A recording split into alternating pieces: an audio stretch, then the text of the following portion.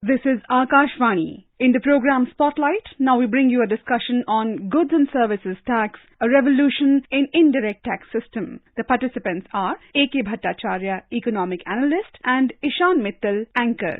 On the occasion of the 6th anniversary of GST rollout in the country, the Finance Minister called the indirect tax system as the embroidery that stitches the fabric of economic progress.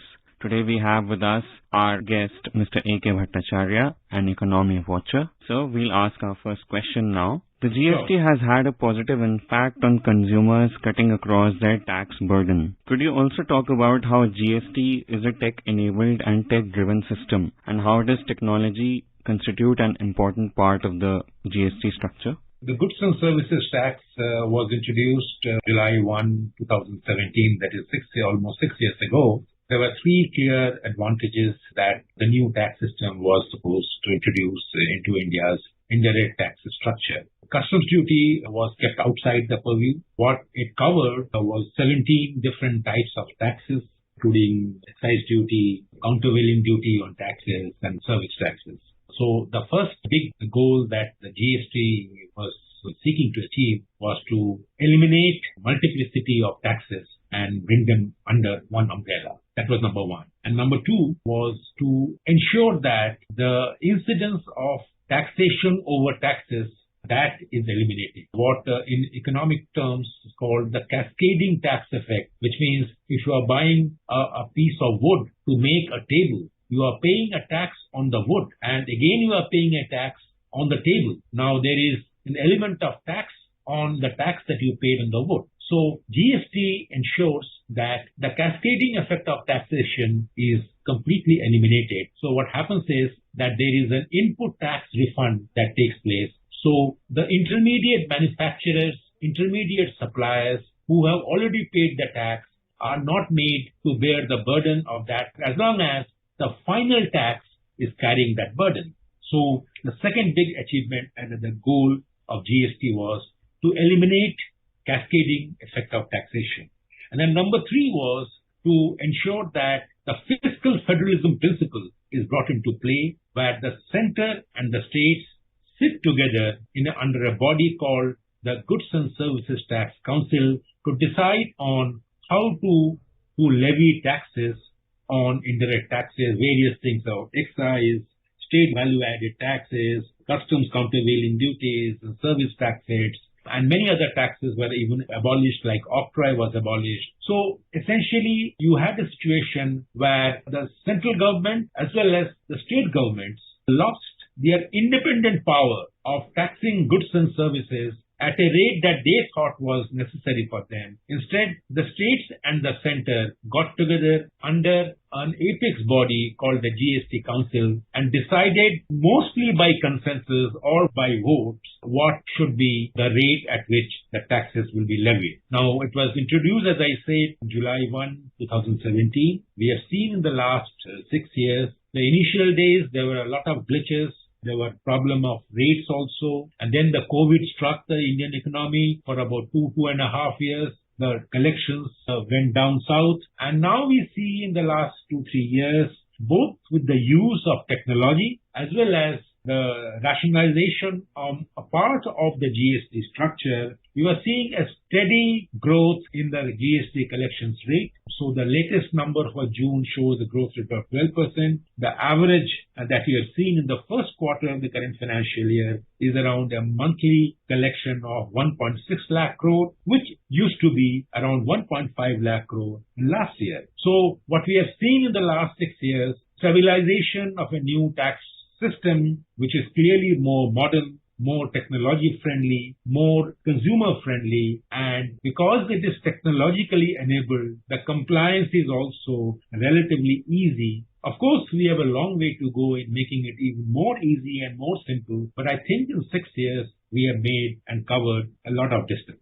Thank you for that comprehensive view of the GST development over the past 6 years, sir. I wanted to ask you that GST collections have grown from initial numbers of 80 to 90,000 crores to as much as rupees 1.87 trillion in April, and it continues to remain above 1.6 trillion. So what has led to this gradual rise, even as you say that taxation in terms of the number of rates have been reduced, there is less of a cascading taxation that happens. How has this streamlining helped this kind of gradual rise in taxes? It's an old maxim in taxation policies that when tax rates are rationalized, tax rates are stable, and tax rates are moderate, then it gives a boost to economic activity and consumption. We have seen is, along with rationalization of the rates, moderation in the rates, and stabilization in the taxation system as far as GST is concerned, what we have also seen is the use of technology, very efficient use of technology to plug leakages,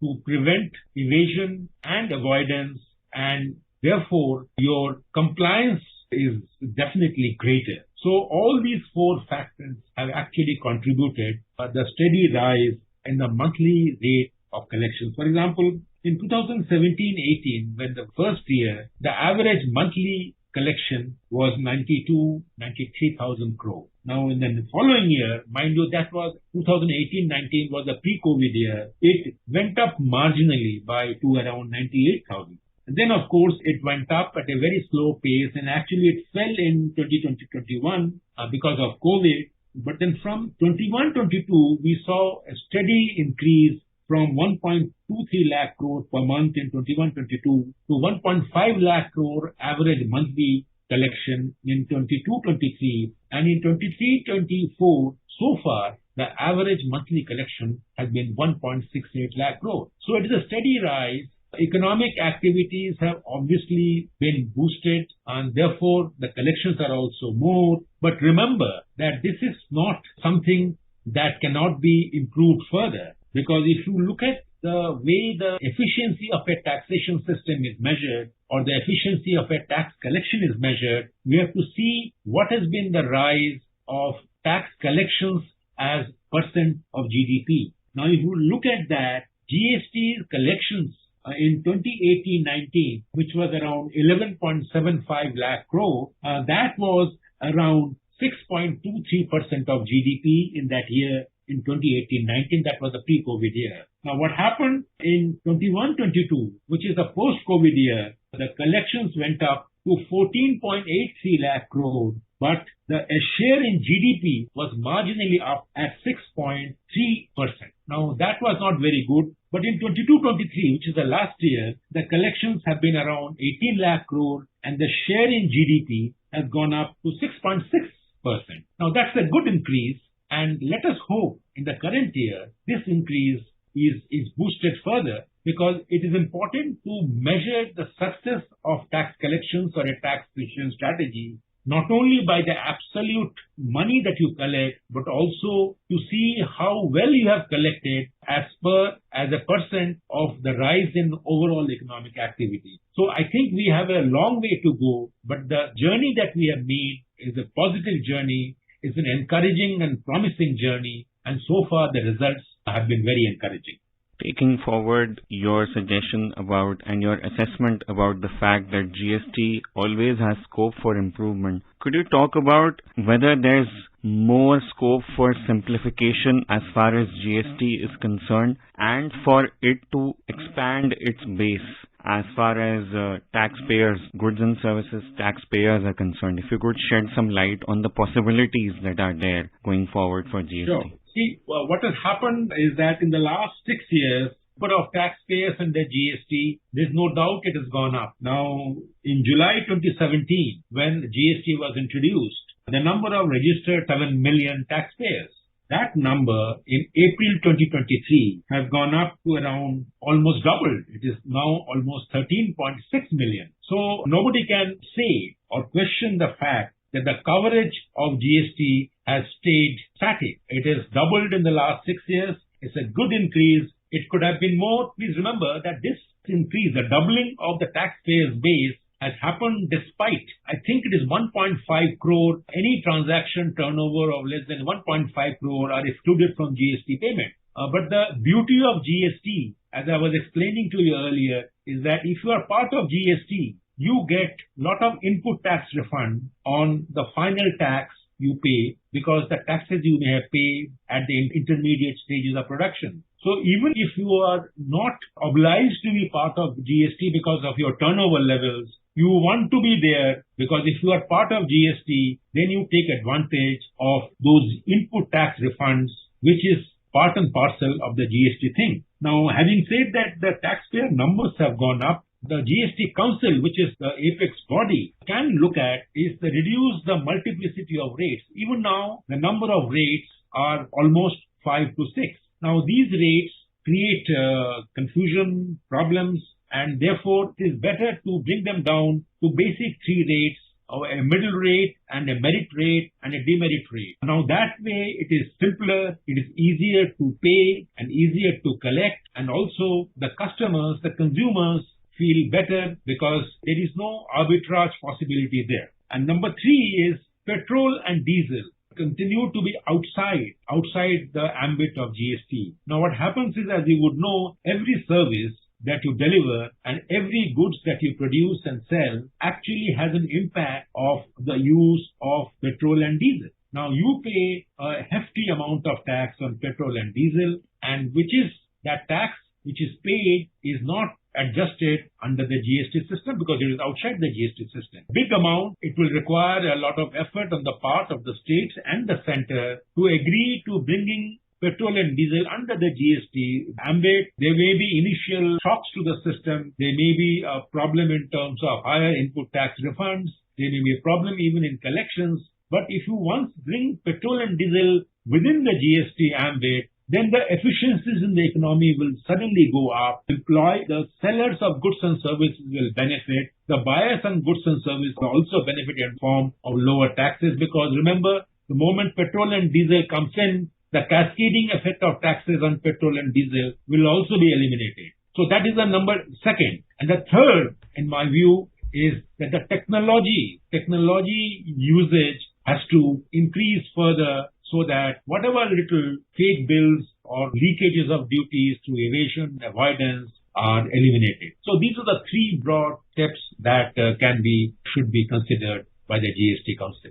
There are multiple items on which there is yet to be some consensus in terms of taxation. Some of those are online gaming, horse racing and gambling also under GST, which would come up during the upcoming council meeting. So could you talk about what are the nitty-gritties that go into this kind of tax slab fixation, and how complex is the process, for our listeners, how complex is the process of this kind of simplification that happens or rationalization? It's a very complex process. It's not an easy task. Remember that before 2017, different states and the center would decide on their own individually what should be the level of excise duty or the state VAT or countervailing duty on customs and service tax would be. Now what has happened now is it is the GST Council which decides mostly by consensus what should be the rate of duty, GST tax on, for example, online gaming, which you mentioned, or any other new item that they want the duties to be changed. So it happens that there are 30 states, and then you have the center, there's a voting pattern, there are voting rights. So it is GST Council normally meets once a month, but of late they have not been meeting very regularly. The next meeting is due, if I remember, it is on 11th of July. Now these issues will come up at the GST Council and be decided through consultation. Now, as you know that it's a federal country and there are 30 states, they are not ruled by the same political party. So there is a lot of debate and discussion. So it is not an easy process, but this is probably a better process because you have converted 30 different markets in the country into one single market. Thank you so much, sir. Thank you. You were listening to a discussion on Goods and Services Tax, a revolution in indirect tax system. The participants were A.K. Bhattacharya, economic analyst, and Ishan Mittal, anchor. This program was produced and presented by the News Services Division of Akashvani. You can listen to it on our mobile app, News on AIR. This program is also available on our YouTube channel, News on AIR Official. You may share your feedback about this program through email at airnsttalks@gmail.com or WhatsApp on 9289094044. This is Akashvani. In the program Spotlight, now we bring you a discussion on Uniform Civil Code and its various aspects. The participants are Ashok Tandon, political analyst, and Satya Prakash, journalist. Last month, the Law Commission of India decided to invite views and ideas of the public at large and also of various religious organizations on the issue of uniform civil code. And thereafter, Prime Minister Narendra Modi has gone ahead and he had tried to convince the people about the need to have uniform civil code. So how important is this? As you very rightly mentioned about the Prime Minister's comment recently when he was addressing his party workers in Bhopal, he said that how can a country like India function with dual laws that govern personal matters? And then he accused the opposition of using this issue of UCC to mislead and provoke particularly a community. That is how the entire debate has triggered recently. Of course, as you very rightly said, that the 22nd Law Commission of India on June 14 had sought the views of religious organizations and public on the issue of a uniform civil code. Here, I think it is very, very significant to mention that the Prime Minister for the first time used the term universal civil code rather than uniform civil code. I think it has a meaning because when we say universal, that means it applies to everybody. And when we say uniform, it has some kind of a connotation which can be misconstrued by a particular section of the society. Now let's come to the point. What exactly is uniform civil code? The idea behind the UCC is to have a common set of laws governing personal matters of all citizens, such as marriage, divorce, inheritance, and adoption for all citizens, irrespective of their religious affiliations. Now, India being a diverse country with multiple religions and religious laws, currently has different personal laws for different religious communities. Now, here it is very important to understand what are the different civil codes in India. The major religious communities in India include Hindus, Muslims, Christians, and Sikhs, have their own distinct personal laws. But the Hindu personal laws are derived from the ancient religious texts and customs, and therefore the Hindu Marriage Act of 1955 governs marriage and divorce among the Hindus, while the Hindu Succession Act of 1956 deals with inheritance. So under the Hindu Succession Act of 1956, which governs the right of Hindus, Buddhists, Jains and Sikhs, Hindu women have equal right to inherit property from their parents and have the same entitlement as Hindu men. Let's come to the Muslim personal law. See, the Muslims in India follow their Muslim personal law, which is based on the Sharia. The Muslim Personal Law Sharia Application Act of 1937 regulates matters related to marriage, divorce, inheritance, and maintenance among Muslims. Now, for Christians and Parsis and Jews, the Indian Succession Act of 1925 applies. Christian women receive a predetermined share based on the presence of children or relatives. Parsi widows receive an equal share as their children. Now come to what is this controversy about? See, the debate surrounding the Uniform Civil Code in India is actually multifaceted, and even often it is seen as polarizing. So therefore it is difficult to convince everybody that when the government talks of a uniform civil code, or now in the new terminology given by the Prime Minister Narendra Modi, universal civil code. See, India is a country known for its rich religious and cultural diversity. Now, the Constitution of India, it respects everybody. The right given to everybody is to preach and practice one's own religion. That is freedom of religion. And that is the issue among a section of the society, that on the one hand, the Constitution gives us freedom of religion. On the other hand, the government is trying to take it away by having a uniform civil code. One of the issues have been, like you mentioned rightly, Hindu's law has been reformed substantially to the extent that even the last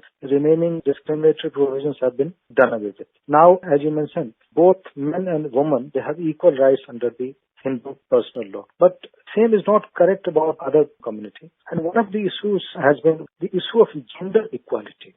How important is UCC point of view of gender equality? No, incidentally, today members of the Parliamentary Standing Committee and the Ministry of Law and Justice met today to discuss and review of personal laws. And they have invited members from the Department of Legal Affairs, Legislative Department and Law Commission to seek their views also on review of personal laws. See, the buzz is that it may, apart from what you said about the gender equality, it may also affect the taxation structure. So therefore, the debate is very important, and the Government of India is in no hurry to push with the bill. The Government of India also wants a nationwide debate. That is exactly why the Prime Minister triggered the debate. And now, in fact, debate is taking place, and we are now coming across the views from different political parties. Some of the political parties are divided on this issue, but some parties have openly come out in favor of it. So therefore, the debate is very, very relevant. I think this is a very crucial issue on which there has to be a national debate, which is currently going on. And once the monsoon session starts on the 20th of July, I think government may also try to clarify the position that they certainly want a debate rather than run through in Parliament making use of their absolute majority in the Lok Sabha. One of the issues, in fact, under Article 44 of the Constitution, there is a constitutional mandate for UC because Article 44 says the state shall endeavor to secure for all citizens a uniform civil code throughout the territory. Second is there is political mandate. For the last two consecutive Lok Sabha elections, 2014 and 19, BJP has won. And election manifesto both in 2014 and 19, the BJP said that there should be a uniform civil code, and if it comes to power, it will try to introduce a uniform civil code. But what is most important, and the Prime Minister also highlighted it, there is a judicial mandate for uniform civil code also, because the Supreme Court in various judgments, right from Keswan and Bharti case in 1973, it has been emphasizing the need to have a uniform civil code.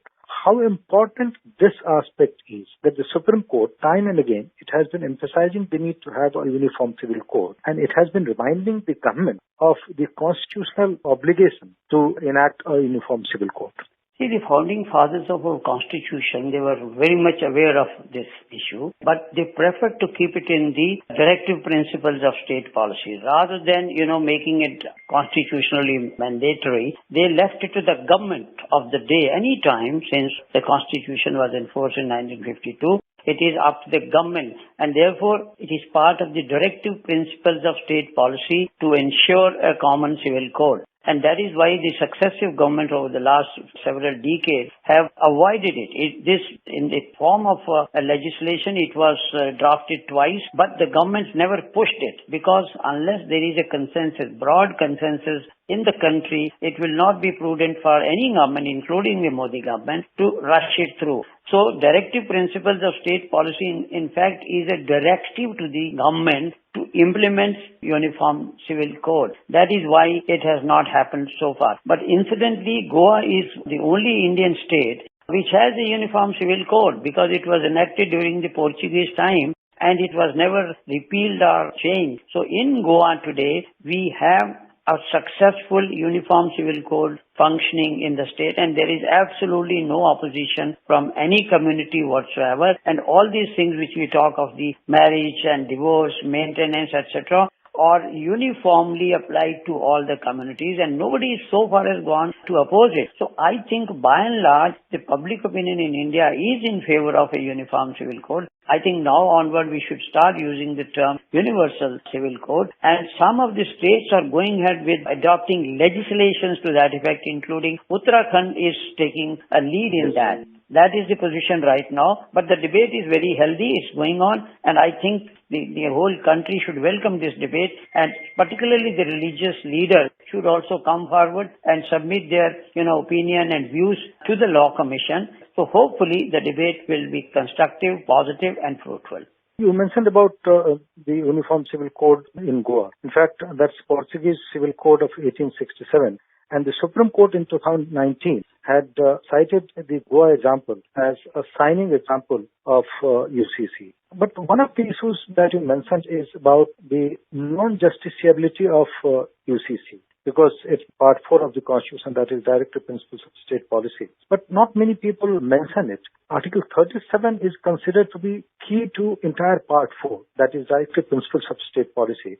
And Article 37, which actually talks about non-justiciability of entire Part 4, that is Directive Principles of State Policy, it also makes it clear that these principles, that is Directive Principles, are nevertheless fundamental in the governance of the country, and it shall be the duty of the state to apply these principles in making laws. And that is why the Supreme Court has been asking the government to implement UCC by enacting a law. Talking about the Supreme Court's reminders to the government, it started in 1973 in Case 1 and Bharti case, in which a 13-judge bench led by then CJI, S.M. Sikri, had said that though no court can compel the government to lay down a uniform civil code, but it is essentially desirable in the interest of the integrity and unity of the country.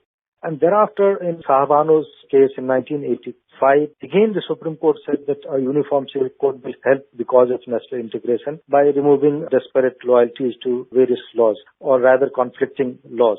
Again in 1995, in Sarla Mudgal's case, the Supreme Court said the same thing. But very recently, in 2015 and 19 also, the Supreme Court said it is time for the government to take a quick decision on the UCC and this entire confusion about personal laws applicable to various communities. But now that there is a constitutional mandate in terms of Article 44, and there is political mandate in terms of 2 consecutive electoral victories to the government, to the party which says that UCC should be there, and judicial mandate in terms of various verdicts of the Supreme Court in which the court is reminding the government of its constitutional obligation. You rightly mentioned that there should be a debate. But how long will we keep debating? One pertinent point which you have raised is the political maneuvering part of it. See, so far, unfortunately, some political parties and the leaders have been using this issue for the vote bank politics and trying to appeal to a particular community. So the sensitive nature of the religious identity and the potential impact of minority communities have made it a polarizing topic, unfortunately, and with political calculations often taking precedence over a genuine discussion on the merits and drawbacks of the UCC. Yes. Coming to the point which you raised earlier about the gender equality and women's rights is, see, the proponents of the UCC argue, including the government, that the implementation of a uniform civil code would in fact promote gender equality and women's rights by eliminating discriminatory practices present in some religious personal laws. And it is the argument of protagonists of the UCC is that a common code would ensure equal rights in matters such as marriage, divorce, inheritance, and maintenance. But opponents, their contention is that the gender justice can be achieved within the framework of the existing personal laws also. So therefore, I think there is another dimension of national integration is also involved, because a common civil code would foster national integration by promoting a sense of unity among diverse religious communities, and it will strengthen the secular fabric of the country. But on the other hand, the critics feel that the issue of a UCC is highly complex and sensitive given the diversity of religious beliefs and customs of India. Therefore, there should be a wider and larger debate before a law is enacted. That is what the argument right now is. And therefore, I think the government is not in a hurry, and government also would like to go by the recommendations of the Law Commission, which is trying to entail suggestions and reviews from cross-sections of the society before making its report to the Government of India. So let's hope that after the Law Commission of India comes out with its report, there is further debate on the report, and thereafter the government will go ahead with a decision which will lead to greater national integration. Thank you very much. Thank you. You were listening to a discussion on Uniform Civil Code and its various aspects. The participants were Ashok Tandon, political analyst, and Satya Prakash, journalist. This program was produced and presented by the News Services Division of Akashvani. You can listen to it on our mobile app News on AIR. This program is also available on our YouTube channel News on AIR Official. You may share your feedback about this program through email at airnsdtalks@gmail.com or WhatsApp on 928-909-4044. This is Akashvani. In the program Spotlight, now we bring you a discussion on SCO Summit, Highlights and its Significance. The participants are Skand Ranjan Tayal, former diplomat, and KV Prasad, journalist. India today hosted the 23rd Summit of the SCO Council of Heads of State. The Shanghai Cooperation Organization, of which India became a part in 2017, is a forum which allows Central Asian countries to come together and take forward the agenda. To understand more about it, we have Mr. Skand Ranjan Tayal to tell us about the conceptualization of SCO and its contextual relevance. Shanghai Cooperation Organization was established in around year 2000, and initially the four Central Asian republics, Uzbekistan, Tajikistan, Kazakhstan, Kyrgyzstan, and China and Russia were members. But since about 2006, India started participating in its activities as an observer, and so it's about 6 years we are now a full member. And the entire effort is that Central Asian region, which is linked to South Asia, to India, and as Prime Minister said today, it is not extended neighborhood, it is our extended family, that we work together for peace and progress of Central Asia. That is the overriding objective of Shanghai Cooperation Organization, and India has been very strongly and very enthusiastically participating in its activities. And as chairman, last year itself, Prime Minister had given the direction that the focus should be how to make the entire region, all the members, secure. And secure means S is for security, E for economic growth, C for connectivity, U for unity, R for respect for sovereignty and integrity, and E for environmental preservation. And India, in its chairmanship, has worked hard to promote these objectives. And that's the time when we talk of respect for sovereignty and integrity. It's very obvious that some of the indications around point fingers towards China for its expansionist habits as the world is concerned about it. And also the fact that we have an issue happening around. So how do you see that in the larger context of what has been said in SCO? One, in the Shanghai Cooperation Organization format, no bilateral issues are discussed, but certainly some principles can be reiterated and spoken about. Now, our sovereignty and territorial integrity is being violated by China's Belt and Road Initiative, which passes through Pakistan illegally occupied parts of Kashmir, Jammu and Kashmir. And repeatedly we have pointed this out to all our friendly countries. But the fact is that all the other members of Shanghai Cooperation Organization are participants in the Chinese Belt and Road Initiative. And in the concerned paragraph in the declaration, India's name is not mentioned and other countries' names are mentioned. So yes, this is an objective and we will keep on talking about it and impressing it, pressing upon it. But realistically, we may not expect any clear support or response from other members of SCO. Before we shift to the larger contribution of India during its presidency, another issue that always comes on top of the mind is terrorism. And today the Prime Minister made it very clear when he spoke of the subject and as to how everybody should be together in fighting this menace. But the fact is, what remained unsaid was the attitude of Pakistan and also the attitude of China. So once again, this seems to be some kind of an anachronistic issues within the Council and the SCO membership.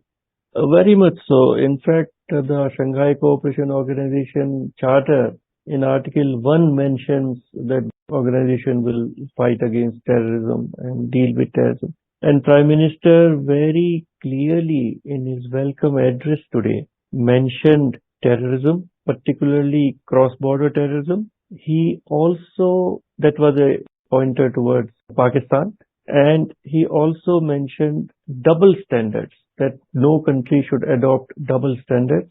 That was a clear pointer towards China, which has been protecting known Pakistani terrorists in the Security Council committee, and in spite of very clear evidence, hard evidence, even phone records being presented to the committee, China puts a hold on so many terrorists. And also Prime Minister mentioned about terror financing, because much of the financing is coming from international sources through Pakistan. Ambassador Sahil, you mentioned of Article 1 of the Charter, under which they have the RATS mechanism with Tashkent as its headquarters. How has it been contributing to this whole fight against terrorism, or is it more of an organization which is yet to get its act together? RATS in Tashkent is now functioning for almost 15 years or more, and it is acting as a clearinghouse of information. All the member countries are supposed to give the information, whatever they have about terrorists, terrorist groups, terrorist financing, movement of terrorists. But in my experience, I have seen that perhaps the outcome of the RATS has not been very effective, and its achievements are perhaps not very effective. But another direction in which RATS may work is to act against radicalization. And that is a worry for the Central Asian republics, they are all Muslim majority countries, all 5 of them, but they are very strongly secular, and very strongly they protect all the religious rights of all religions, and the danger of radicalization is being faced by them, and they are dealing with it very strongly. But it is very good that today new declaration was also passed against radicalization.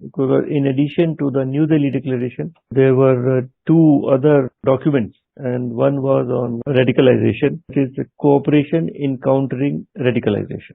Ambassador Sahil, if we look at India's signature on its leadership of SCO, there were 5 initiatives. Of course, one was to promote digital public infrastructure, how to face the challenge of climate change, environment protection, which you also talked about, the environmental protection and promotion. The fact that we're talking of promotion of innovative technology, the digital financial inclusion policies, and of course, the fact that India has worked 2 special working groups, one on startups and innovation, and the second on traditional medicines.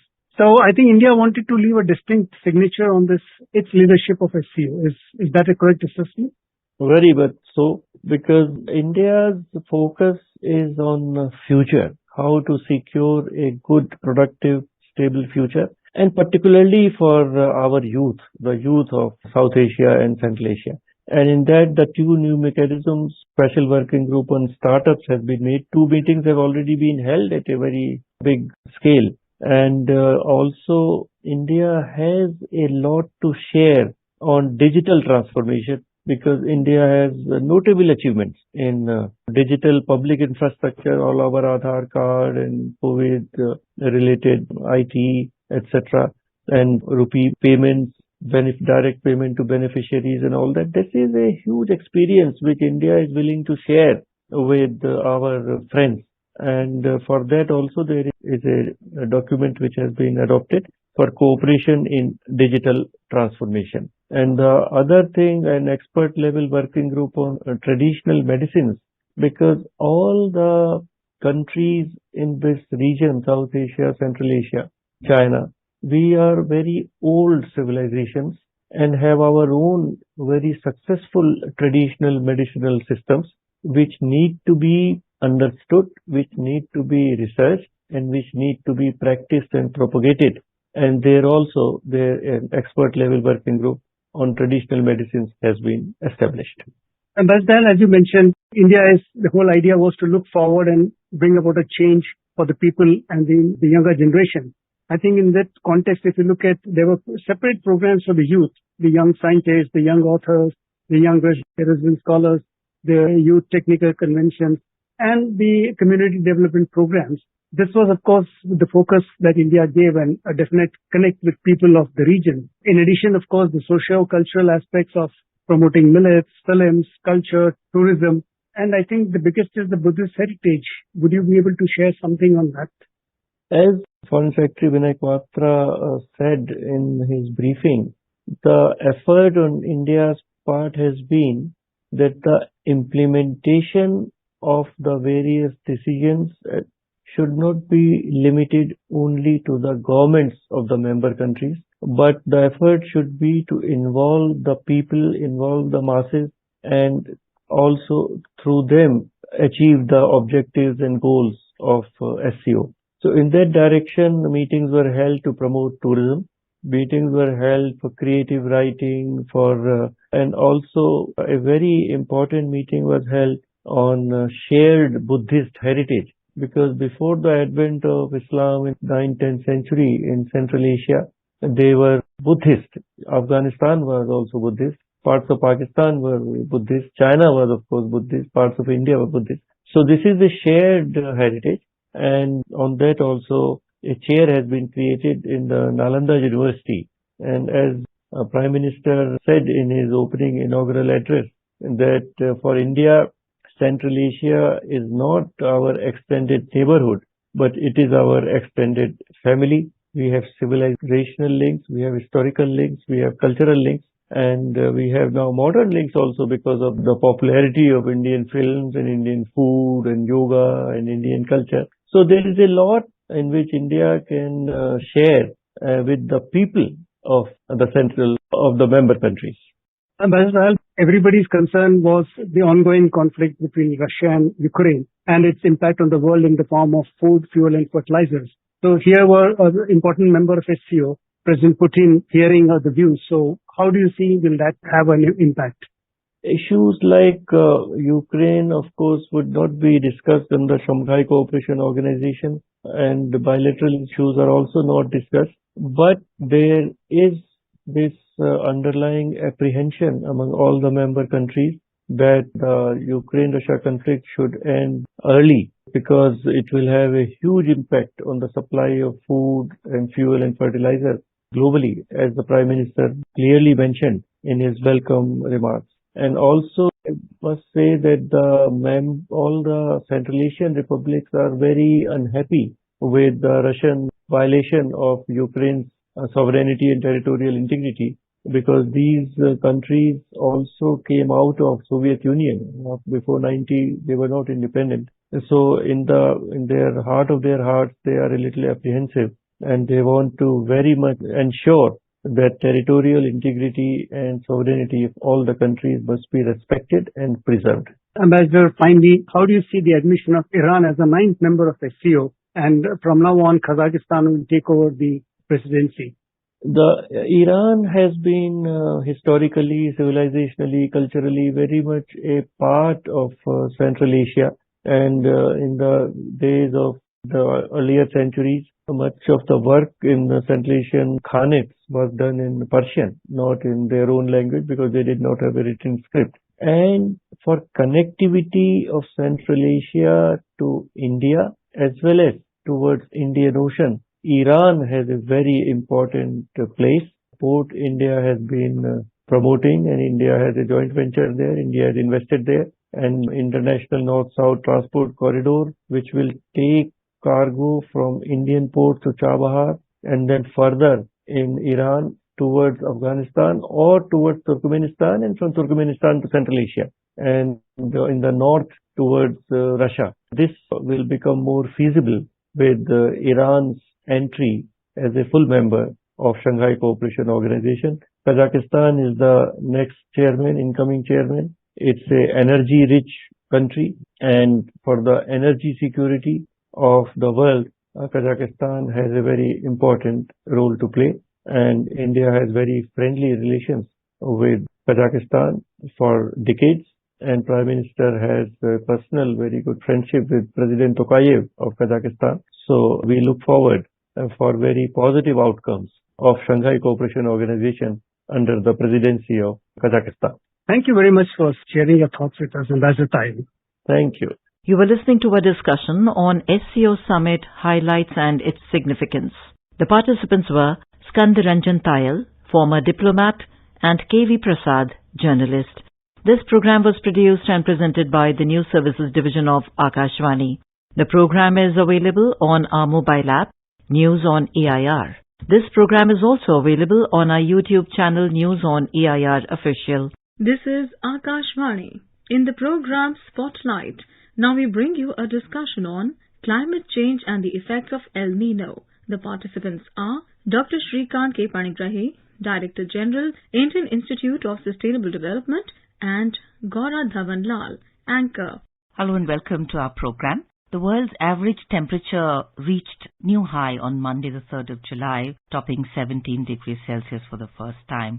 And scientists have gone on record to say that this reading was the highest in any instrumental record dating back to the end of the 19th century. We have been seeing over a period of time a lot of conversations on global warming, also climate change. What is the El Nino effect, which is now impacting many parts of the world. We are delighted to have with us in the studio Dr. Shrikant K. Panigrahi. Dr. Panigrahi, welcome to the program. Welcome, ma'am. So, Dr. Panigrahi, first of all, just to give context to this, what really is the El Nino effect?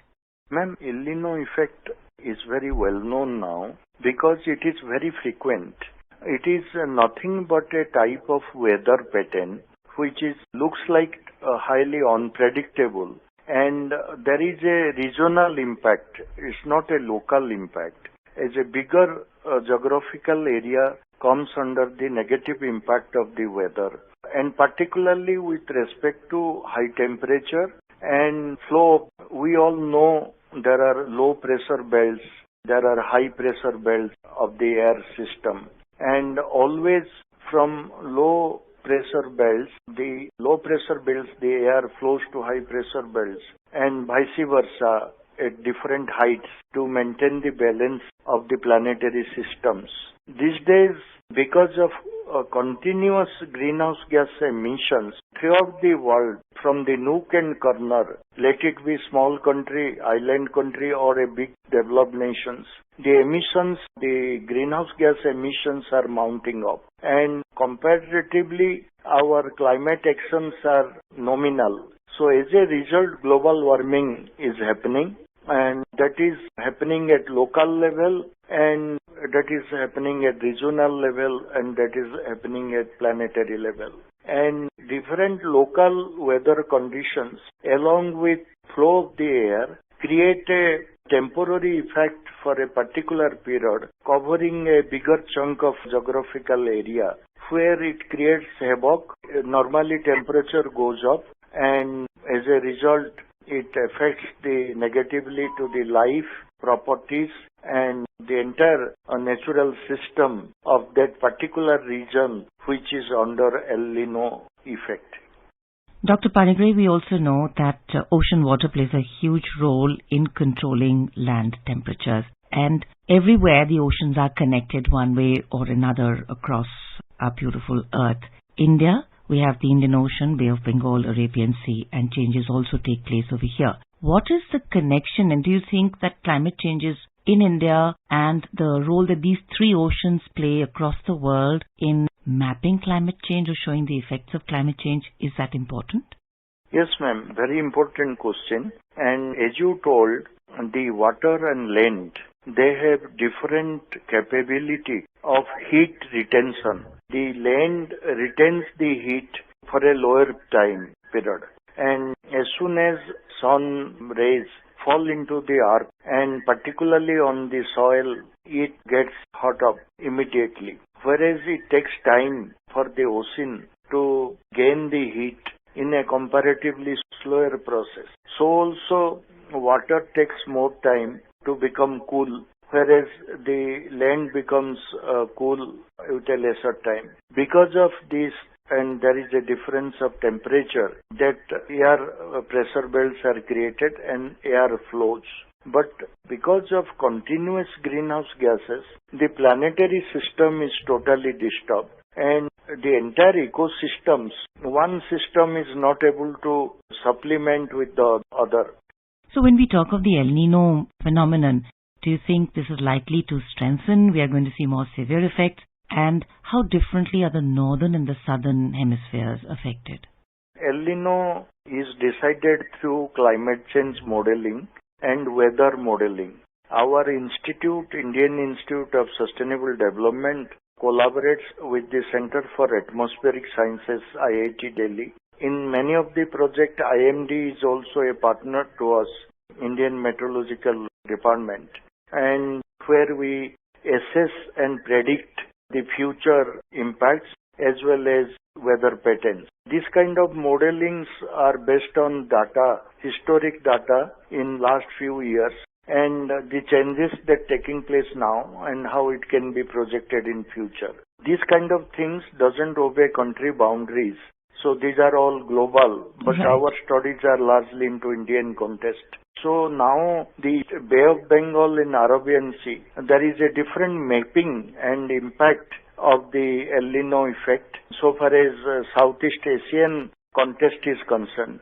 Even some of the ocean currents, cold currents which are becoming hot, and that has a negative impact adding to the El Nino effect, which is taken into modeling. Again, large-scale plastic disposal ultimately reaches in the oceans, and their decomposition and chemical reactions with the salt water creates a different kind of situations contributing to the climate change and global warming. So collectively, all these affects the regional climatic situation, and over a period of time, it builds up a El Nino. So it is very difficult to tell for a layman, last year during this time it has come, now it will come. It's not like that. So modeling decides it based on so many variables which keeps changing over time.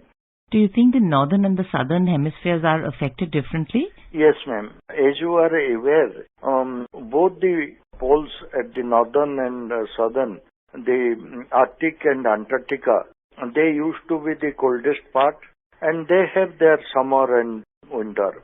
But if you see now, in Antarctica, although it is a winter time, but the temperature has gone beyond the summer's temperature, which is exceptionally record high. So the temperatures once has gone up, we need to do some actions. That is, for a common man's language, aggressive climate change action by reducing the greenhouse gases to retrieve the earth. That is not happening to the extent it is expected. It is almost negligible. So as a result, the more greenhouse gas we are throwing to the sky, then we are required to reduce it from the atmosphere, and global warming is mounting up.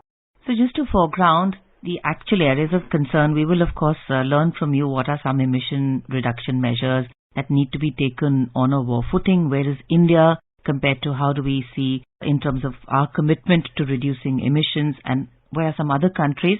But before that, wanting to understand from you, Dr. Panigrahi, that there are serious backward and forward linkages to global warming. Cropping pattern is affected, food security in the long run is affected, life, livelihood, quality of life. These are all huge areas of concern, right?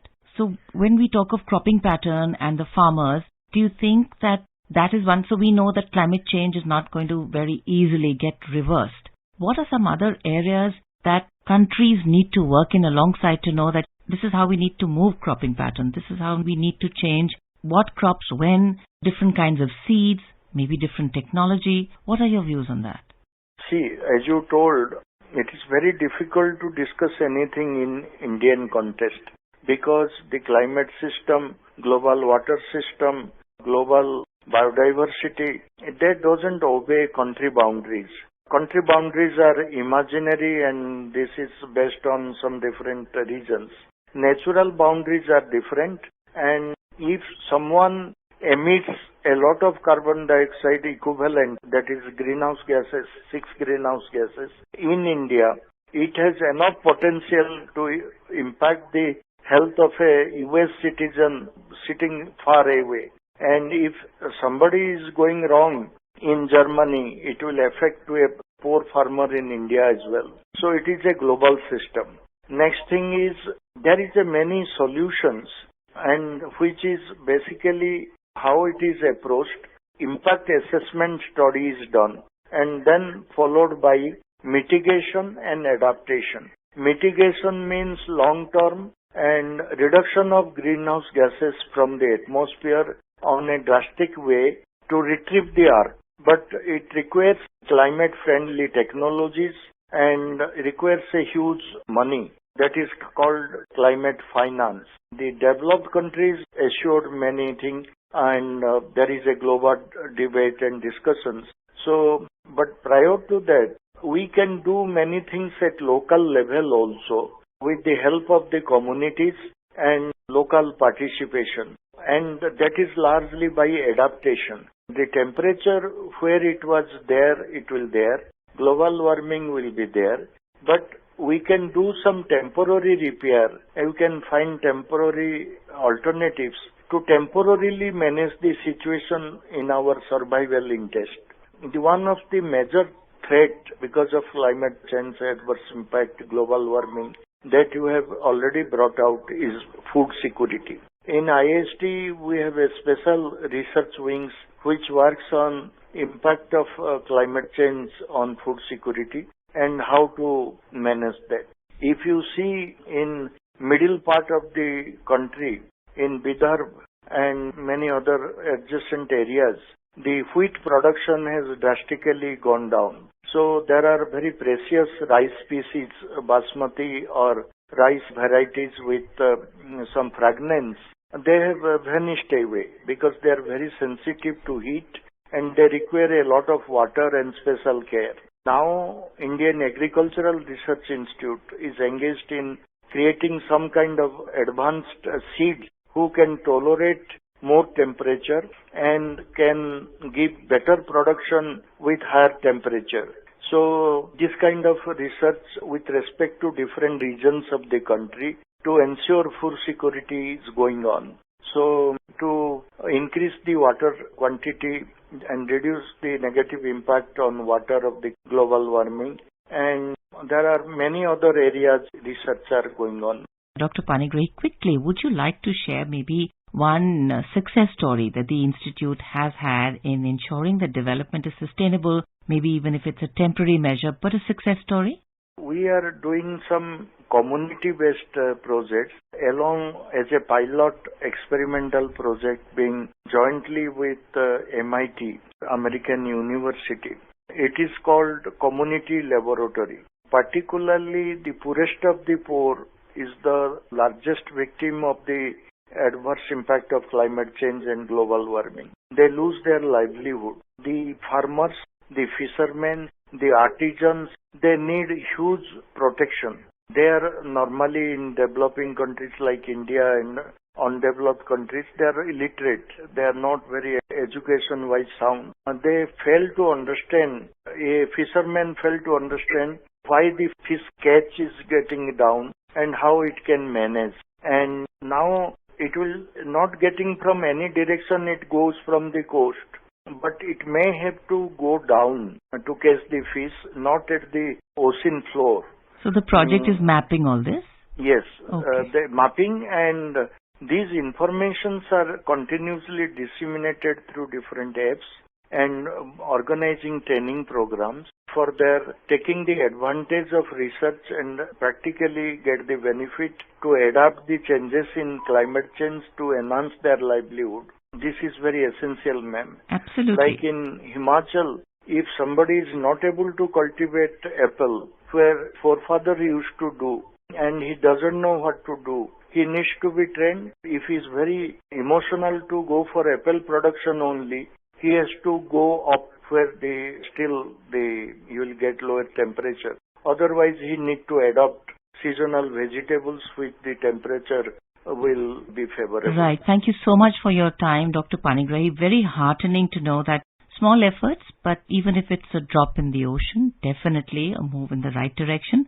Thank you once again for joining us on our program. Thank you. You were listening to a discussion on climate change and the effects of El Nino. The participants were Dr. Shrikant K. Panigrahi, Director General, Indian Institute of Sustainable Development, and Gaura Dhamanlal, Anchor. This program was produced and presented by the News Services Division of Akashvani. You can listen to it on our mobile app, News on AIR.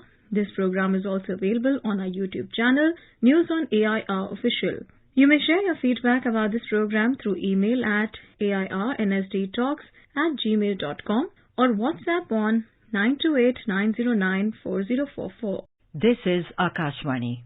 In the program Spotlight, Now we bring you a discussion on significance of internationalization of rupee. The participants are Shubhamoy Bhattacharjee, economic analyst, and Lalima Aneja Dang, anchor. Yesterday, the Reserve Bank of India appointed working group on various recommended measures, including inclusion of the rupee in the special drawing rights SDR basket and recalibration of the foreign portfolio investor FPI regime to accelerate the pace of internalization of the rupee. The recommendations by an interdepartmental group, IDG, headed by RBI Executive Director Radha Shyam Ratho, were placed on the RBI website. The efforts were well in place since last year when the RBI put in place a mechanism to settle international trade in rupees in order to promote growth of global trade, emphasizing export from India. Well, more on this, and for that we have with us financial expert Shubhamoy Chatterjee. Shubhamoy, welcome to All India Radio, or Akashvani as we now call it.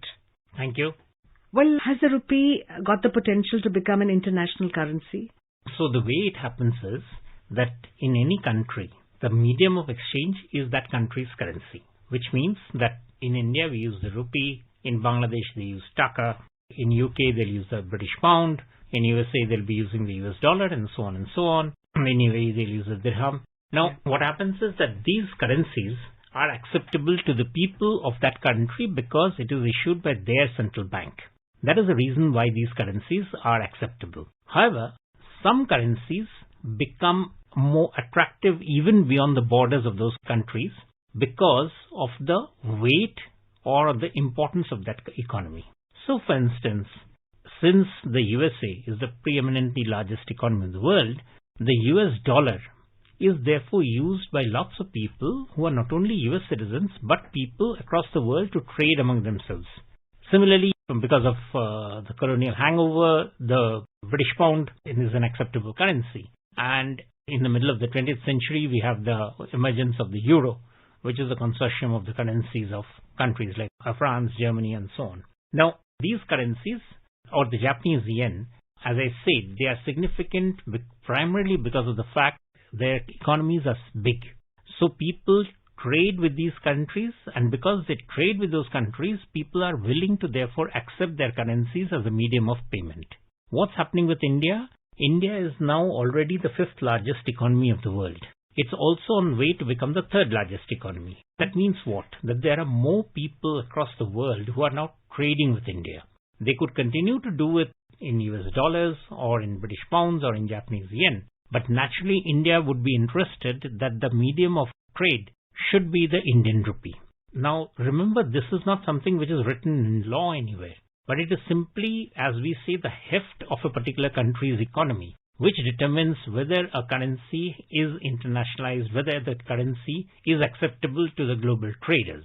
Over the past few years, the RBI has noticed, the central government finance ministry has noticed that the interest among people outside to deal with Indian currency is rising.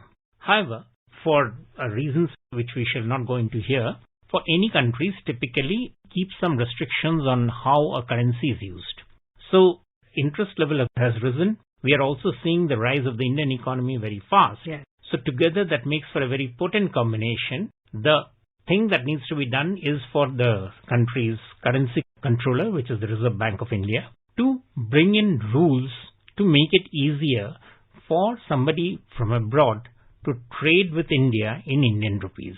What you've just now listed out are basically series of those measures. They've been done earlier also, as you also pointed out. And essentially, in a basket, what they do is they create a much more easier framework for use of Indian rupee when there's a trade between, say, an Indian company and a company abroad to do the transactions in Indian rupee. That's, in short, what has happened. All right. When the rupee logo was launched, Indians were very happy. When we started trading with 18 countries in the Indian rupee, we became happier. And those include some advanced countries as well, like Germany. Apart from Kenya, we have Sri Lanka, Singapore, United Kingdom, and so on. Now that the rupee has been so-called internationalized, we should have seen this coming. And how does it affect the exporters, the importers? Shubhamoy, when we go abroad, we see that many of our stores are full of products from India. And we have given GI certification to so many products, which makes them very special abroad. We see Ithro, we see cotton clothes being exported from India, we see handicraft items particularly. The Western world has practically no handicrafts existing. How does that benefit the exporters from our country? So first of all, currencies, as I said, each country's currency also is essentially what? Is a reflection of that country's GDP. So if there is inflation in the country, that inflation also gets baked into that currency. Now, this is an interesting phenomena because then what it means is if I am trading in US dollar to pay for an Indian product, then I am paying not only in the currency of USA, I am also taking account of the rate of inflation in that country. So this trading in another country's currency, if I am therefore using that currency to buy some Indian products for import into India, I import an inflation into India. For instance, when we buy oil from abroad, that what happens is, since the transaction happens mostly in US dollars, the rate of inflation abroad gets transmitted into India. Like for instance, during the COVID times, India was actually going through a deflationary period. But while India was going through a deflationary period, the inflation rate is rising in many of these international countries. So that inflation was actually coming in. So it was a peculiar situation that the oil that we were buying should actually have been cheaper, considering what India's needs. We were in a deflationary situation. But India was not able to get it at a cheaper rate because India was buying in US dollars. Now, internationalization of rupee, if we assume that it will be used to pay for payment of oil, then it will help us that our rate of inflation will also be the rate at which we will be importing a barrel of oil into India. Leaving out the technicalities, what it basically means is that any country which becomes more powerful gets a chance to push the trade in its own currency. And that is where India is also seeing the currency movements happening. Does this decision become more significant, Shubhammoy, in the light of the economic sanctions imposed by the US on Russia for invading Ukraine and the growing clamor for finding an alternative to the US dollar for international transactions? Of course, US dollar now stands threatened, if I may say so. Well, I wouldn't say that the US dollar is going to be off its perch very soon because, if you look at the size of the world trade, of that about 70% gets traded in US dollar. That's a huge amount. The important thing is that to the extent that India is now trading more robustly with the rest of the world, and India needs the terms of trade to be not only be beneficial, but also advantageous for itself, therefore would be interested and can insist in lots of cases that the currency of transaction should be rupee. And when it does happen, one of the things that is necessary in that case is for the Reserve Bank of India to offer conditions, rules and regulations which are comfortable for the counterparty, that is the party from abroad, for them also to trade in rupee. And that is what, the measures that you announced right at the beginning, also the measures that are already there, they together form a sort of a set of measures which allows the rupee to be traded easily across borders. When we say that among the measures adopted by RBI is the inclusion of the rupee in the Special Drawing Rights Basket, SDR, for our listeners' benefit, how would you explain the concept of special drawing rights and its significance in the global financial system? Yeah, it's something like this. The International Monetary Fund, is sometimes called upon to help developing countries in distress. Now, we have examples on our border. Already this year, early in January, Bangladesh has taken help from IMF. Sri Lanka last year has got a bailout package from IMF. Pakistan is just about to get it.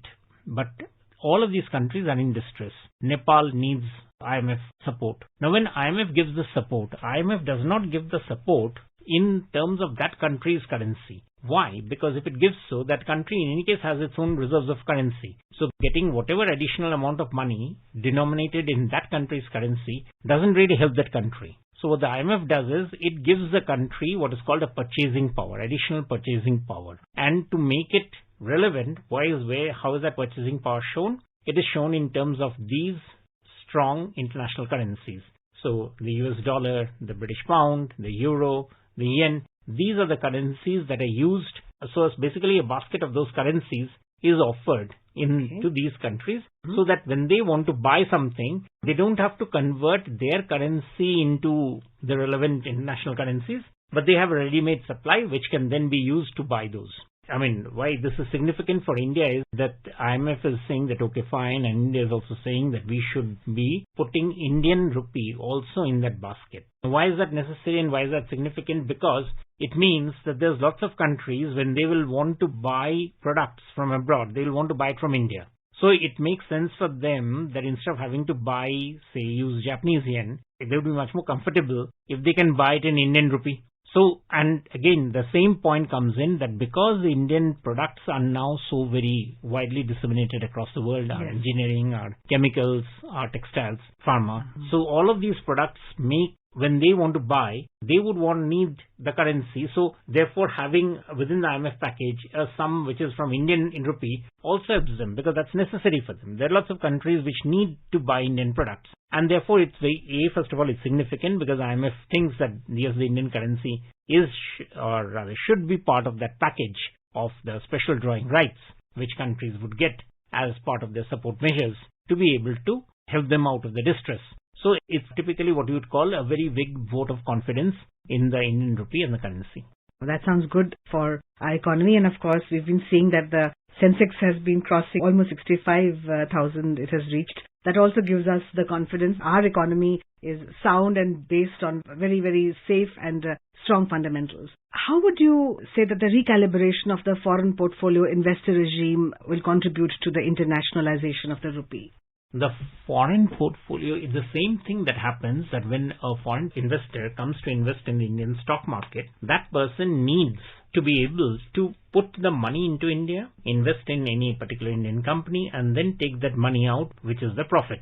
From RBI, there are enough facilities and relaxations to do so. But as the facilities and relaxations have been built in, the demand is rising because as you see that in the year 2023, the amount of money that is coming in from FPIs, the foreign portfolio investors, is rising very sharp. Now, if that happens, obviously there will be more and more reasons and there will be more types of demand to get the relaxations from RBI. And that is what the Reserve Bank has done. And these are all welcome measures. And in the coming days and months, you'll get to hear more of these sort of steps.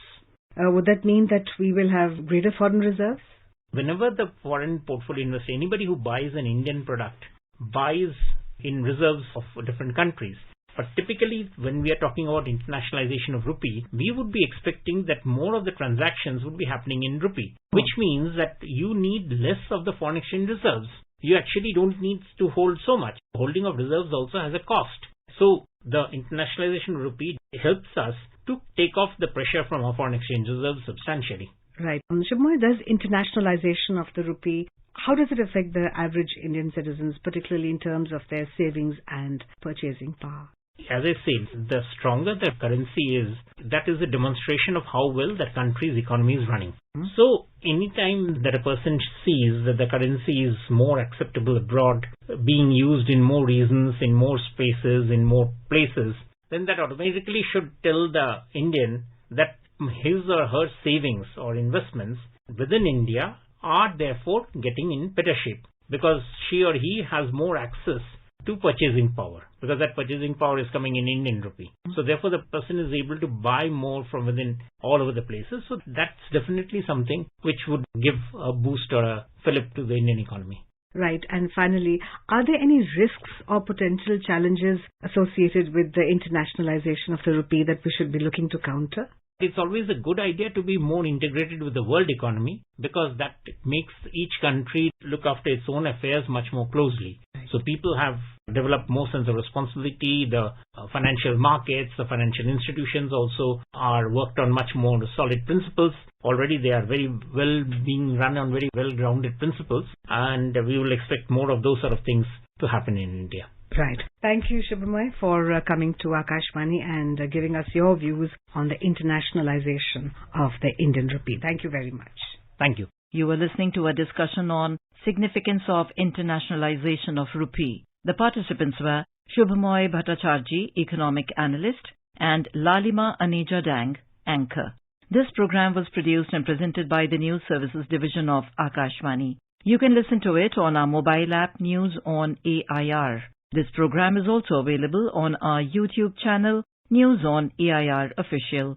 You may share your feedback about this program through email at airnsdtalks@gmail.com or WhatsApp on 928-909-4044. This is Akashvani. In the program Spotlight, now we bring you a discussion on inauguration of iconic development projects in Chhattisgarh and Uttar Pradesh. The participants are Sandeep Phukan, political analyst, and Arjun Chaudhary, anchor. Sandeep ji, let's begin by understanding the challenges and difficulties faced by the previous government concerning the development of infrastructure projects, usually the acquisition of land, getting regulatory clearances, and then of course the bit to be allotted to the party concerned was always a challenge for the administration. How is it that the last two terms of this government has managed to overcome it and ensure that infrastructure projects have started and completed as well, and there is a relaunch of other infrastructure projects? One thing that is very clear, is that the push to infrastructure, repeatedly the Prime Minister Narendra Modi has made it very clear that, his government is focused on developing infrastructure, really overcoming the infrastructure lag that has happened.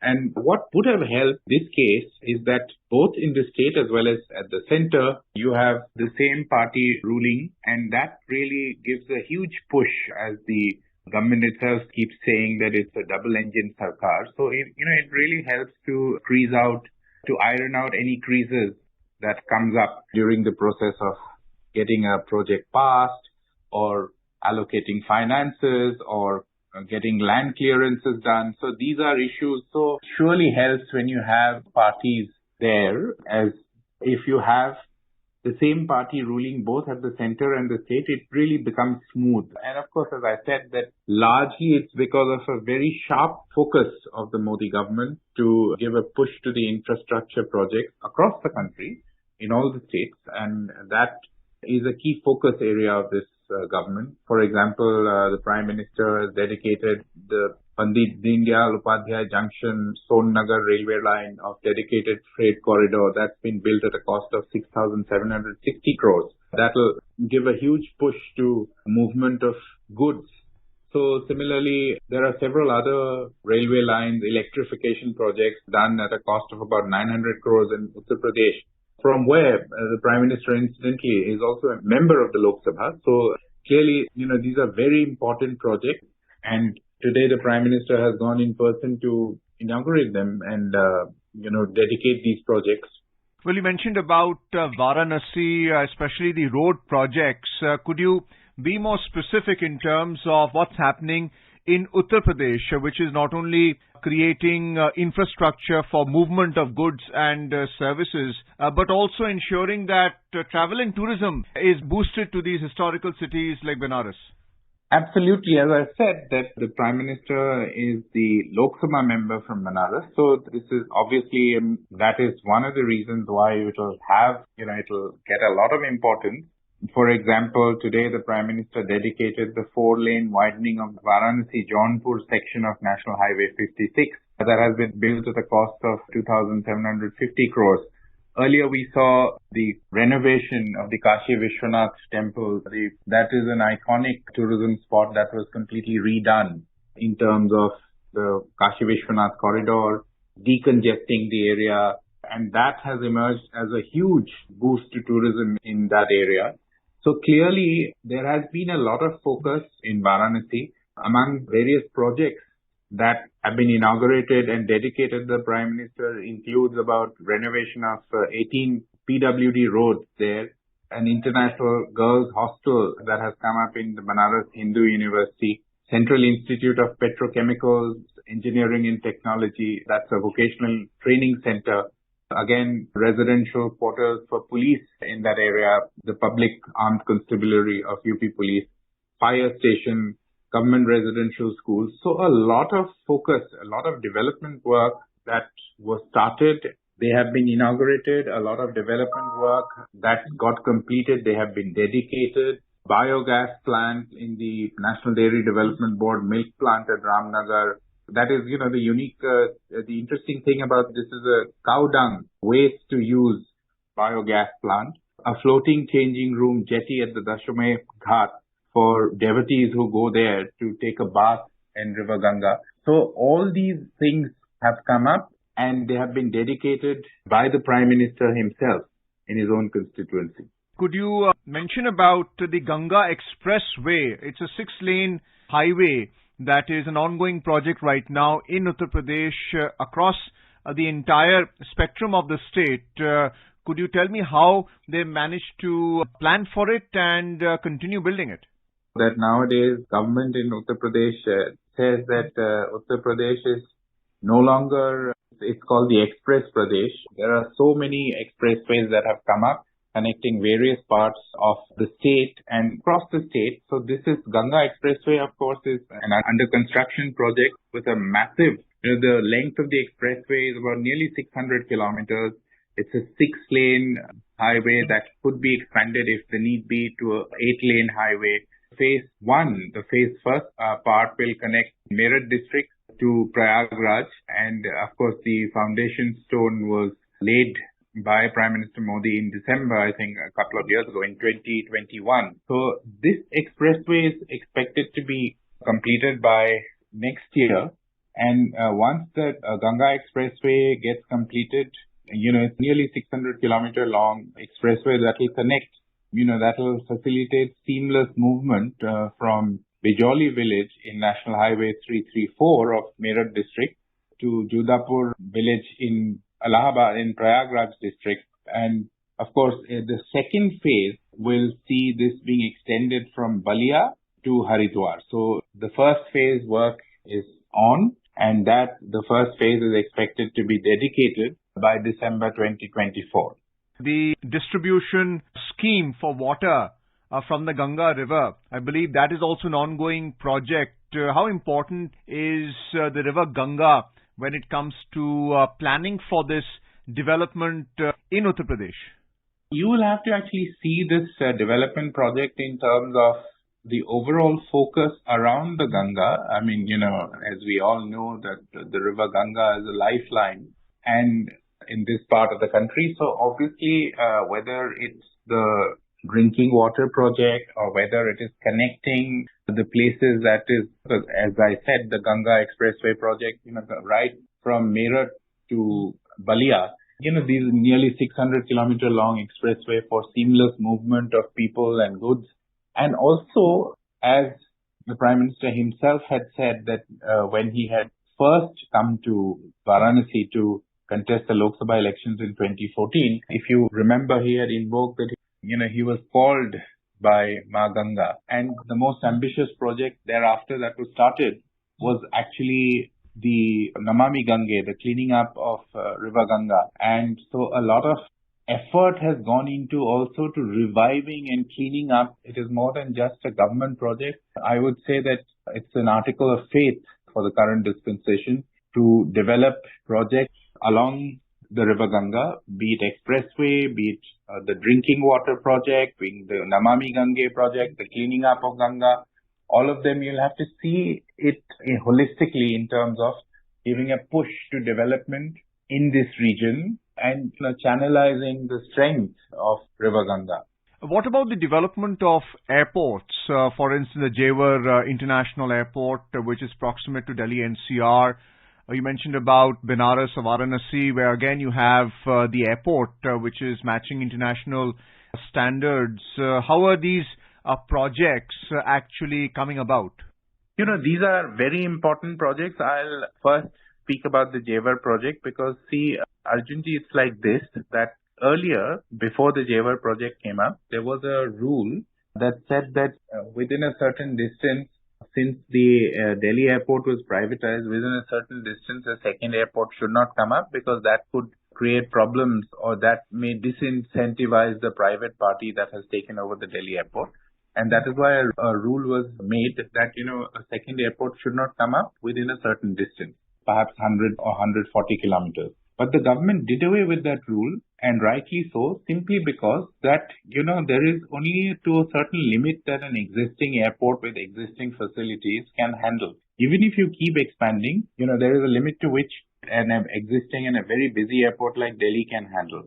And also, there is a question of convenience to people because Delhi has spread out. I mean, when we talk of Delhi, frankly, Arjunji, we also talk about people living in as far as Faridabad, Greater Noida, Hindon, Ghaziabad. Imagine that somebody who lives in Greater Noida, to catch a flight, has to come 4 hours in advance so that he safely come and arrive at the airport. But if the option is given for the person to go to, to take a flight out of Jewar, obviously he will save on time, he will save on resources, and it will also decongest our existing airports. And that's why the Jewar airport has come up, which is not very far away from Greater Noida, about 40-50 kilometers away from the Greater Noida township, which is a very important industrial township as well. So that's very important. You talked about other airports in other areas. Hindon Airport, which is essentially an Air Force airport, the UDAN scheme or the regional connectivity scheme, whereby small cities are connected. So Hindon Airport has been used for that. Similarly, you would recall Kushinagar Airport near Padrona has been developed into an international airport because that's where you get a lot of international tourists who comes to the Buddhist circuit who travel on that route. So such kind of planning has gone about in giving a boost. We've also seen that to facilitate the roadway projects and the airports and the rail ports, including the Vande Bharat express trains, which are running very successfully, is the fuel stations in between. You have hotels or motels being set up to a certain star or standard or rating. What's the tender process? How is the e-tender working out so successful? Yeah, so the e-tender process is always aimed at eliminating. It is transparent. B, eliminating allegations of, wrongdoing, that X party was favored or Y party was favored. So essentially, when there is, through the e-tender, the tendering process is open and transparent to all, and everybody is an equal participant in the process, and that is very important. And when you talk about, motels or fuel stations coming up in infrastructure, one has to bear in mind that when you are actually building these roads, you expect traffic, you expect people to go, drive down. We see that through a transparent e-tendering process, the government has tried to come up with these facilities well in advance so that, you don't have to really first build an infrastructure and then think about these things. So you actually build or plan for them alongside planning mega infrastructure projects. How important is Chhattisgarh in this double engine approach of the government when it comes to infrastructure development? Chhattisgarh is very important for various reasons. Least of them is that it's one state that has been in the past affected by left-wing extremism, or what we call as Naxalite movement. And it is absolutely important to give a push, to infrastructure and open up the area, because the more inaccessible and remote areas that you have in a state, higher are the chances of underground activities, Naxalite movement, or left-wing extremism taking roots there. And that is the reason why, irrespective of who is in power, there has been a big push in terms of opening up the areas, in terms of building highways. So earlier in the day when the Prime Minister was addressing, he in fact mentioned that nearly 3,500 kilometers of national highway had been planned in the past 9 years, and 3,000 kilometers of 3,500 kilometers have already taken shape, or they have already been completed. So that's an important milestone in terms of any development project. Well, thank you so much, Sandeep ji, for being with us on this program and talking to us extensively about the development of iconic projects, infrastructure projects in both the states of Uttar Pradesh and Chhattisgarh. Thank you, sir. Thank you. You were listening to a discussion on inauguration of iconic development projects in Chhattisgarh and Uttar Pradesh. The participants were Sandeep Phukan, political analyst, and Arjun Chaudhary, anchor. This program was produced and presented by the News Services Division of Akashvani. You can listen to it on a mobile app, News on AIR. This program is also available on our YouTube channel, News on AIR Official. You may share your feedback about this program through email at airnsttalks@gmail.com or WhatsApp on 928909 4044. This is Akashvani. In the program Spotlight, now we bring you a discussion on inauguration of iconic development projects in Telangana and Rajasthan. The participants are Vinay Kumar, political analyst, and Omvesh Upadhyay, anchor. Prime Minister Narendra Modi visited Telangana and Rajasthan today to lay the foundation stone for several development projects worth more than 30,000 crore. This visit is a part of a broader tour of 4 states including Chhattisgarh, Uttar Pradesh, where he was yesterday, and Telangana and Rajasthan. PM's visit aims to strengthen infrastructure development and promote socio-economic growth in the respective regions. Excluding Uttar Pradesh, all these states will see polls later this year. And today, to discuss on this in detail, we are joined by political analyst Mr. Vinay Kumar. Sir, to begin the discussion, I would like to know from you that how significant Prime Minister's visit to these states, when we see that Prime Minister is inaugurating these development projects, Indian states, how significant it is? Yeah, Omvesh, as you said, Prime Minister visited these 4 states, including UP. Except UP, these states, Chhattisgarh, Rajasthan and Telangana, will go to assembly polls later this year. This is the political aspect of the visit. But Prime Minister Modi also laid great stress on his government's top priority over the past 9 years to boost and put in place world-class infrastructure in India, whether it is roads, expressways, railway infrastructure or aviation infrastructure. Because this is very crucial and this is key to the economic growth of the country. And if you ask about the importance of infrastructure development, this not only widens the size of the market, but it also means that you are able to transport your goods, your labor, your manufactured products in a fast and effective manner across the states, across the country. And if you look at export-import, it helps in that also. And another thing, Omvesh, is that according to an estimate by Reserve Bank of India, for every rupee which is spent on improving infrastructure, putting in place world-class infrastructure, 2.5 to 3.5 rupee gain is made correspondingly in GDP. I think this is the crucial part. But otherwise, speaking about Prime Minister's visit to Telangana and Rajasthan, where he dedicated to nation and laid foundation stone of development projects worth rupees 24,300 crore and 6,100 crore,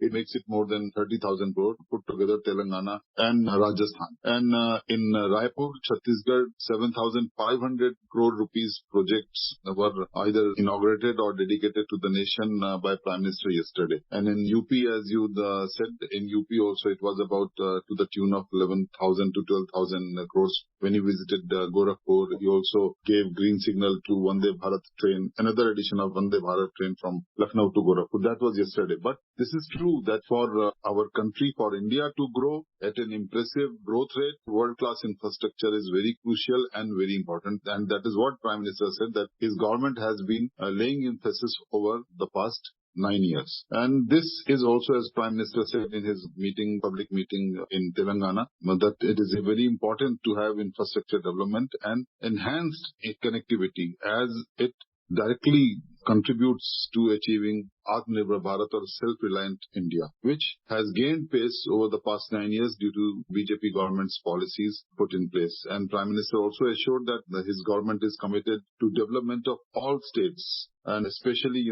backward regions where it will be of great help in improving connectivity and improving industrial production, also boosting the prospects of special economic zones, which are powerhouses or the houses small houses from where the economic growth gets a boost in the country. Absolutely. And under Prime Minister Modi, India is not only experiencing development but also social growth. And a good example of this can be the number of projects he initiated in UP in this visit, when PM also distributed loans of PM Swanidhi, keys of PMAY rural houses and Ayushman card to beneficiaries in Uttar Pradesh. So, sir, I want to understand from you that when we see PM participating personally in these initiatives of social growth, what significance does this hold? It is not only the Prime Minister's unique way of connecting with the people, but it has been Prime Minister's argument that, the central schemes for which the central government gives finances to the states and their implementation in right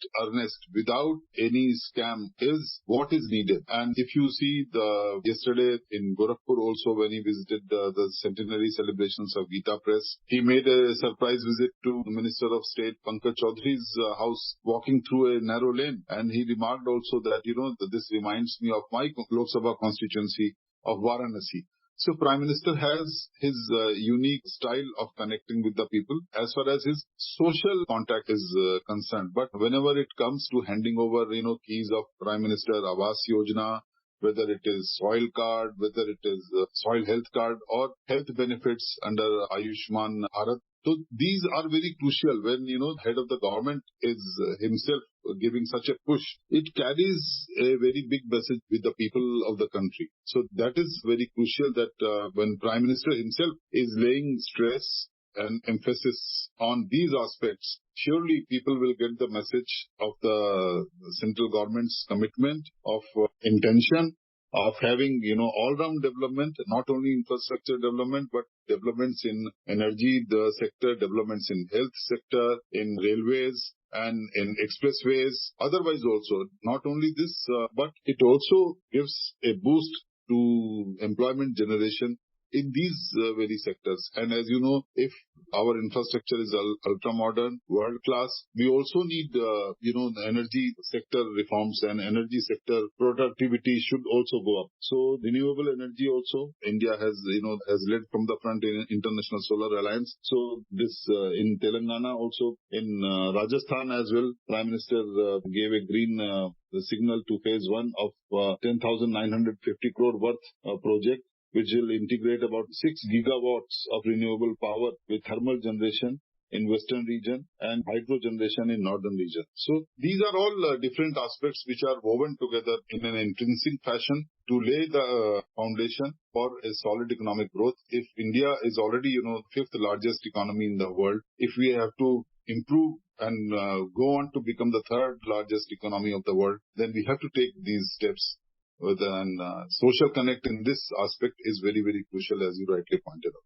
Absolutely. And you were talking about how India is now focusing more on sustainable development. And we notice this when we look after the development projects that have been inaugurated in Rajasthan. That is 6 gigawatt of renewable energy power and Bikaner to Bhiwandi transmission line, which is expected to generate 8.1 gigawatt of solar power in Rajasthan. Sir, I want to know from you, what's your take on India's vision of sustainable development? As I pointed out, earlier that India's sustainable development will mean that we take recourse to such factors in such areas where the growth is sustained in a holistic manner without disturbing the ecology, without disturbing the environment.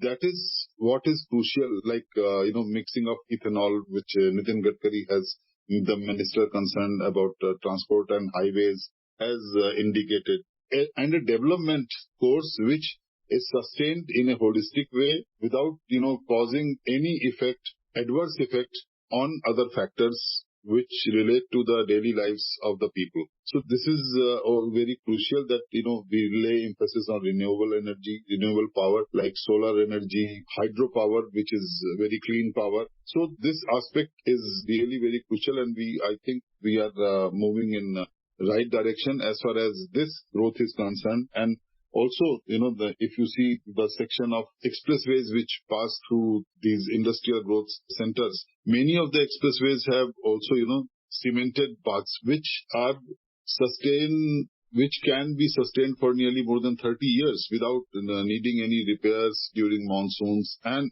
adverse weather. So this is where the technology is also coming up in a big way. And India is able to utilize in many sectors this technology. So sustainable development is important in this direction. And sir, among these 4 states, 3 are poll-bound in the later part of this year. How do you assess the political implications of Prime Minister Modi's visit and the announcement of these projects in the context of upcoming elections? Prime Minister is very direct and very, what can we say, very unsparing in pointing out the deficiencies in opposition parties when it comes to having development as the key agenda, which is what he has emphasized time and again, his government's top priority over the past 9 years. And his attack usually comes on the dynastic politics, on scam and corruptions in implementation of various schemes, and benefits only to select few in developmental schemes which don't touch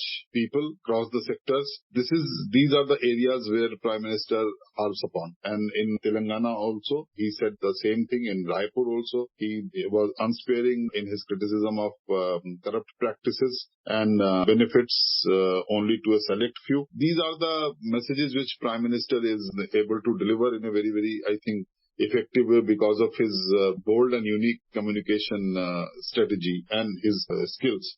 And if you look at Bikaner, in Bikaner, this is Prime Minister's sixth visit to Rajasthan in the past 9 months. And to Bikaner, this is his seventh visit. And from this region in Bikaner, there are 3 Congress ministers in Rajasthan cabinet. So this also carries a political messaging which Prime Minister Modi is able to deliver. And in Telangana also, he said that the BRS government was mired and involved in corruption.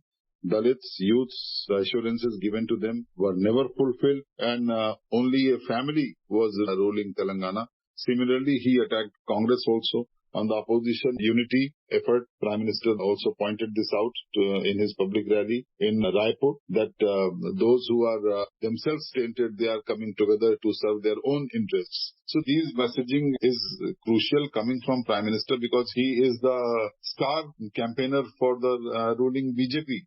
And after the loss of Karnataka, I think Rajasthan, Madhya Pradesh, Chhattisgarh are going to be, for BJP, all-out efforts to come back to power in these states and retain power where they are already in power. So for Prime Minister to deliver these hard-hitting messages to his political opponents, I think that is part of his political strategy, which he is very skilled in doing. And speaking in the regard of the development project Pan India, Union Minister Gadkari also pointed out and said that PM Modi has given highest priority to infrastructure development in the country. So we have seen this, Mr. Kumar, not only limited to Northeast, but also to the down south. We have seen this Pan India development in infrastructure. How do you see this major push to infrastructure in India under PM's leadership? And can we say that it can also enhance tourism and economic development, as you pointed out earlier? If you have good expressways, if you have world-class infrastructure in place, not only expressways, but also good railway infrastructure where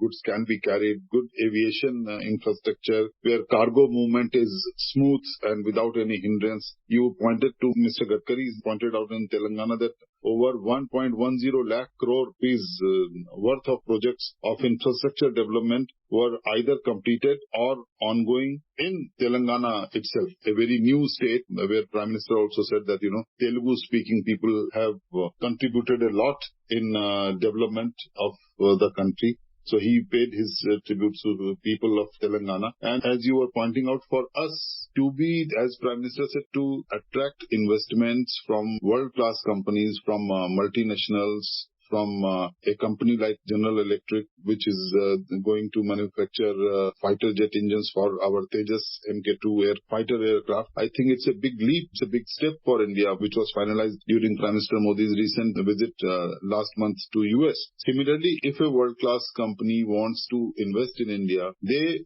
are also concerned about how their goods will be moving, what are the infrastructure facilities, how power availability is superior in one state or inferior in another state. So this has to be, pan-India. If we have in southern part, if we have HAL coming up with several aeronautical projects with whom General Electric will join hands in transferring this technology. So we have other states also where other companies can also come up. Thank you so much, Mr. Kumar, for joining us today on Akashvani. Thank you. You were listening to a discussion on inauguration of iconic development projects in Telangana and Rajasthan. The participants were Vinay Kumar, political analyst, and Ombesh Upadhyay, anchor. This program was produced and presented by the News Services Division of Akashvani. You can listen to it on our mobile app, News on AIR. This program is also available on our YouTube channel, News on AIR Official. You may share your feedback about this program through email at airnsttalks@gmail.com or WhatsApp on 92890.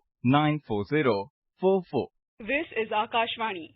In the program Spotlight, now we bring you a discussion on G20 Culture Working Group Meeting, Protection and Enhancement of Culture. The participants are K.V. Prasad, Political Analyst, and S. Rangabashyam, Anchor. Mr. Prasad, a warm welcome to the program. Thank you very much. As we all know that the third culture working group meeting of the G20 started off today, and it's a 4-day event from today till the 12th of July. It is being held at the World Heritage Site of Hampi in Karnataka. Apart from the member countries, we have the guest countries and also international organizations, and delegates from all these countries and organizations will be participating in it. What would you say, Mr. Prasad? What all would be the focus areas of this particular meeting? Well, I think it's very clear that under India's presidency, there are a group of priorities that have been identified. In fact, there are 4. They include the protection of cultural properties, harness living heritage, promote culture and creative industry, and finally, leveraging technology for the protection and promotion of culture. Now, as most of us are aware, the fact is culture was embedded into the G20 format somewhere in about 2021 when there was a Rome declaration of G20 ministers. And remember, this was the post-COVID era, and the culture ministers of G20 agreed, and after all, they're the largest economies, they agreed that for the first time, European culture and used it as a major engine for the sustainable socio-economic recovery. Now, since then, the thing has moved forward, and today when India is hosting the G20 and under its presidency, the 4 very clearly identified priorities have been spelled out. In fact, as you mentioned, this is the 3rd meeting. The first and 2 meetings went through the issues of the various things highlighted, and the 3rd meeting, where we are currently being held in Hampi,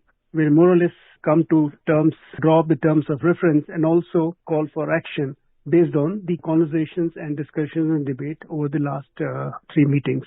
Mr. Prasad, as you said, the 4 priorities. One of them is, protection of cultural properties and monuments. All the big monuments like the Taj, the Red Fort, they all have the attention of governments and organizations. But what do you think, about the smaller monuments, smaller properties? It could be a Baoli or a stepwell or maybe travelers, a resting pavilion of the Chola era, or any such small building or monument. They often are not, taken care of.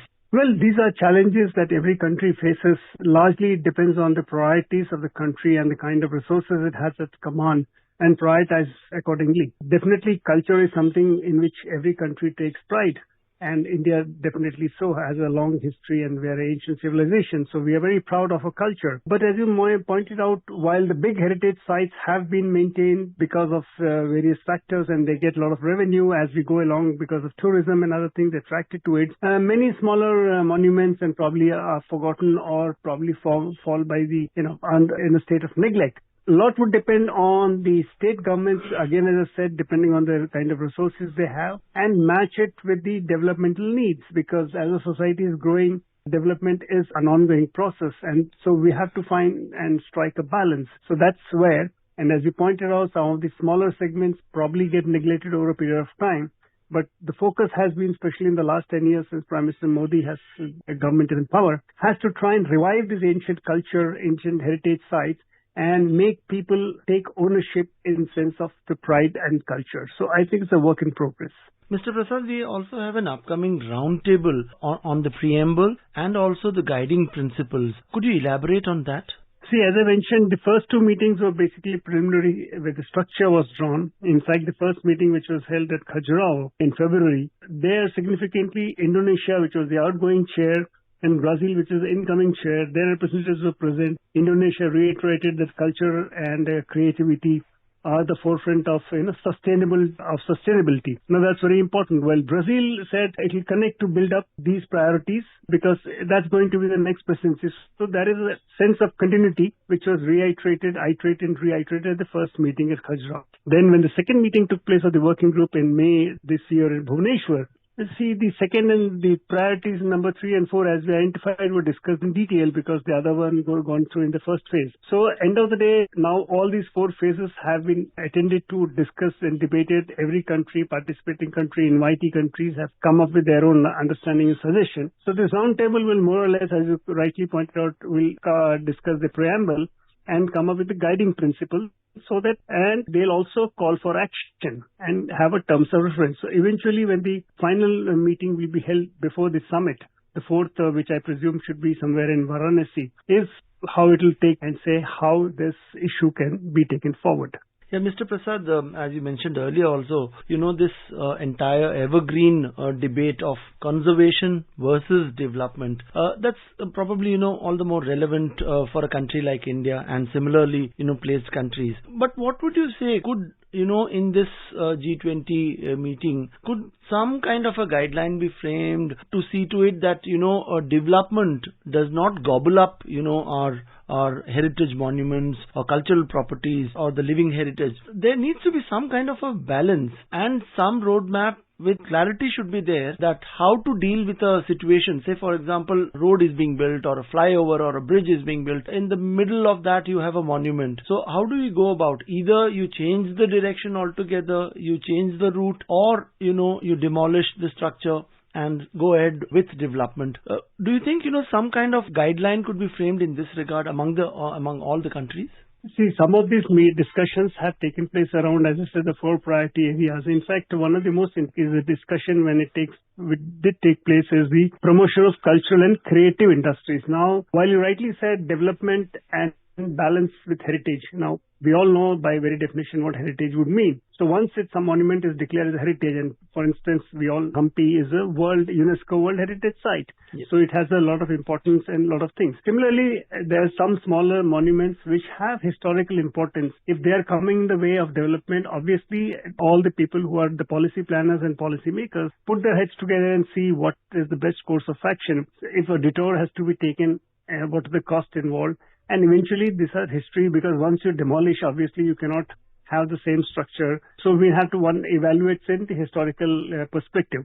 Having said that, as I mentioned, the fact the cultural and this whole concept of promoting cultural and creative industries. Now that's a very interesting, because the UNESCO study had come up some point of time its own understanding of this thing, that the contribution of this particular segment is something like 3.1% of the global GDP, and it employs more people, that is in the age group of 15 to 29, than any other sector. And that's why the accent on trying to develop culture and a cross-cutting contribution. Mr. Prasad, you made a mention about the traditional art forms and our artisans and craftsmen. That is the miniature paintings of Madhubani or the Tanjore art paintings, or, brass work of one particular region in Uttar Pradesh, or blue pottery of a particular region. Don't you think, somewhere or the other, the middleman makes a quick buck and the craftsman doesn't benefit, and neither the patrons and people who want to own them, the consumer doesn't benefit, the craftsman doesn't benefit, and all the profit goes somewhere else. Don't you think this should also be tackled? Well, I think it has been tackled at a pace over a period of time. This has been happening because, remember, the government set up the cottage industries, the various state government emporia offers the whole platform to such creative arts, small work. And in a place like Delhi, the very creation of Delhi Haat at one point of time was to allow artisans, craftsmen, people of different trades to come up with their own product, display them there, and people who go and visit there, savor them. Those who like it buy at the price which they think is right for them, both. So thereby the process of what you mentioned, eliminating the middlemen. But then you see, the question is, it's a large thing, it's a large movement of issues. How do you deal with it? Probably today, one of the areas which the government is also starting is the e-marketing, what is called the ENDOC or something, where it's rivals, it allows platforms for people to connect to the buyers and sellers. So these are issues. You're leveraging technology, but you're right. The artisan should get the value for money, and also the person who's paying the price should know that the money has gone to the right person. So I think it's a work in progress. It's not going to end tomorrow. But then as you progress, the country progresses, people understand the value for these things. These things are bound to change. Mr. Bhasham? Yeah. Mr. Prasad, let's also focus on one of the other priorities, which is, leveraging technology for protection and promotion of culture. And in the past couple of years, and especially in the last 1 decade, 10 years, we have seen how technology has really played a very crucial role, even during, testing times like COVID. What kind of role, moving forward in the next 10 to 15 years, do you see that technology can play, especially, digital options which are available with us can play in protecting and also promoting our culture? Well, I think it's a very important thing. Because today, as you rightly pointed out, the way we have technology, it's penetrating into every sphere and every aspect of our lives.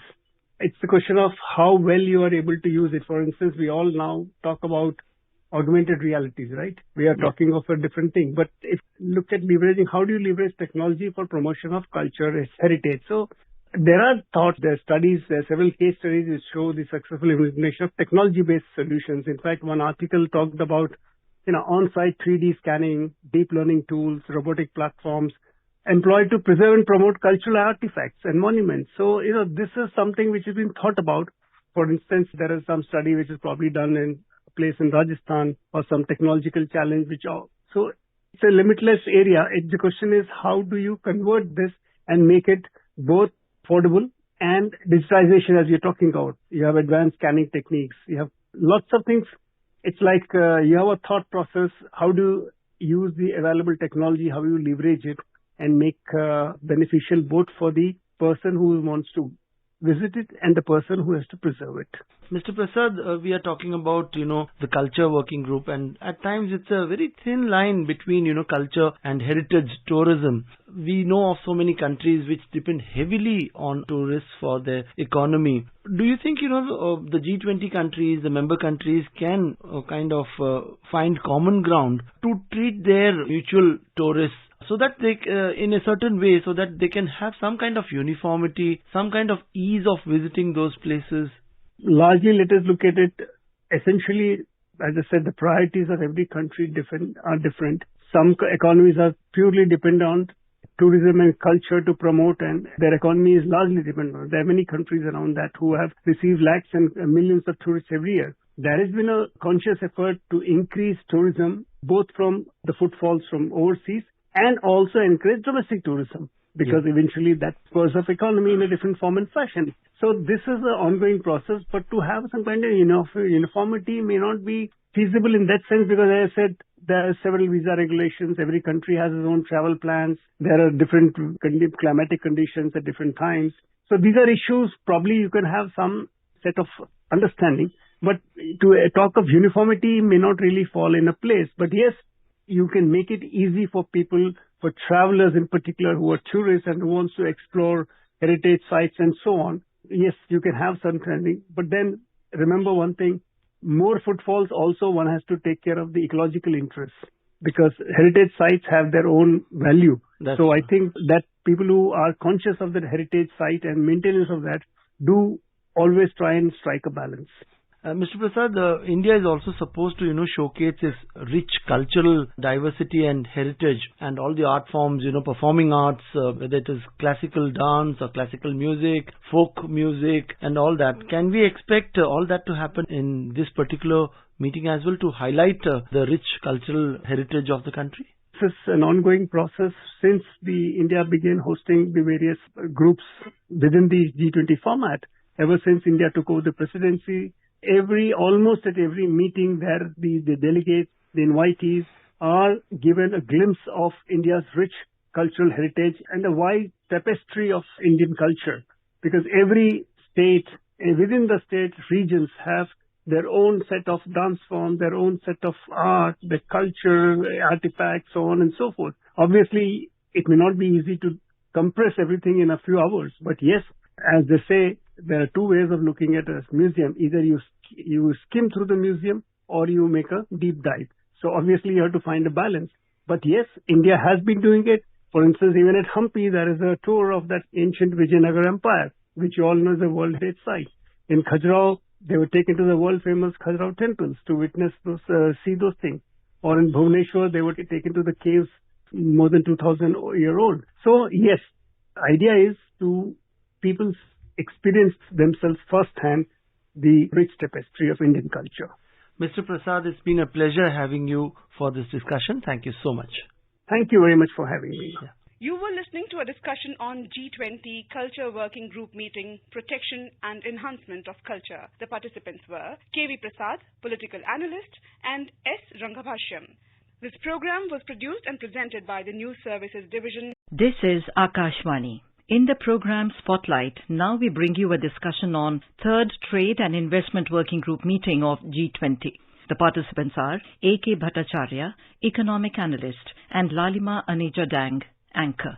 But the Third Trade and Investment Working Group Meeting, TIWG in short as we call it, is underway in Kevadia, Gujarat. 75 international delegates from various G20 countries would be participating. Well, the focus is on adopting proposals put forward by Indian presidency in global trade and investment-related issues. Welcome to Akashvani Studio. Thank you very much. Can we say that the focus of a G20 meeting on trade entails building, number one, consensus, number two, adopting proposals, and number three, working on how to implement them, and all this in the interest of global trade? Having said this, does India have an edge being the host country? You are very right. India does have an advantage being the host country. India is right now holding the presidency of this prestigious body G20. And as far as trade and investment are concerned, you would recall that this is the ongoing meeting is the third round. The first round happened in early 2023 in Mumbai. That was the financial capital of the country. And the second one was sometime in May in Bengaluru. And the broad direction of these discussions that we have seen in the first two meetings and what we will be seeing in the current ongoing meeting is broadly the same, which is how do you make sure that India's trade potential and global trade potential, they do come together to sustain the growth of both trade and investment in the global economy.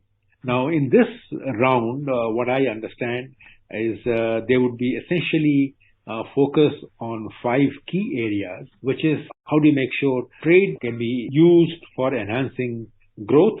And the second would be how do you make sure that trade and global value chains can be integrated and can be used to contribute to higher growth in trade. And the third issue would be what role can the micro, mini and medium and small enterprises can play in enhancing global trade. And the fourth issue would be that trade can be enhanced through better infrastructure. So therefore, what kind of role logistics should play and what can be done to improve logistics in our attempt to improve trade. And finally, what kind of further reforms can be introduced in the global multilateral trading system monitored by the World Trading Organization. So these are the 5 broad issues that I am expecting the third round of Trade and Investment Working Group meeting will discuss and try to thrash out, keeping in mind the India's overall spirit of this trade and investment meeting, which is summed up in these words of Vasudhaiva Kutumbakam, which is the world is my family. So trade should happen in a very integrated and a globally friction-free, restriction-free way, achieving higher growth and prosperity. Correctly said, and you talked about the philosophy of Vasudhaiva Kutumbakam. This is some philosophy which actually originated in India, so it's all the more pertinent that we talk about it. As our Prime Minister says, Sabka Saath, Sabka Vikas. So some areas under discussion are digitization of trade documents, and that would be significant considering the fact that G20 is a platform of developing and developed nations, and this digitization would help them come on par with each other somewhat. Also, how do you view the role and integration of MSMEs in the world trade? Because as far as India is concerned, they contribute 48% to India's GDP. Could you enlighten us on these 2 points?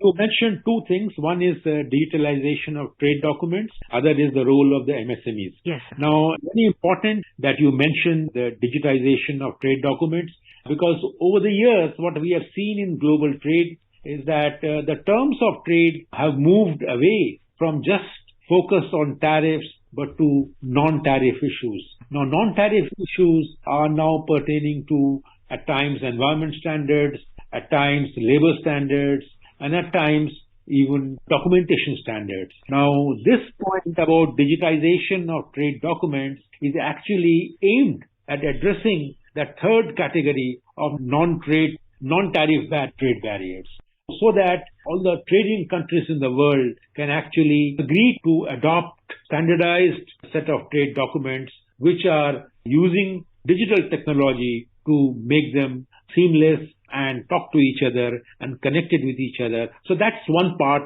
of this working group which we'll try to resolve. The other part, from India's point of view, is how do you integrate the MSMEs in global trade? Many developed, even some developing countries have worked very hard on developing the medium and small and micro enterprises. India is also working very hard to increase their role in trade and production. Now, as you mentioned, they account for around 48% of total trade. Now, it's a fact that if MSME is encouraged to play a bigger role through better integration with world trade by connecting with the global value chains across the world, then there are two specific advantages that you get. One is that MSMEs by nature employ more people, and therefore employment issues will get addressed to a great extent. And number two, when you encourage MSMEs to play a larger role, then the challenges of standardization, standards that are acceptable in global markets, they also get addressed. So therefore, both the issues will get a boost, and I think that will be a good goal to achieve. So when a foreign country, just to divert slightly, when a foreign company wants to invest in our country, we tell them that, okay, this much percentage you must outsource from an MSME. The whole process of getting MSME into the global mainstream and use it as an opportunity to create employment, does it go like this? These are the norms somewhat No, I think it is not a question of earmarking a quota for them. It is a question of bringing them on a platform, as a result of which they become a partner in global trade. Now, what is really happening is that globally, the trade are becoming increasingly dependent on global value chains, which essentially mean that a single product is not being manufactured by a single entity, but that single product is being produced in different stages by different enterprises located at times in different countries, and they are part of one global value chain.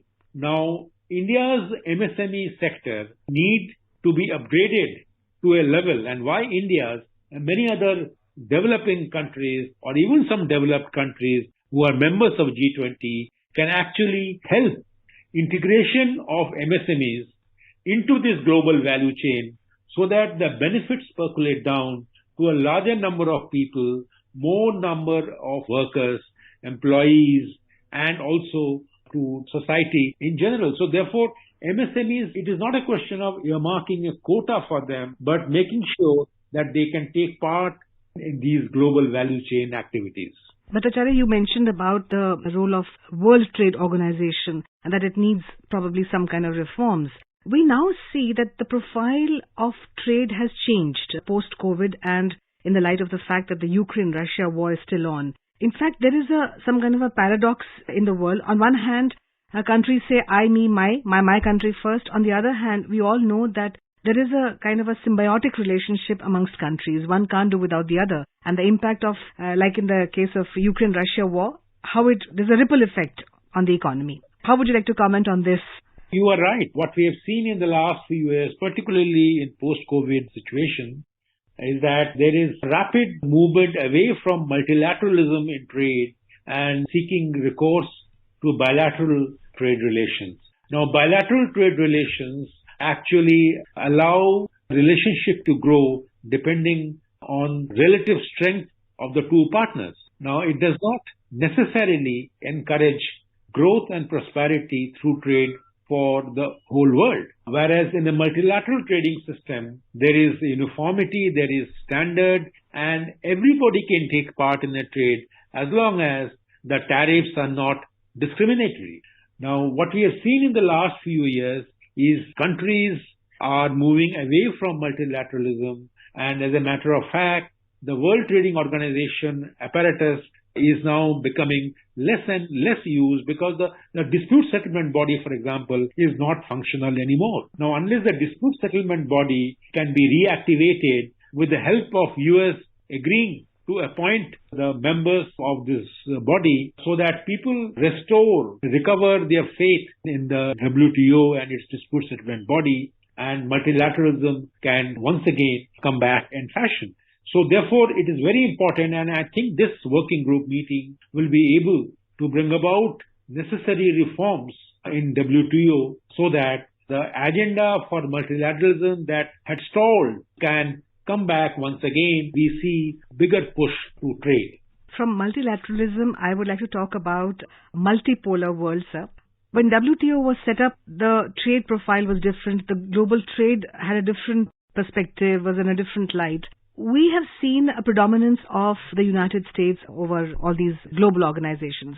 We are now talking about, there's a phrase, de-dollarization. And we are also seeing that we are now dealing with 18 countries in rupee. Probably it will be too early to say that rupee is threatening the dollar, but de-dollarization is something which we are hearing very often these days. Is there some kind of a threat to the predominance of America, an organization like WTO? And do you think that we are moving now onto a more multipolar world, even as far as global trade is concerned? Well, de-dollarization is something that only time will tell how we move in that direction. What certainly is happening is that the world is becoming multipolar, and I think the Indian government and the Indian authorities are well prepared to face this kind of a world.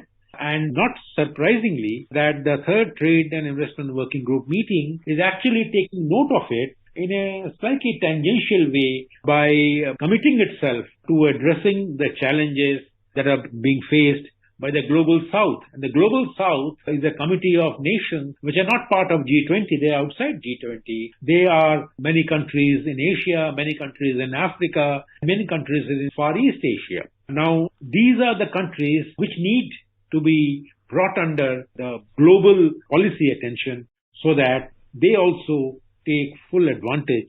They benefit from global economic growth through trade and investment. So I think the third Trade and Investment Working Group will also look at what kind of challenges need to be resolved if the Global South issues also have to be handled and tackled to their benefit and to the world's benefit. Yes, India is supposed to be a voice for the South. So how do you see the role of the Asian Development Bank shaping up in supporting India's G20's presidency, especially in key priorities like cities as engines of economic growth, clean energy transition, and shaping global health agenda? The Asian Development Bank is one of the many multilateral development banks which are obviously agents that will be utilized for achieving the goals of the third Trade and Investment Working Group meeting and the G20, whose presidency is right now being enjoyed by the Indian government. No doubt about it that these multilateral bodies like the ADB or even the World Bank will be very, very useful. They can play an important role in enhancing trade and investment. But the larger point of bringing in these multilateral bodies into this frame is to re-establish the importance and linkage between trade and investment. Now, we often don't realize that the trade is directly connected with investment, which is connected with infrastructure, which again is connected with overall growth. Now, this working group will probably start with trade, look at how trade can be linked with investment and how investment feed into higher trade,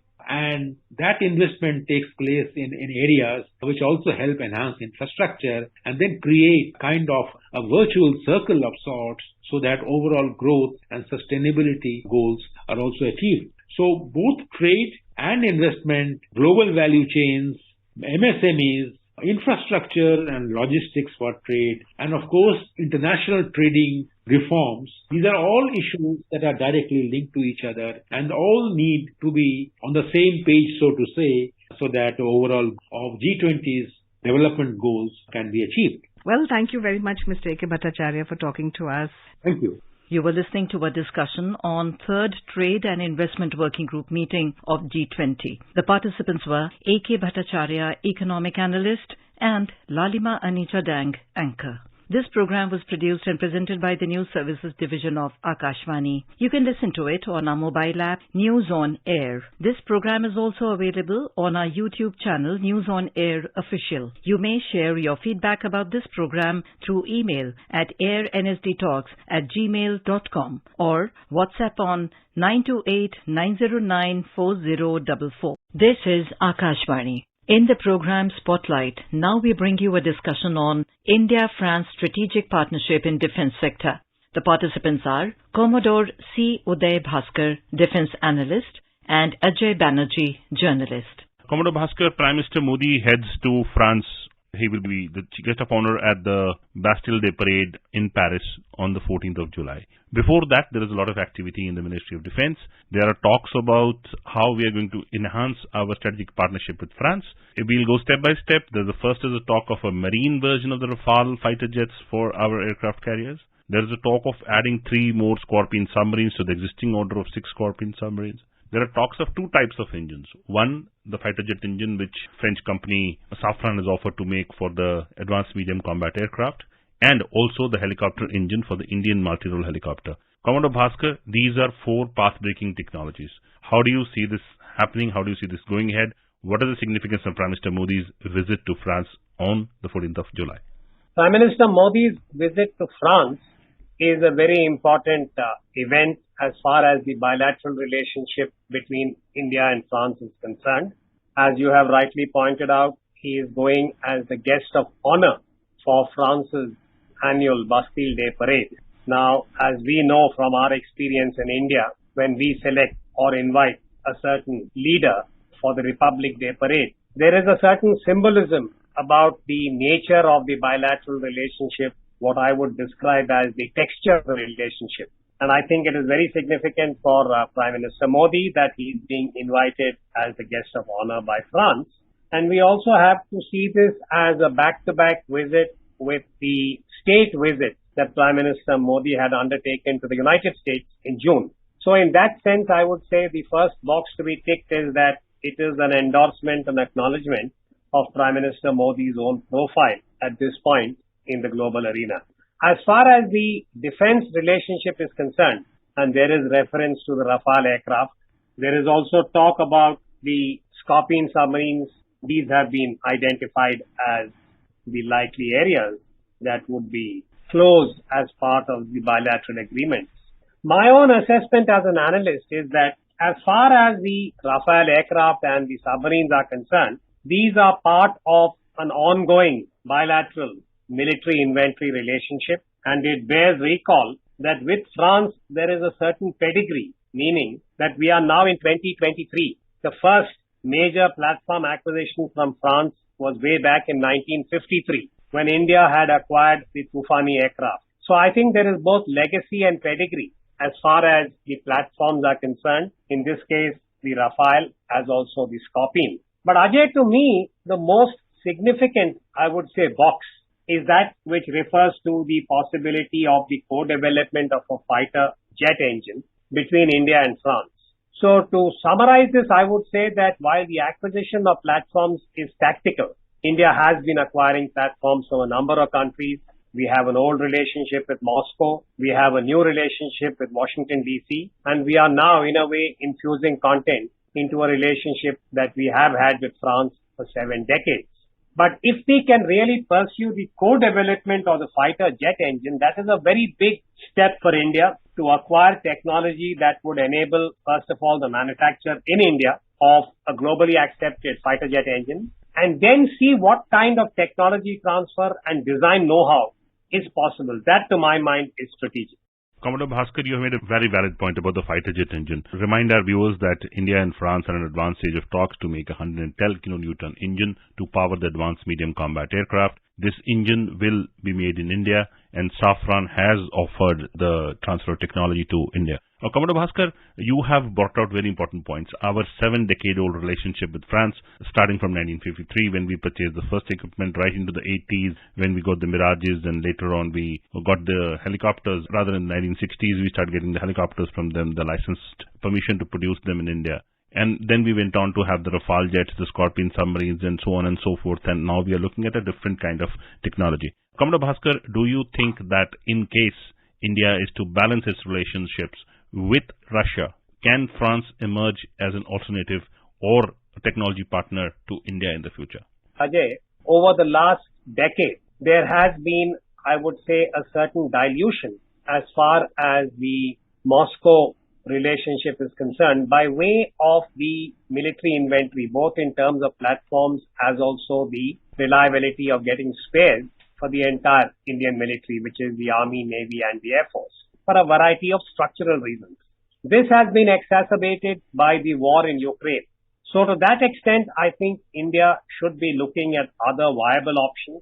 And in that context, I think France emerges as a very important potential candidate to supplement what India has been obtaining from Russia.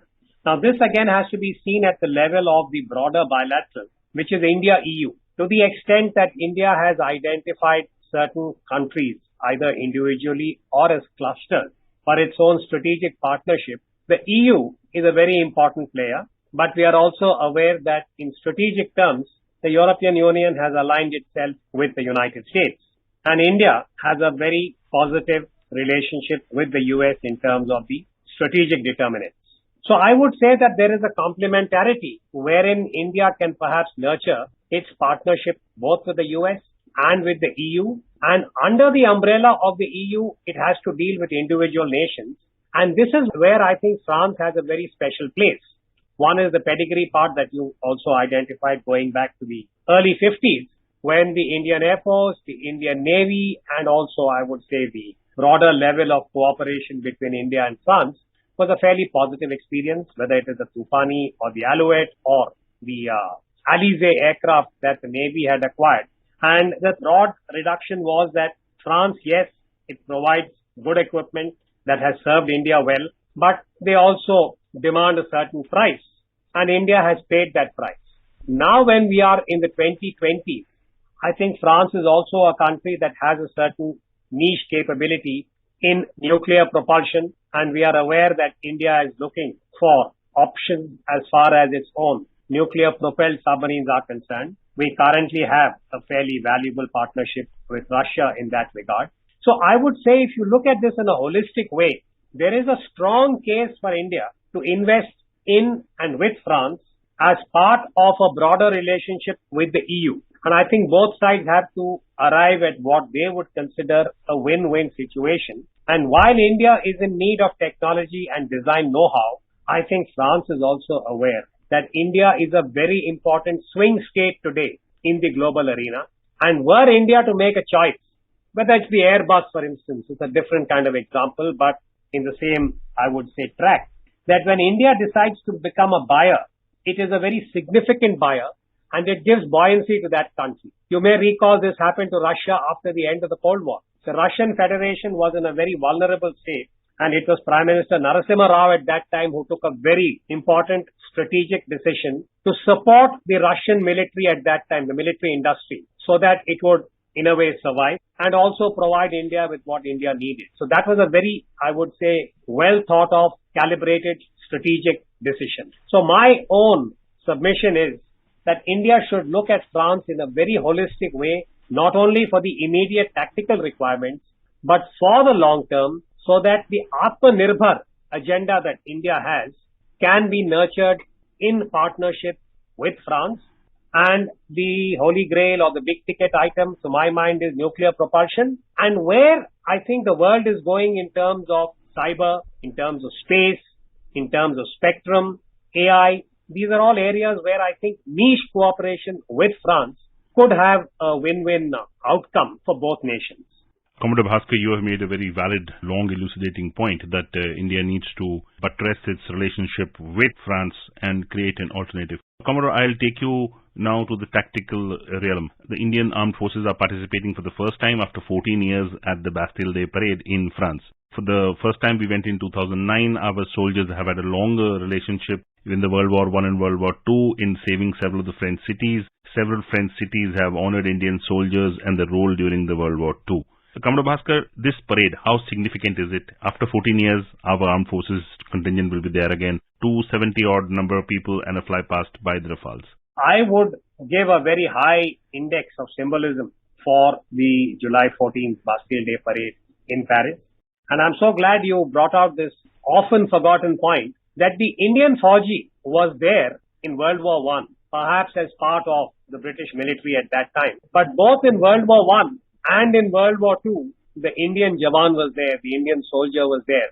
When Europe had to be defended, when Europe had to be freed from the forces of fascism and other negative elements, both in World War I and World War II. So I saw a few clips on social media of the Indian contingents practicing for the parade, and it was really heartwarming, and I felt very proud as an Indian. So I think the symbolism is very rich, and I think it is also appropriate that we have a woman pilot who is going to be part of the contingent in the fly past. And I think the sight of the Indian Jawans, the Indian troops, the Indian military over there is something that would be, I think, very, very proud for all Indians. And it would also burnish the visual part, the visible part of Prime Minister Modi's visit to France. Commodore Bhaskar, when Prime Minister Modi is there will be a lot of talk, as you have pointed out, to strategic tie-ups, long-term technology partnerships. Now, there is also talk emerging from Ministry of Defence that the existing engine of the Dhruv helicopters, which around 280 of those are flying with the Navy, the Air Force and the Army, that the existing engine, India will get additional transfer of technology of that very engine. And also a new engine for the Indian multi-role helicopter, which is a 13.5-ton helicopter, which we are planning as a replacement for the Mi-17 Russian origin helicopters, which we at the moment fly. So how do you see these two examples, sir, which are coming up, or possibly may come up during Prime Minister Modi's visit? Well, again, I would say that these are potentially very, very encouraging and should be pursued very diligently. But I do want to add one observation here, Ajay, if I may, which is that in the run-up to the Prime Minister's visit, we have seen a lot of media commentary that seems to suggest that India would be able to partner with, whether it's France now or if you remember the US visit, and design a new engine. Now, this is very ambitious. Designing ab initio a new aero engine, whether it is for the jet aircraft or for the helicopter, is an exceedingly complex and difficult task. And we know from our Kaveri experience that there are many, many hurdles, many obstacles that have to be navigated and overcome, and we have not succeeded with Kaveri. France had tentatively made some kind of a probe as far as the technology cooperation is concerned with the Safran engine, but that has not been fully realized. So I would cautiously say that whether it is the helicopter engine or it is for the jet aircraft, for now, we also are talking about the twin engine deck-based fighter, which is also very, very ambitious part of the DRDO's project, that India has to, I think, identify where it wants to invest in the partnership, more so when we have already got a certain offer from the United States, which had been identified during Prime Minister Modi's June visit to Washington, D.C. So I think we have to take a very calibrated decision about which partnership we will pursue, what is the level of technology transfer, and design know-how. That is the critical part. No country parts with design. And I think we have to be aware of that. If we are able to enter into a commercial deal with France for design know-how, whether it is the Airbus for the commercial aircraft or the final decision for the jet engine or the helicopters, I think India has to very diligently work on acquiring design know-how. We know how long it took China to reach that stage of some degree of competence and proficiency in an indigenous jet engine for China. Like that, we have to be very realistic about what we can absorb and see whether or not the country that we partner with, whether it's a France or a United States or anyone else, we are able to ensure the appropriate degree of, first of all, manufacturing know-how, technology transfer, and then design know-how. So I would say this is potentially very encouraging, but we have to see the fine print and proceed very carefully to see whether or not this is affordable, sustainable, and does it meet India's operational tactical requirements in the short and medium term.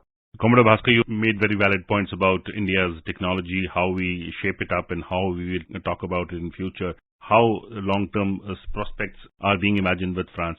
Prime Minister Modi makes a visit to France on July 14th. Thank you for making these points, Commodore Bhaskar. Thank you for speaking to us.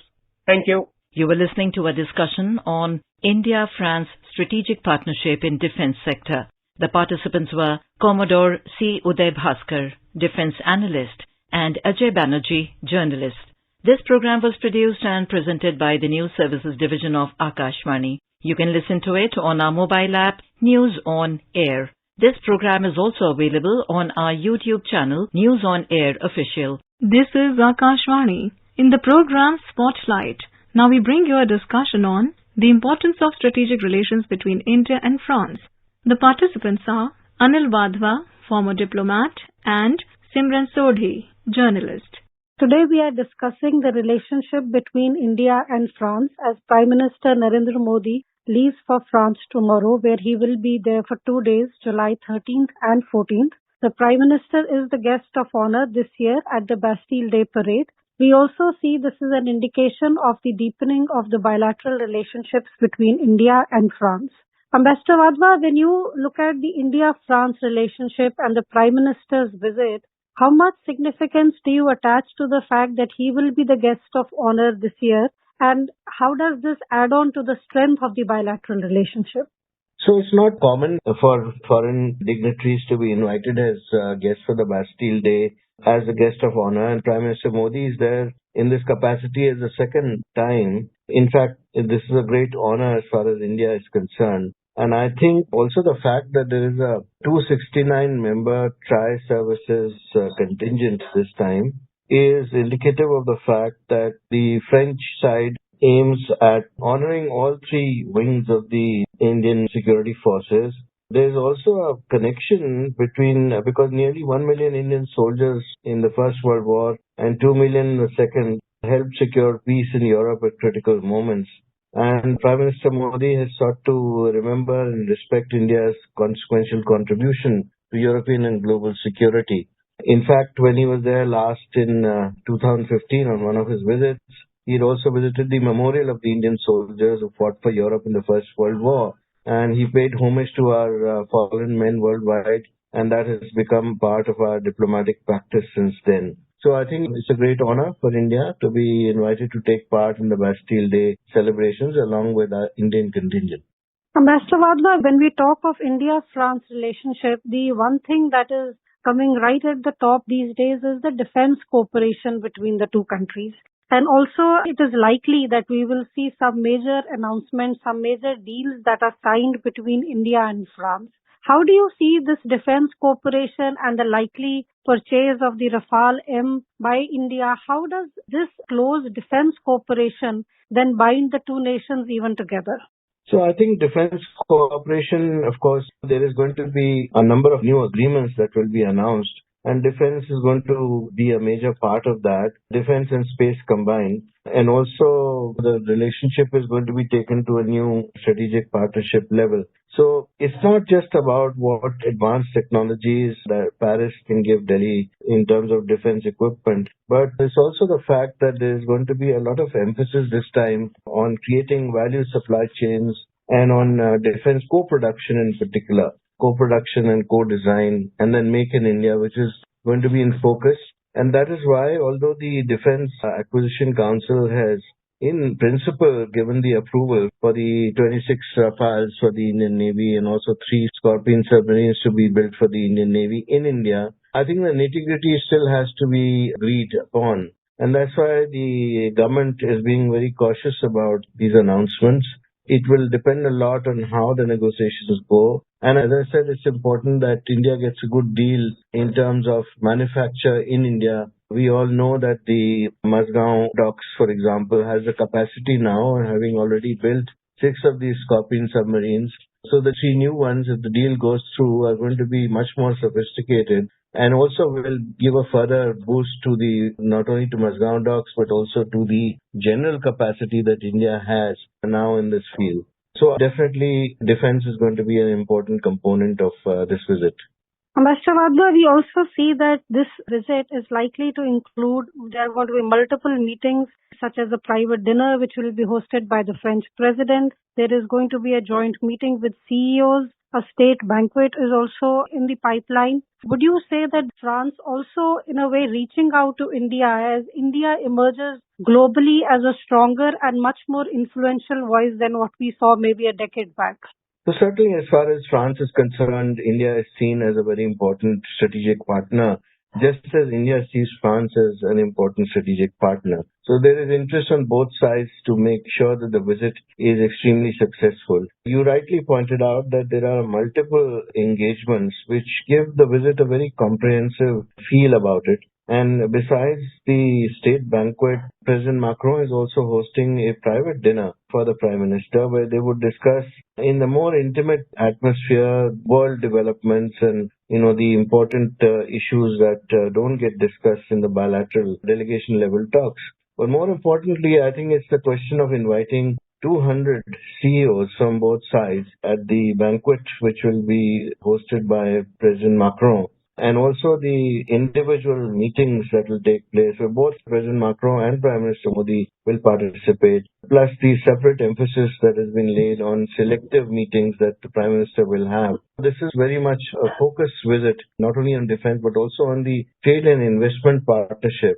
And more importantly, within that, on the space economy, new space economy, also on startups, which will for the first time come under more focus, which has not been the case before. For example, India has been giving a lot of emphasis on participation in Viva Tech, which is a French premier institution for new startups. And this is a new dimension in the relationship. The space economy dimension will be new, and there we expect some more agreements to be announced. Ambassador Wadhwa, how much do you think will the Ukraine factor play when the Prime Minister holds talks with the French President? Because we have seen now the Ukraine conflict has gone on for more than a year and everyone seems to be sticking to their positions. And we also see that the French President has been reaching out to different parties. He's also been in touch with Moscow. How do you see the Ukraine conflict somehow figuring in the talks or playing in the shadows when this visit takes place? So I think Ukraine would definitely figure in the bilateral discussions. You see, the war in Ukraine has given India a rare political incentive to recalibrate its European strategy. In fact, since the second half of the 20th century, unfortunately, Delhi has seen Europe through the Russian eyes. And this does not mean, however, that Delhi will not start viewing Russia through the European eyes today. But at the same time, without taking sides between Russia and Europe and Ukraine, India also needs an integrated view of European security. And that would be provided, during these talks because President Macron, as you rightly pointed out, has been in touch with both sides. He's been trying to find a solution to this conflict from the very beginning of this conflict, in fact. And we all know that sooner than later, Ukraine, Russia, and Europe will begin a formal exploration of the possibilities for a negotiated settlement. So, just as China is positioning itself for such an eventuality with its so-called peace plan for Ukraine, India has big stakes in European peace. It can be equally valuable, if not a better interlocutor between the West and Russia. And so, the working with Europe on the Ukraine question should be one of the aims of this visit. And also, this will give India a deeper engagement with the European security institutions. So it's one tremendous opportunity, I would think, for Prime Minister Modi to play that role during this visit. And this dialogue with President Macron would be very important in that context. Ambassador Wadhwa, we also see that the French have also said that on this visit, they want to take forward the Make in India idea. And France will just not, sign defense deals with India. It also wants to move to now co-development. How important do you think this is that finally we are talking of a co-development, a sharing of technology between the two countries? So I think India has always been pressing all its defense partners on this question of co-development, co-designing and joint production. And the Atmanirbhar Bharat question keeps on coming up during these talks because otherwise the bill for defense equipment will keep on mounting. So that's very important that India has its own capabilities, develop its own capabilities for the future so that it does not depend upon other countries forever for its defense procurement. And in terms of the future, France is a very important partner. It seems to have realized that this is the way to cooperate and to make sure that it is ahead of the game as far as other countries are concerned with India. And therefore, we can expect that these talks on the jet engines and also on the procurement of Rafale aircraft and the Scorpion submarine, they all proceed on the same lines. In fact, it was some months ago that Safran had already announced its intention to work with India and to make with India, and at the same time to shift most of its production here for the Indian market. So we'll have to see how this goes, but I think the emphasis is on this aspect, and it's good to see that the French side has also come up with a similar kind of position now.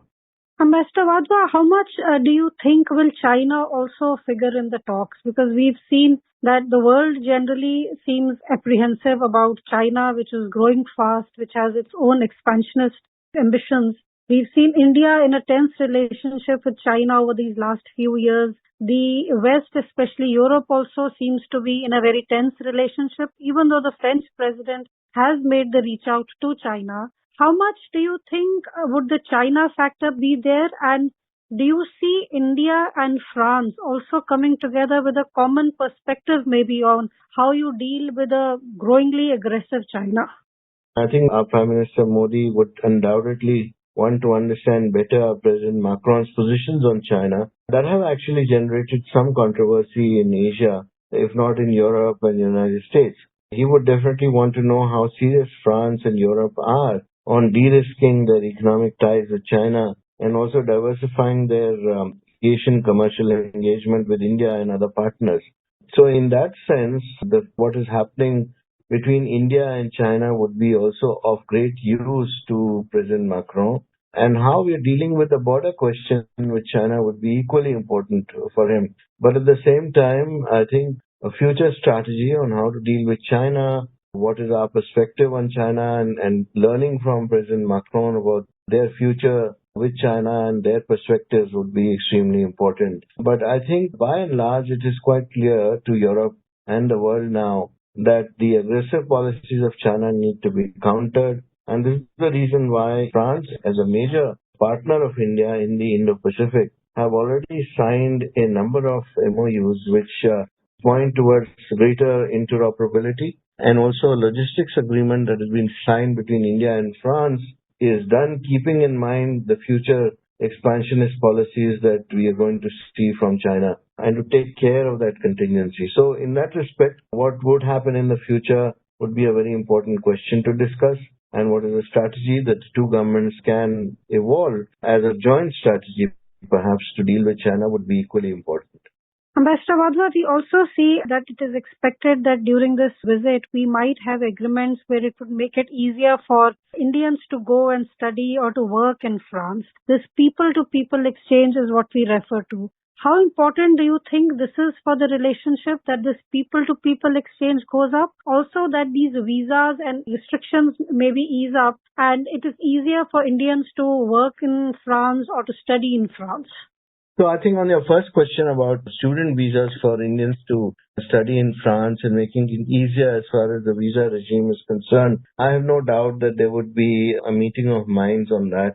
On the second question about allowing Indians to work in France or increasing number of Indians to go to France and work there, I think given the background of what has happened in France in the recent few weeks, there would be some amount of hesitation from the French authorities now to ease up on that question so easily. Of course, India and France have been talking about migration issues and service providers from India going into France for a pretty long time now. So there is some amount of understanding, but it has to be a general policy that the French had to adopt to the outside world. But as I said, given the recent incidents in France and the rioting which has taken place, I don't expect an immediate breakthrough on this question. At the most, I think the two sides will agree to keep talking about it, and perhaps we'll have some breakthrough at a later stage.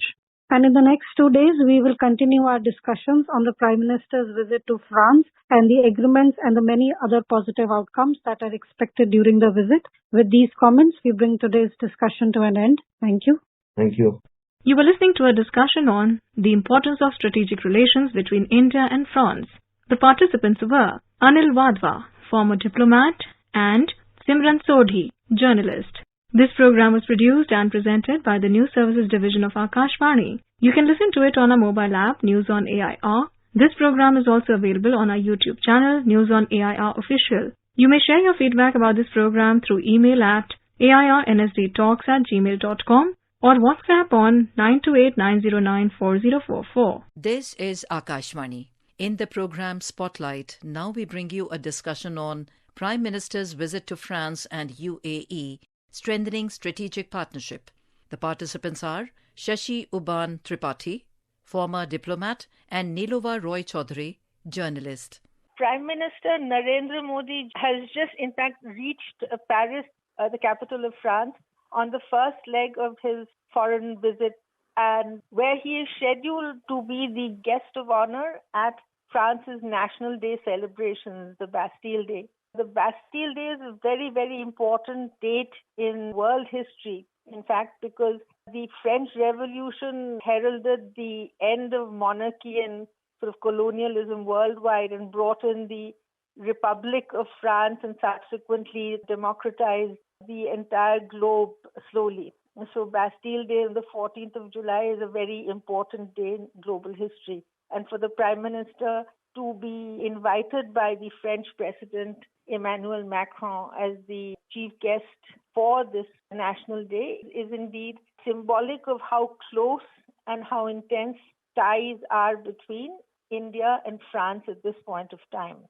India and France share a multifaceted and close relationship spreading across every aspect of human endeavor and life, from the strategic to the financial, economic, space research, energy, nuclear energy, cultural, everything. It is an extremely wide-ranging relationship, and it is getting closer as the time passes. In fact, France is the first country with which India really had a strategic partnership back in 1998. And this year also celebrates 25 years of that particular India-France strategic partnership. We are joined today by Ambassador Shashi Uban Tripathi, who is going to sort of walk us through the importance of this particular visit and tell us exactly why it is important at this point of time. Could you please tell us why this particular visit of the Prime Minister is as important as it is? This visit of our Prime Minister, Mr. Modi, to France is highly significant because it is expected to deepen and broaden our relationship with France. Now, this is not the first time that the Prime Minister is going to France. It is probably his sixth visit. But what makes this visit especially important is the fact that over the last few years, France has emerged as a staunch friend of India and a highly reliable strategic partner. As you rightly mentioned, our relationship with this country goes across various fields of endeavor. And this visit is expected to deepen that even further and take it to a higher level, even higher than a strategic relationship. I also want to mention that this friendship, India-France relationship, has over the years become for India the second most important bilateral tie after our ties with the United States of America. That's a very interesting statement, Ambassador Tripathi. I mean, could you please sort of elaborate a little on that in terms of why you think that is the case? Firstly, I want to press upon the point that you mentioned already in your opening remarks about the special gestures being shown by France to India. One gesture is inviting Prime Minister Modi to be the guest of honor at the Bastille Day parade or celebrations. Now, this is not usual. Unlike India, where we invite foreign dignitaries to be the chief guest at our Republic Day parade, France invites foreign guests as chief guests for their parade only once in a while. And the last invitation to be issued was to President Donald Trump in 2017. Also, it is not usual for France to invite contingents of foreign armed forces to take part in their parade. This time they have invited a contingent from India, and our armed forces have sent a tri-services contingent consisting of the Army, Navy, and Air Force to march in the Bastille Day parade. This too is a special gesture. And then, of course, the warmth which our Prime Minister has been received and the program that has been chalked out for him shows the importance that France attaches to its growing relationship with India. I would like to mention quickly, very briefly, the program as it stands today and the most significant aspects of that program. Now, today, as we know, the PM will be there and he will meet with the Prime Minister of France. He will also meet with the presidents of the Senate, which is their upper house, and the National Assembly, which is the lower house. And then in the evening, there will be a private dinner by President Macron at the Champs-Élysées Palace. Tomorrow, there will be the main event and the Bastille Day celebration, the parade, where our Prime Minister will be the guest of honor. And of course, our contingent will participate in that parade. Also, 3 of our Rafale jets are going to participate with the French Air Force in their air show tomorrow. Then, of course, there is the state banquet, and that is to be held at the Louvre, which is their famous museum, I believe one of the biggest in the world. There are about 200 guests who have been invited. Then, of course, there is the official talks with the 2 delegations and the 2 primaries, our Prime Minister and President Macron, and the signing of agreements. So, in between, of course, our Prime Minister is going to meet with CEOs of important French entities, commercial entities, multinational entities, and of course, he will meet with the diaspora. So, all that gives a lot of substance to this visit to make it really important and special. As you rightly pointed out, the strategic partnership is a very, very important part of the relationship with France, and it stretches across every aspect, even from energy. France and India are part of the International Solar Alliance, among other things. Nuclear power cooperation is very high on the agenda with France. But increasingly, the defense relationship has become a very, very close one. And both India's and France's interests seem to be converging in the Indian Ocean region and the Indo-Pacific region. India is scheduled to be buying more Rafale aircraft, this time for its Navy. This is, as you rightly pointed out, a very substantial visit that is going to be taking place. But beyond just the substance of the defense and the strategic relationship, could you describe how the sort of cultural and sort of friendly ties have evolved over the past 25 odd years? Because earlier France had always been a little wary of India and, they were not that close. But now, as you rightly pointed out, it's probably the second most important strategic partnership that India has. You would have marked that this year is the 25th anniversary of India's strategic partnership with France, and we are celebrating the 25th anniversary of India-France strategic partnership. Also, these strategic elements have been strengthened over the years. Now, it's important to note that France was probably the only Western country that opposed sanctions on India after our 1998 nuclear tests, what we call the PNE, or the peaceful nuclear explosion.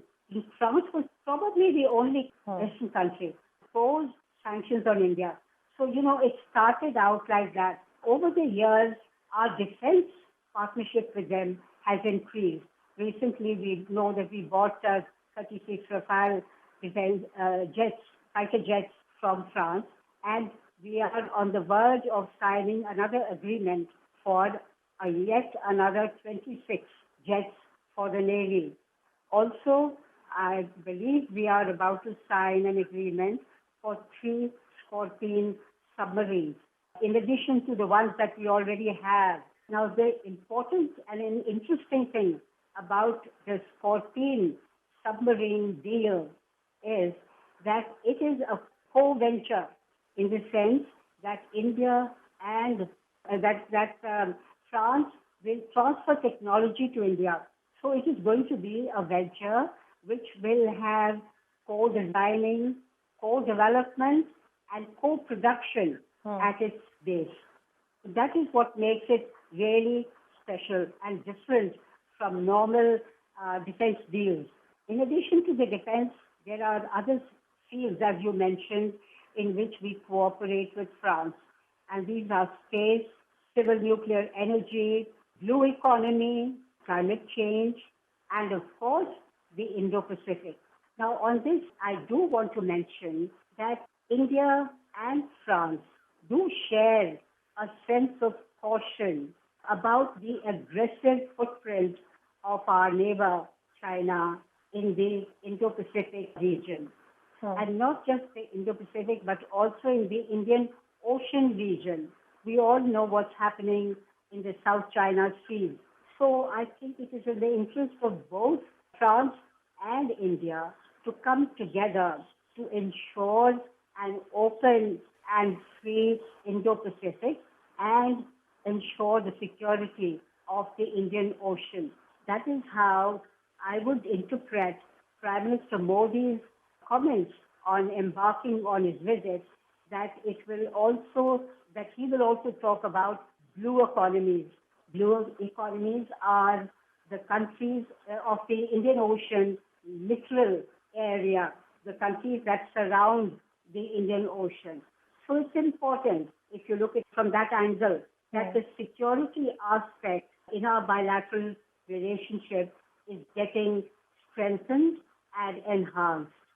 The other aspect that the Prime Minister spoke about in his departure statement was that India, the UN Security Council without India is quite futile exercise, as it were, in international relations. France has consistently supported India's bid to be a permanent member of the UN Security Council.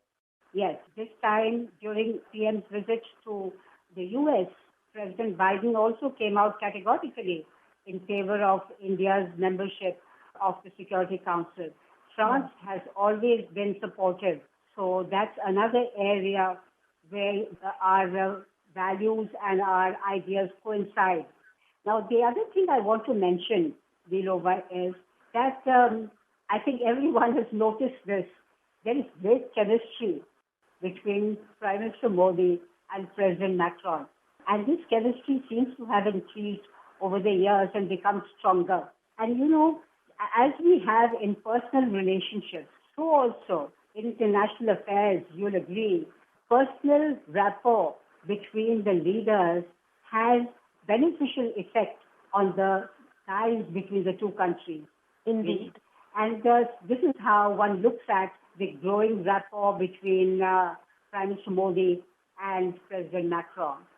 In fact, the bilateral relationship and the closeness of that is also a part of what India has begun with the United Arab Emirates, where Prime Minister will be visiting after France.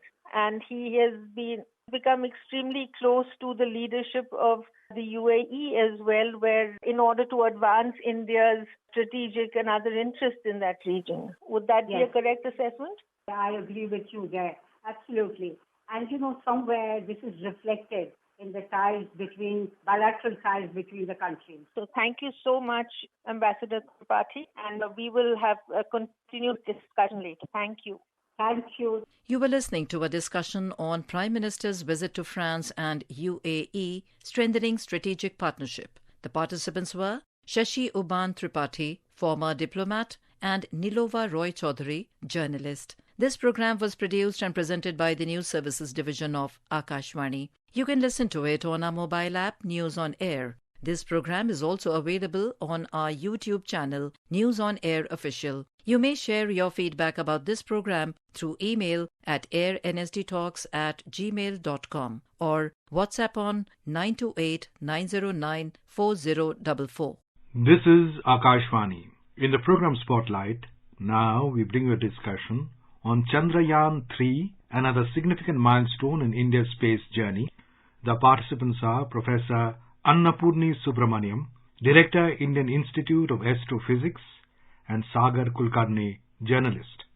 Hello and welcome. India is making yet another attempt at landing on the moon today with the launch of Chandrayaan-3. To talk about the mission, we have with us Dr. Annapurni Subramaniam, the Director of Indian Institute of Astrophysics. Hello, Dr. Subramaniam. Hello. We would like to know why Chandrayaan-3, what India plans to demonstrate through this mission. Yeah, Chandrayaan-3 is a continuation of the series of missions to moon under the name Chandrayaan. So we had Chandrayaan-1 and then we had Chandrayaan-2 and now we have Chandrayaan-3. So Chandrayaan, there's more closeness between Chandrayaan-2 and Chandrayaan-3 because of the fact that we are trying to land on the moon. So Chandrayaan-2 had two objectives. One was to put an orbiter which will go around the moon to map the moon, and second is to actually put a lander on the moon. And when the first one worked very well, and even now the orbiter is in place and it continues to function, the second one of landing on the moon did not succeed. That is, lander crash landed on the moon and we could not retrieve that particular payload, the instrument. The objective of the Chandrayaan-3 is to overcome that requirement of landing and putting a rover on the moon, which are prerequisites for further missions and further exploration of the moon. So in this particular mission, the science experiments which were supposed to be carried out in Chandrayaan-2 is repeated.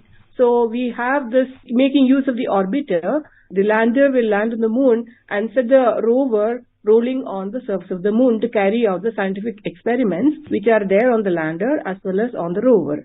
So basically we are trying to demonstrate that we can have a soft landing on moon and also we can put a rover on the lunar surface to carry out further experiments. That was not the successful thing which happened in Chandrayaan-2. So Chandrayaan-3, the main objective is to make the landing properly and set out the rover for carrying out the scientific experiments. But in the terms of technology and engineering demonstration, it is very important to have the capability to go around the moon as well as set a lander, and it can go and safely land on the part where you want it to land and carry out the functions which are required to be done at that particular point.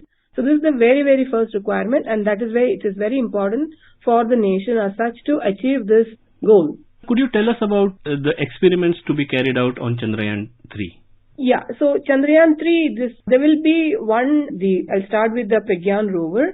So the rover will have experiments to carry out the composition of the regolith. Regolith is the name which is given to the surface of the moon, which is basically quite porous, and the dust particle is actually quite like the talcum powder. So this rover will be able to penetrate an instrument which can actually dip into the regolith and carry out experiment to figure out what is the mineralogy and what is the fraction of various minerals on the surface. Second thing it will also do is to understand the ionic, that is the exosphere which is there on the moon is very thin, but there are ions which are present in the surface, and that with the sun heating the moon there will be some ionic presence, and measuring those ionic content. And two other major experiments which will be carried out is to understand how the heat is transported from one place to the other in the moon. So we know that the sunlit area can get hot and the regions which are in the shadow can be cold, but since there is hardly any atmosphere and also not much of wetness which actually is conductive for heat, the same what we see on the earth is not applicable there. So we still have to understand what is the gradient in temperature and how heat goes from one place to the other. It is very important information. And the other information is like the moon quakes or the disturbance on the surface which can be caused by the moon quakes or by any heating of the meteorites or any particles on the moon. So how much is this stable and what kind of frequencies it vibrates, etc. are of primary importance to set up anything on the moon. So these are the experiments over there on the rover. The lander also will be taking some data regarding on the surface, the pictures of the surface, etc. And there's also one more experiment which is going to be carried out looking at the Earth itself to figure out how the Earth will appear from there, and this along with its spectral signatures, which are primarily useful when you want to study an Earth-like planet which is out there beyond our solar system. Chandrayaan-2 was a partial success. And Yes. but we do have an orbiter out there looking out at the moon since 2019 when Chandrayaan 2 was launched. So how important has been the contribution of the orbiter vis-a-vis this mission, particularly when we attempt a landing on the moon? Yeah, so in Chandrayaan 2, the idea was to put an orbiter and then take its help to communicate to the lander when it goes down. So though the lander did not land properly, the orbiter has been doing its job wonderfully well, and we have an extremely high resolution image of the surface of the moon, and it is still functioning and it is still beaming down the data. And now in this case, we don't have an orbiter, but the orbiter is a prerequisite for communication. So this Chandrayaan 3 mission will be actually using the orbiter of the Chandrayaan 2 mission for communication purposes when it descends down onto the surface of the moon. So Chandrayaan 2 is enormously successful, and the detailed map of the area where this lander is going to land is already provided by the Chandrayaan 2 orbiter. And in fact, when the Chandrayaan 2 lander went, we did not have a great detailed map of the region where it is going to land. But now we are better informed and better data regarding the landing site. And so this has greatly helped in the planning and execution of this lander in Chandrayaan 3. Should we see Chandrayaan 3 or the Chandrayaan series of missions as a precursor to the future space exploration missions by ISRO? Yes, definitely, because that is indeed the vision when we started off with the Chandrayaan 1. And though Chandrayaan took a while to go, but then you can see that the missions and with the renewed interest in space exploration as well as planetary exploration, it is actually going to increase. So this is indeed an important milestone, and this will definitely boost a lot of our confidence as well as ability to do things on the surface of the moon as well as what we can do even on the surface of the Mars, etc. So it's a very important milestone, and it is really going to change the outlook of what India can do with the space program, especially regarding the planetary missions. Ma'am, ISRO is also planning a mission to the Sun, Aditya L1, which is expected to launch next month. Could you share some details why studying the Sun is so important to us? So the ISRO is actually doing two missions side by side, one to the moon and one to the Sun. So the importance of Sun is that we have been living with the Sun, and this is the nearest star for us, and it provides us with energy and all the required supply of light and energy, etc., for life to continue on the Earth. But at the same time, the Sun can be a bit violent, and we have seen episodes of Sun burping or throwing out plasma, which is actually quite harmful to the certain things like our satellites out there in space and also power grid near the poles of the Earth. So this is a kind of an activity which Sun does periodically, and the Indian Institute of Astrophysics, where I am the current director, has been studying the Sun for more than 100 years. Now we have studied the Sun for more than 100 years by taking its pictures, and we understand fairly well that Sun goes through a 11-year cycle. Now in this 11-year cycle, Sun goes through active periods when there are more of these burps, and the more of this, we call it as the coronal mass ejections happen, and some periods of low activity when these events are low. And the next few years, Sun is going to be active, and we expect more and more of this plasma outburst to come from the Sun. Now, if you want to study those ejections very carefully, you can see them very clearly during the total solar eclipse, or when you can actually see the corona. So it's very important to see the corona and study them. There are many instruments which are planned on board the Aditya spacecraft, and this is to study the Sun, the origins of this activity, as well as how the coronal mass ejections travel through the corona, and also how it is reaching to the Earth, because this instrument is going to be placed at the L1 Lagrange point, which is 1.5 million kilometers towards the Sun from the Earth. And this is the first mission ISRO is doing to this Lagrange point L1. So the instruments over there will be collecting the data which is coming from the Sun, as well as collecting the data in situ, that is the number of particles, etc., present at that particular point, L1, and then beaming to Earth. So this is a unique mission, and it will help us to understand more about the Sun, its space weather, that's what we call, and also how we can protect our space instruments up in space against the harmful particles coming from the Sun as part of the coronal mass ejections. Ma'am, international collaboration has been a part of space missions, and recently India signed the Artemis Accords during the Prime Minister's visit to the United States. How will these cooperation and collaboration help in further science? The international collaborations are extremely important in science because going forward where we have to do quite challenging and quite resource-intensive projects, one nation will not be capable to do all alone with its financial power or its technological power or scientific power. So it is important for nations to combine together to do it. And when we do so, it has to be like, how the agreement between the partnerships, the details of it, and when it comes to how you use the data, etc., have to be put in place. So Artemis Accord is one direction because exploring the Arctic regions or Antarctic region, or exploring the moon surface is also to be done in a joint way, and also there has to be an accord where people collaborate and cooperate in these kind of things. So there, India signing this accord is extremely important. And in future, I can see definitely already there are mega science projects where nations come together to perform this project because of the reasons I mentioned earlier. Now, moving forward, more such things are required because this will be a collective effort of all the nations together for planetary explorations and expeditions, etc. So this is an important step, and international cooperation in science is extremely important, and I think it'll make more progress in the future. When the space program started, we saw the focus was mainly on applications and reaching out to the people through initiatives such as telemedicine and television applications. So now we see a definite shift that ISRO has taken to science missions. How important is this shift according to you? Yeah, so India as a developing country, initially the space was mainly used for everyone's benefit.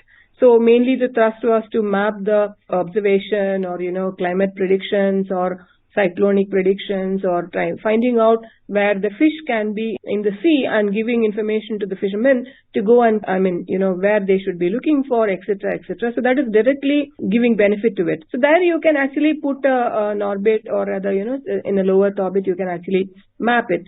But at the same time, when you have to go to things which are beyond that, then you have to understand what exactly is the scenario out there, which basically comes from science, such as space sciences, including astronomy and astrophysics. And as you can see, the other nations are also moving forward and trying to find out what is out there. So this is a very important step. And understanding that, and now we have the capability to send not only the instruments to look down on the Earth, but also instruments capable of to carry out science observations from space, like the space telescopes, which was majorly achieved by the launch of AstroSat. It proved that we have the scientific capability to integrate a very complex science instrument on the ground, launch it and operate it, get the data and then disseminate it and do science. So the ecosystem the entire pipeline was starting from concept to realization to deployment to actually deriving science out of it.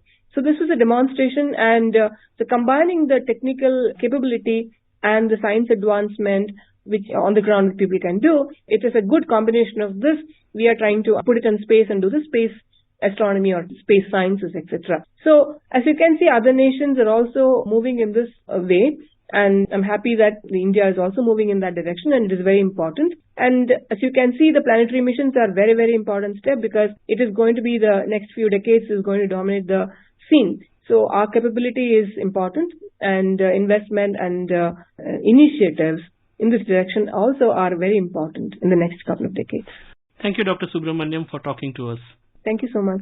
You were listening to a discussion on Chandrayaan-3, another significant milestone in India's space journey. The participants were Professor Annapurni Subramaniam, Director, Indian Institute of Astrophysics, and Sagar Kulkarni, journalist. This program was produced and presented by the News Services Division of Akashvani. You can listen to it on our mobile app, News on AIR. This program is also available on our YouTube channel, News on AIR Official. You may share your feedback about this program through email at airnsdtalks@gmail.com or WhatsApp on 9289094044. This is Akashvani. In the program Spotlight, now we bring you a discussion on Prime Minister's visit to UAE, strengthening bilateral relationship. The participants are Anil Trigunayat, former diplomat, and Manas Bhunya, journalist. Mr. Triganet, Prime Minister Narendra Modi today held wide-ranging talks with UAE President Sheikh Mohammed bin Zayed Al Nahyan. We have seen in the last few years India's relations with United Arab Emirates have been on a significant upswing. Particularly in the last few years, we have seen trade ties going forward significantly. We have seen cooperation in defense. We have seen cooperation in other critical areas. How do you see Prime Minister Narendra Modi's overall visit to United Arab Emirates? You correctly mentioned that UAE has in fact emerged as a pivotal country for India's engagement in West Asia. In fact, if you remember that after Prime Minister Modi took over to West Asia, the first country he visited in 2015 was UAE. And thereafter, this is his fifth visit, he has also been conferred the highest honor, Sheikh Zayed Order, by the UAE. Our relationship, which used to be broadly transactional, has converted into a comprehensive strategic partnership, which means the component and collaboration in defense and security matters has increased tremendously. UAE is also one of the first countries in the Middle East which has allowed India to have partnership or equity in their oil blocks. It is also investing a great deal in India's strategic reserves. It is interested in investing in India's refineries, Ratnagiri and others, along with Saudi Arabia. So in the energy security, it has an extremely important player. Besides, it is also our third largest trading partner. It is also third largest supplier of oil to us, second largest supplier of gas to us. It hosts the highest number of Indians, 3.5 million or more in the UAE, which have continued to increase over time. And therefore, their contribution to India's currency remittances has also gone up very high. We have also started collaborating in the I2U2, the sub-regional organization with Israel and USA. And another one is IUSU, which is India, UAE, Saudi Arabia, and USA. So in these regions, we are working very closely with them. In addition, the current visit, which immediately happens to be after his Prime Minister's very successful visit to France, to the UAE, also fits very well within the contours of the trilateral cooperation that we have among our three countries. You know that France, India, UAE trilateral had a meeting, or rather online meeting of the foreign ministers, which was followed by recently by the discussions of the focal points. From India, it was the Indian Foreign Secretary who participated. And there also, there are Indo-Pacific, Indian Ocean, defense, collaboration in different areas in the oceans and others is extremely important. UAE is also very important from not only a trade perspective, but also in maritime security. And so therefore, I believe that there is this country, India and UAE, have emerged as truly strategic partners, and be it in the area of counterterrorism. As you know, that this is one country which has really cold-shouldered Pakistan because it believes that Pakistan has been indulging in cross-border terrorism against India. It has also had a very sympathetic approach to India's abrogation of Article 370, as well as we have seen with regard to Pulwama attacks in the Balakot. They were far more understanding of India's position and supportive of considering Article 370 as an internal matter of India. No, all these, apart from trade, investment and everything, shows that the relationship has really moved in a very high orbit. And for this, I think a great credit goes to the bonhomie that Prime Minister Modi and Sheikh Zayed have, and that was very clearly evident during current interaction of Prime Minister Modi. Of course, this visit is also important in one major area. We have signed an agreement basically between the Reserve Bank and the Central Bank or the Federal Bank there to trade in our local currencies, because that's something that India prefers today. RuPay card and UPI have already been institutionalized in that country. So I think that we are really becoming a much closer partner on day-to-day basis as I see it. And of course, we will be witnessing the visit of President Sheikh Zayed during the G20 presidency in September, while Prime Minister has very clearly endorsed the presidency of the UAE for COP28 when he met Sheikh Jaber today. So I think that this is an overall rounded kind of a relationship which is mutually beneficial. I think a force for the global good at the moment as we see it. Mr. Tigranat, you have very extensively elaborated on the extent of the relations between India and UAE, particularly in the last 6 years that we have seen very, very significant progress and upswing in overall relations, including trade, investment, defense, security, etc. But the agreement that was signed between Reserve Bank of India and the Central Bank of the UAE today for establishing a framework to promote the use of local currencies for cross-border transactions and to interlink the payment systems and messaging systems.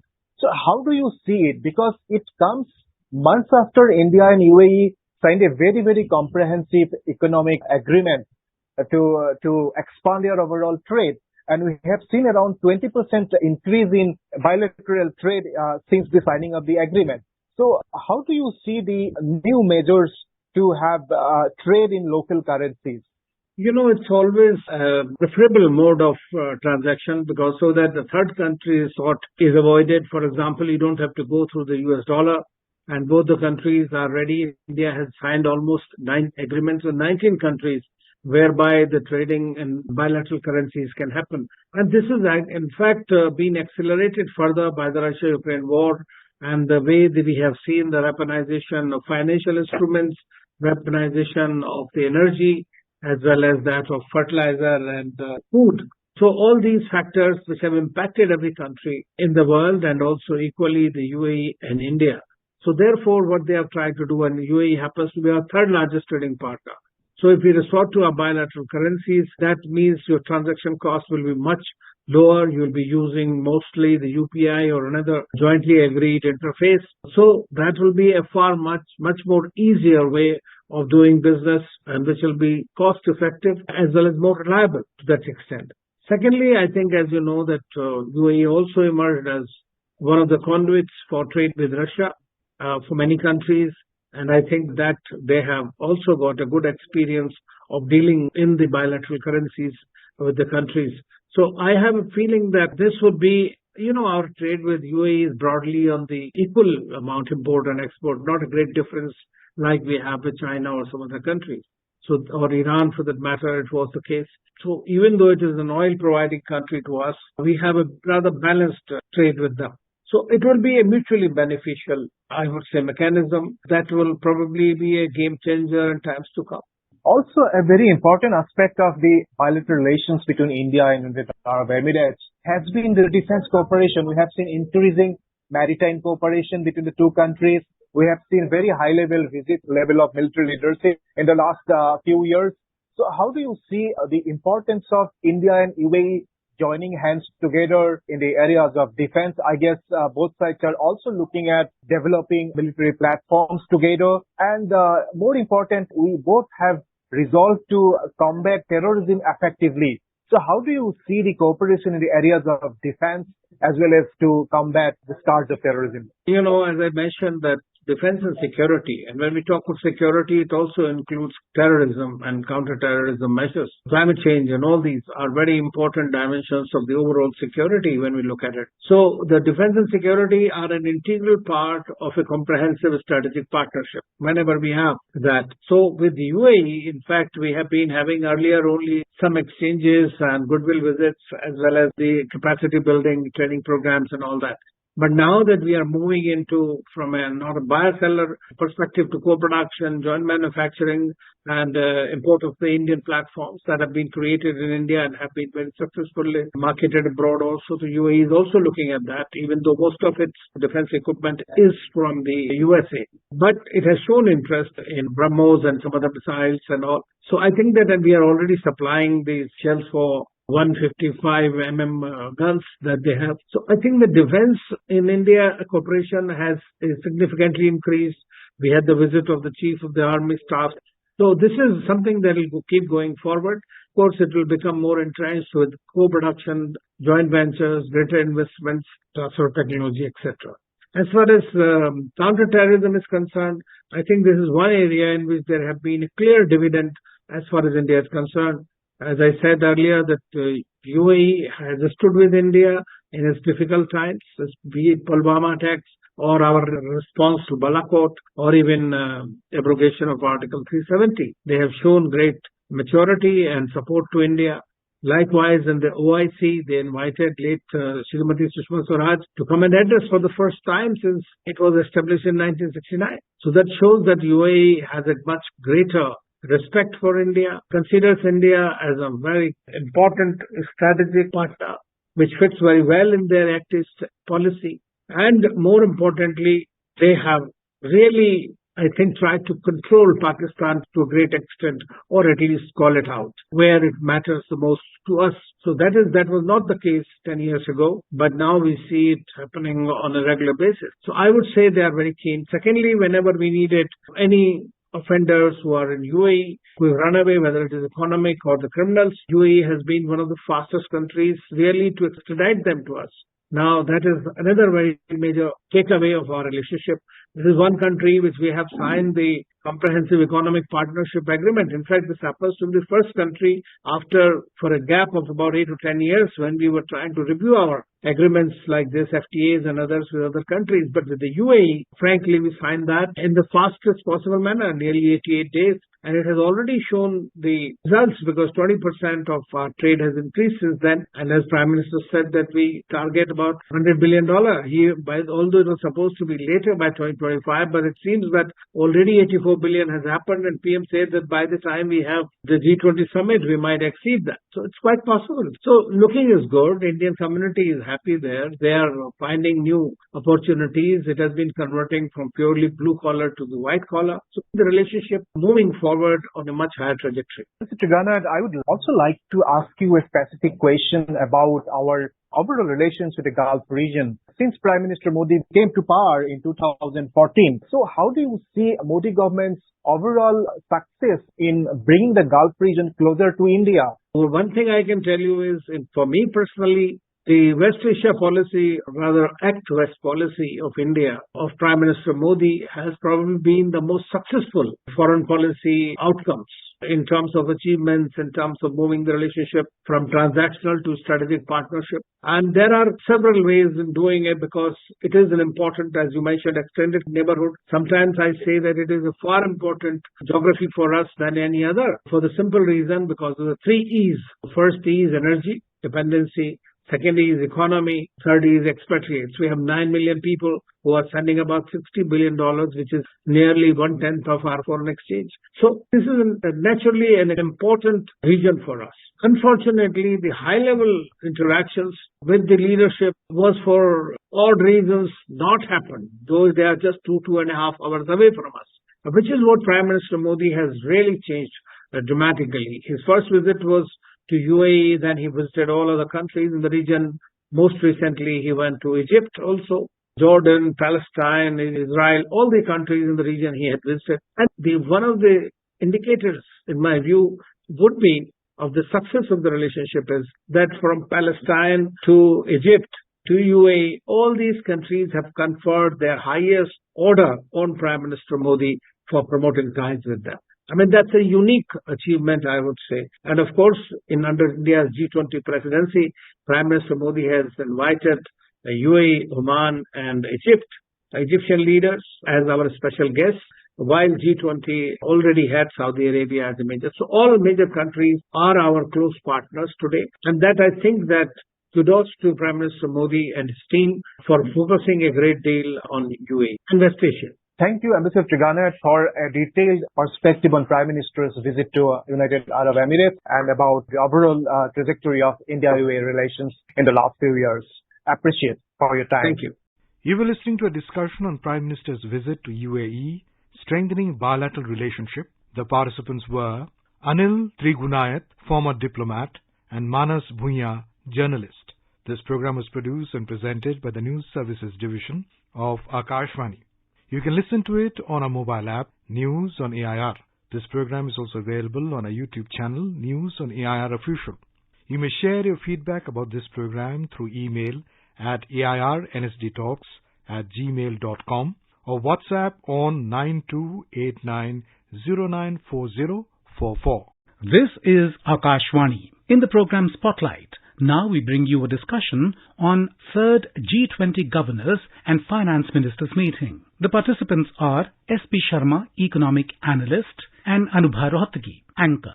One of the many events being organized under India's G20 presidency is the third G20 Governors and Finance Ministers meeting, which is taking place on July 17th-18th. Union Finance and Corporate Affairs Minister Nirmala Sitharaman and Reserve Bank of India Governor Shaktikanta Das are jointly chairing this meeting. And to know about the issues that are going to be discussed or that are being discussed and the importance of this meeting, Mr. Sharma, the third G20 Governors and Finance Ministers meeting, which is being held under India's chairmanship and is now underway at Gandhinagar, Gujarat. So what is the focus of this meeting?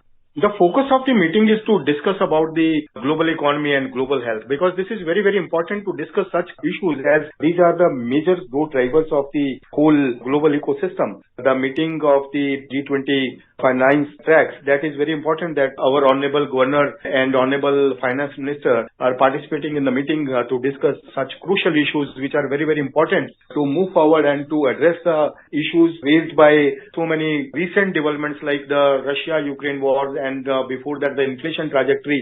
Session on international financial architecture is there, and they will discuss the international taxation and financial sector issues and financial inclusion, taxation, transparency in the taxation, then the strengthening of the multilateral development banks, then progress in the debt and treatment for the countries under common framework, then framework for the regulation and supervision of the crypto assets. So all these issues are very, very important to move forward, and these are the crucial factors for the global prosperity.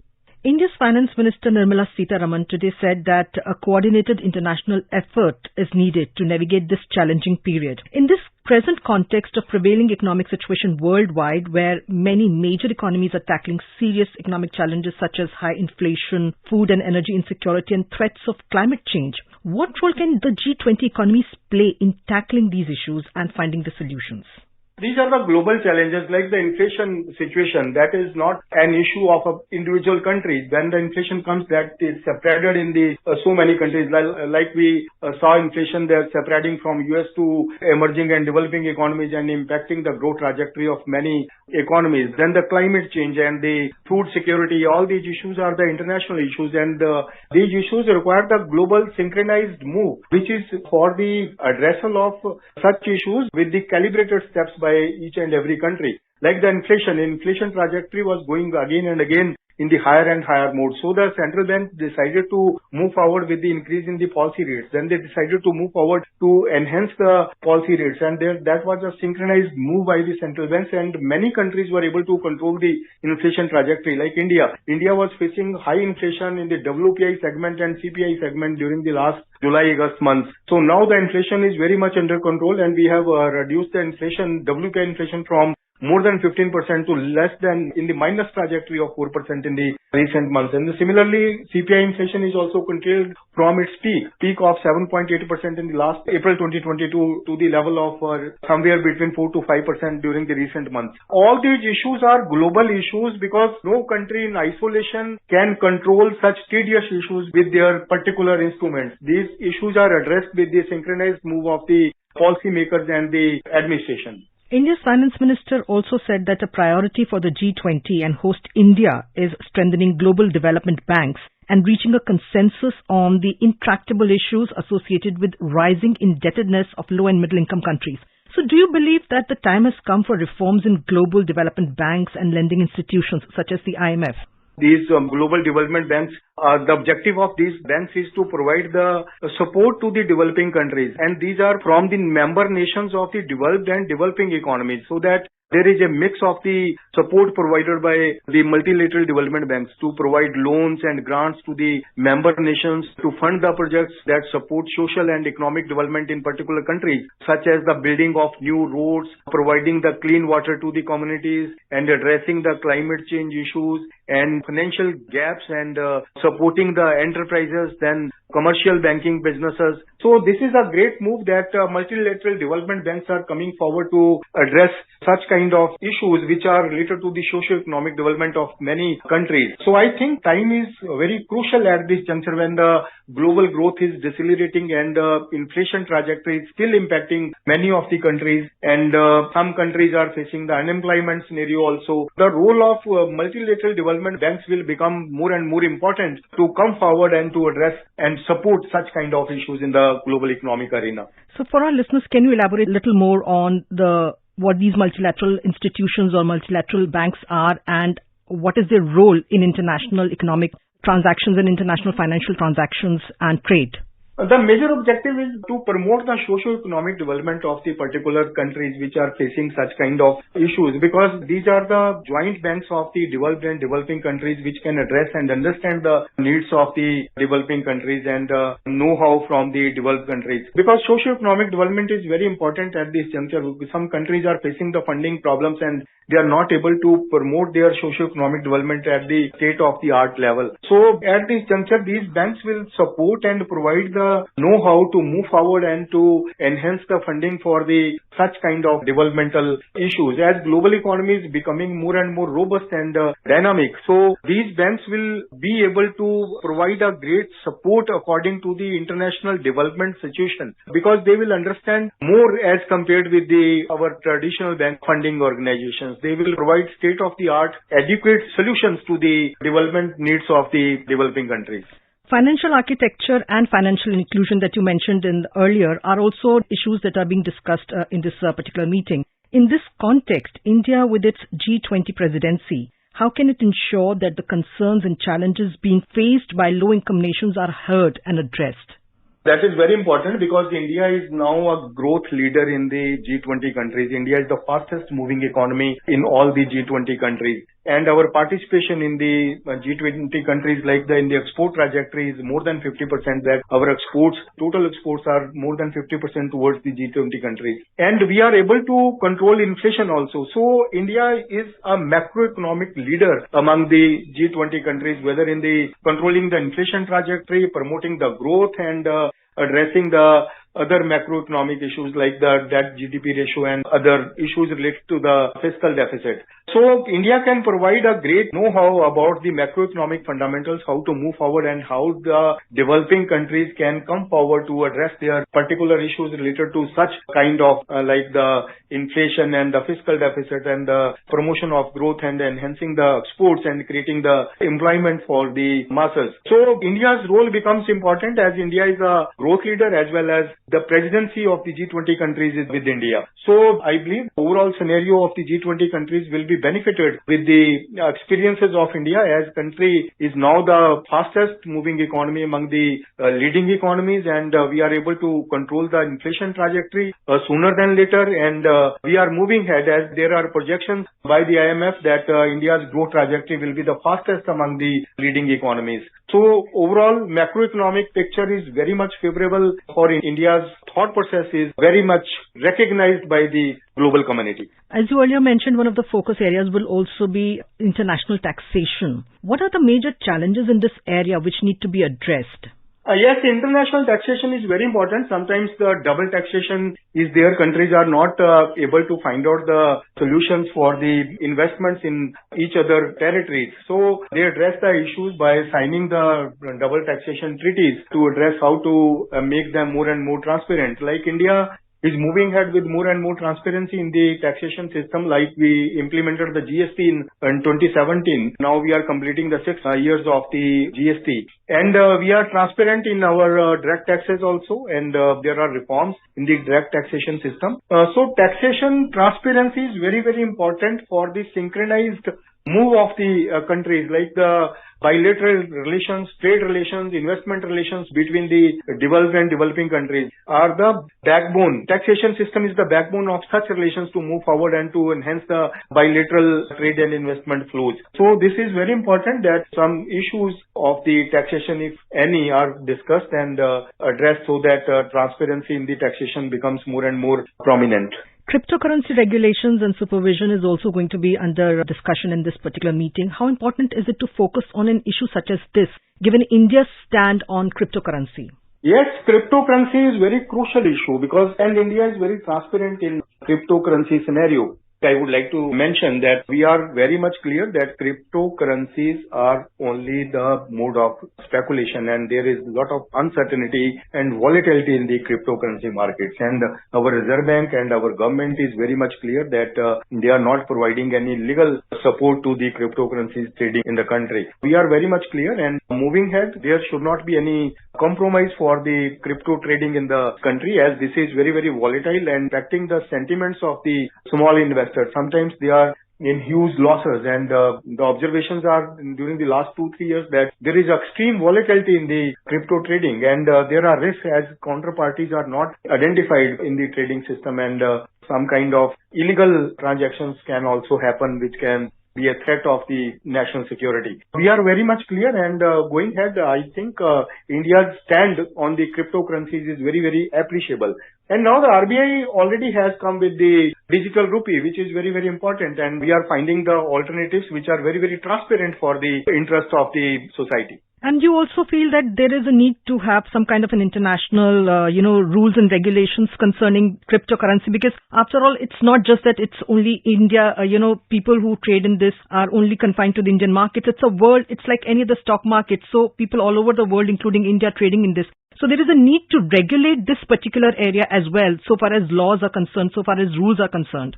I agree that if we can't escape from the trading of the cryptocurrency, then there must be some international treaty and international rules to regulate the cryptocurrencies with a transparent manner. Otherwise, this trading will create a major threat and risk to the investors, and no country can be insulated from such kind of risk, and anybody trading in the cryptocurrencies can face a huge kind of uncertainty and risk and loss of wealth.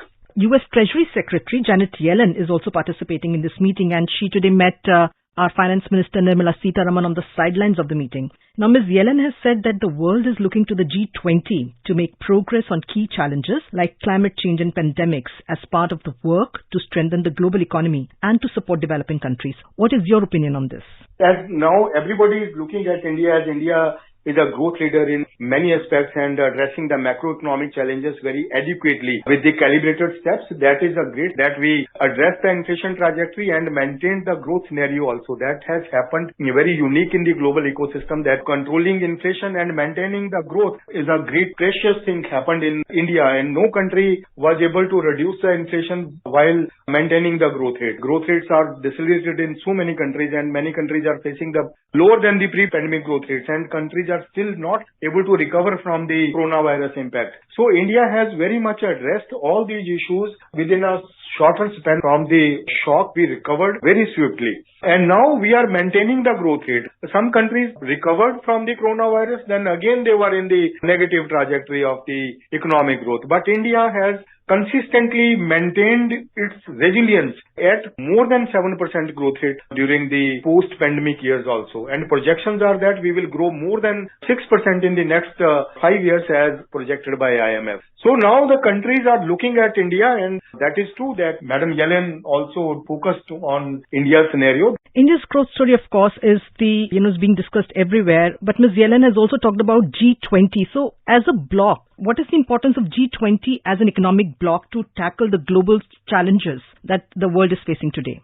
The economic activity of the G20 countries is more than 75% of the whole economic activity of the world, whether in the terms of growth participation, that is more than 80%, and the participation in the trade, that is also more than 75%. So overall, I believe the more than 75% contribution in the world economic activity becomes crucial and important for the G20 countries, as they are providing a great trajectory in the world ecosystem. And India's relations with the G20 countries are also very, very significant, as more than 50-60% of the economic activity is concentrated about the G20 countries. Great thing is that we are the growth leader and we are the fastest moving economy in the G20 countries, and our export growth or addressing the inflation issue or the economic growth, all these fundamentals or these macroeconomic indicators are very, very prominent and lucrative among the G20 countries. Expectations are high, and G20 is a great major bloc which is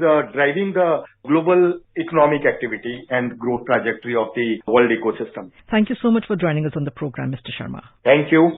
You were listening to a discussion on 3rd G20 Governors and Finance Ministers meeting. The participants were S.P. Sharma, Economic Analyst, and Anubha Rohtgi, Anchor. This program was produced and presented by the News Services Division of Akashvani. This is Akashvani. In the program Spotlight, now we bring you a discussion on India's remarkable reduction in poverty. The participants are Shekhar Iyer, political analyst, and Omvesh Upadhyay, anchor. A record 13.5 crore people moved out of multidimensional poverty between 2015-16 and 2019-21 as per Niti Aayog's National Multidimensional Poverty Index, a progress review 2023. When we are talking about Niti Aayog's report, there is also the Global Multidimensional Poverty Index report of United Nations that came just a week ago and talked about the deprivation in all indicators declined in India. So today, to analyze both the reports and talk on the remarkable reduction of poverty in India, we are joined by political analyst Mr. Shekhar Iyer. Welcome to the program, sir. Thank you, Omveshji. Indeed, this is a very, very important revelation that has come from the Niti Aayog's report. As the report is about multi-dimensional poverty index, the whole concept is to look at poverty from at least 12 parameters. This is a new way of looking at it. And these 12 areas include nutrition, child and adolescent mortality, maternal health, years of schooling and school attendance, cooking fuel that is available to a family, sanitation, drinking water, electricity, housing, assets, bank accounts. So these are the new ways of looking and trying to find out what extent is the poverty and what are the dimensions of that deprivation. And the good news is the figures that you just mentioned, there is a decline of 9.89 percentage points in the number of multi-dimensional poor. That is from 24.85% in 2015-16 to what we are seeing today to 9.89%. Of course, in 2019-20 also we saw the decline from 14.96%. So what we can say is, why is this happening? Why is this change that is happening, particularly in rural areas? Because the rural areas have seen the fastest decline in poverty. If you go by the Niti Aayog report, that is from 32.59% to 19.28%. So if you can see such a sharp decline, I think that has a lot to do with the way the government of India has been in the last 8-9 years, has been working on several flagship programs. And all these programs, whether it is nutrition, whether it is housing, whether it is drinking water, have been focused on, providing these basic facilities. That is why you are seeing a very remarkable change in all these parameters. Omveshji. Absolutely, sir. Before we dig deeper in the topic today, could you please simplify for our listeners who might not know better on the multidimensional poverty index, how it is calculated, why it is important, and how significantly India has grew in this? The poverty is described as a family or a person being deprived of certain things. So what are the things that a person is deprived of? A poor person or a poor family is deprived of shelter, is deprived of basic amenities, is deprived of food, nutrition, access to schooling, access to education, access to healthcare, and also the other facilities like availability of cooking gas for their kitchen, availability of food grades for them. And there are other aspects, and particularly assets, and particularly bank account. Bank account is itself a very significant game changer. See, the fact that the government undertook the Jan Dhan Yojana, you have seen in the last 8-9 years, there has been a tremendous growth in the number of account holders and number of people covered by this program. This opening of Jan Dhan Yojana itself, I would say, has gone in the long way of tackling poverty in all its dimensions. Because with the opening of bank account, we have seen direct benefit transfer of governments, whatever financial assistance that is there, that is going directly to the family members who have bank accounts, and more people have opened bank accounts in which the role of the commercial banks and as well as the government banks, State Bank of India and other banks. So you can see how this has reached out. With the opening of bank accounts itself, you can see a tremendous change. One, there is a saving effect. Two, money is directly available to the most needy. So this is also a big role. And also, obviously, what we are seeing is, we are talking of acute deprivation. Now, when you say acute deprivation, so particularly, acute deprivation is usually seen when it comes to health, access to health facilities. Then it comes to education and general standard of living. Now, what has happened is, because the government went for programs like health insurance scheme, then it went for education, Sarva Shiksha Abhiyan.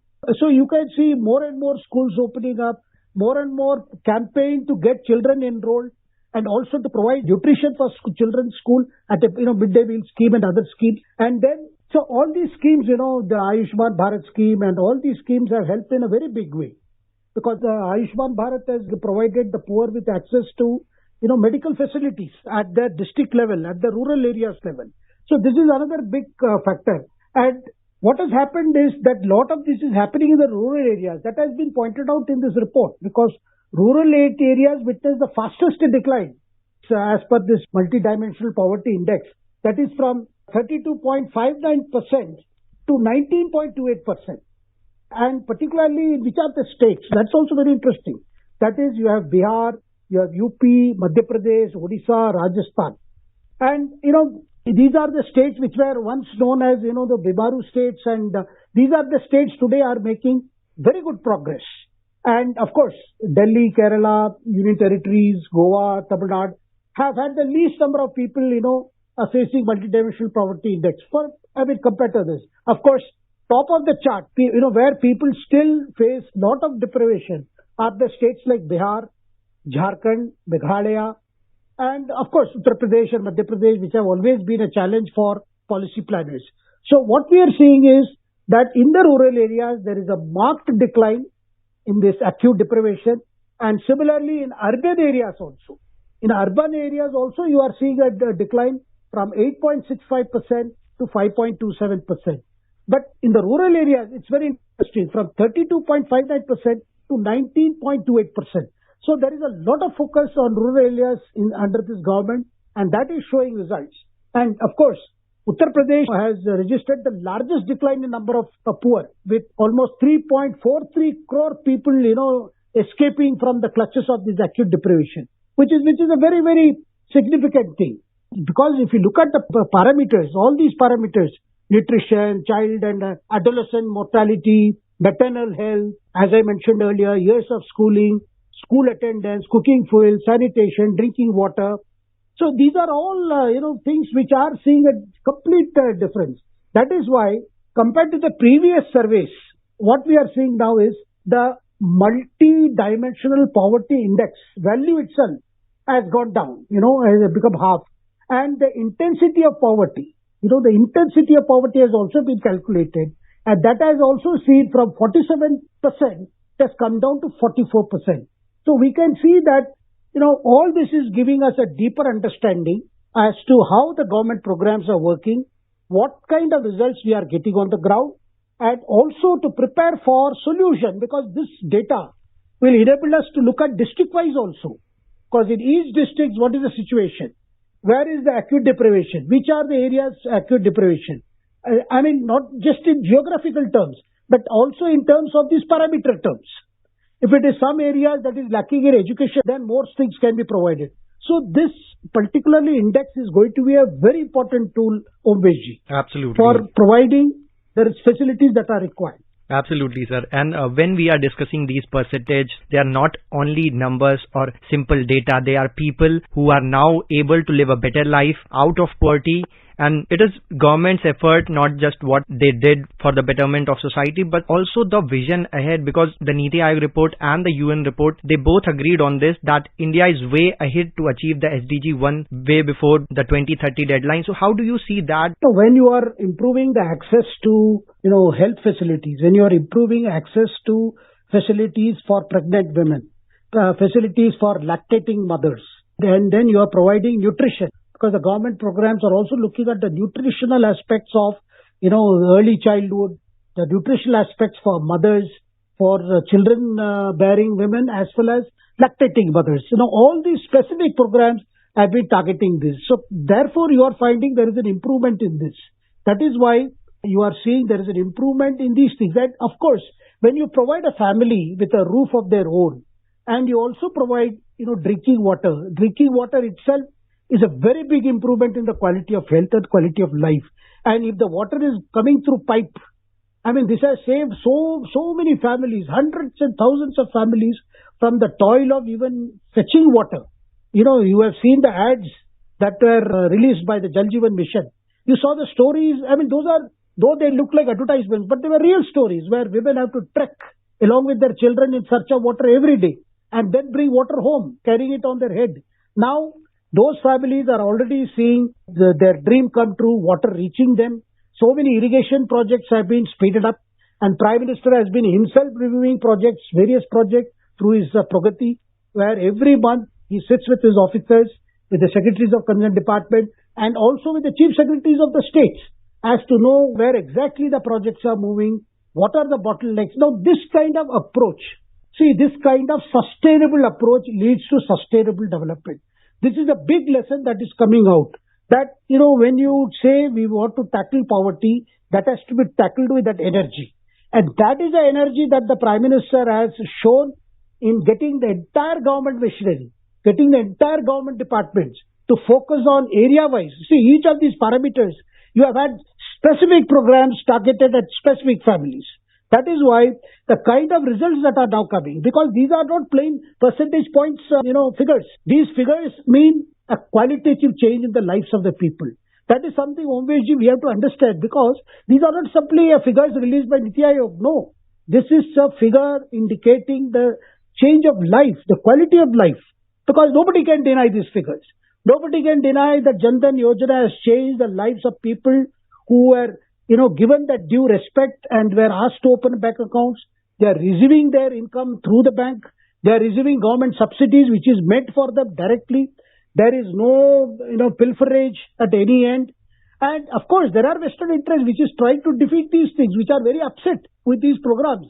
So they may not be happy because, the money is directly flowing to the people who are in need. But it is changing their life. It is changing the quality of life, which is the Prime Minister always says, talks of ease of life.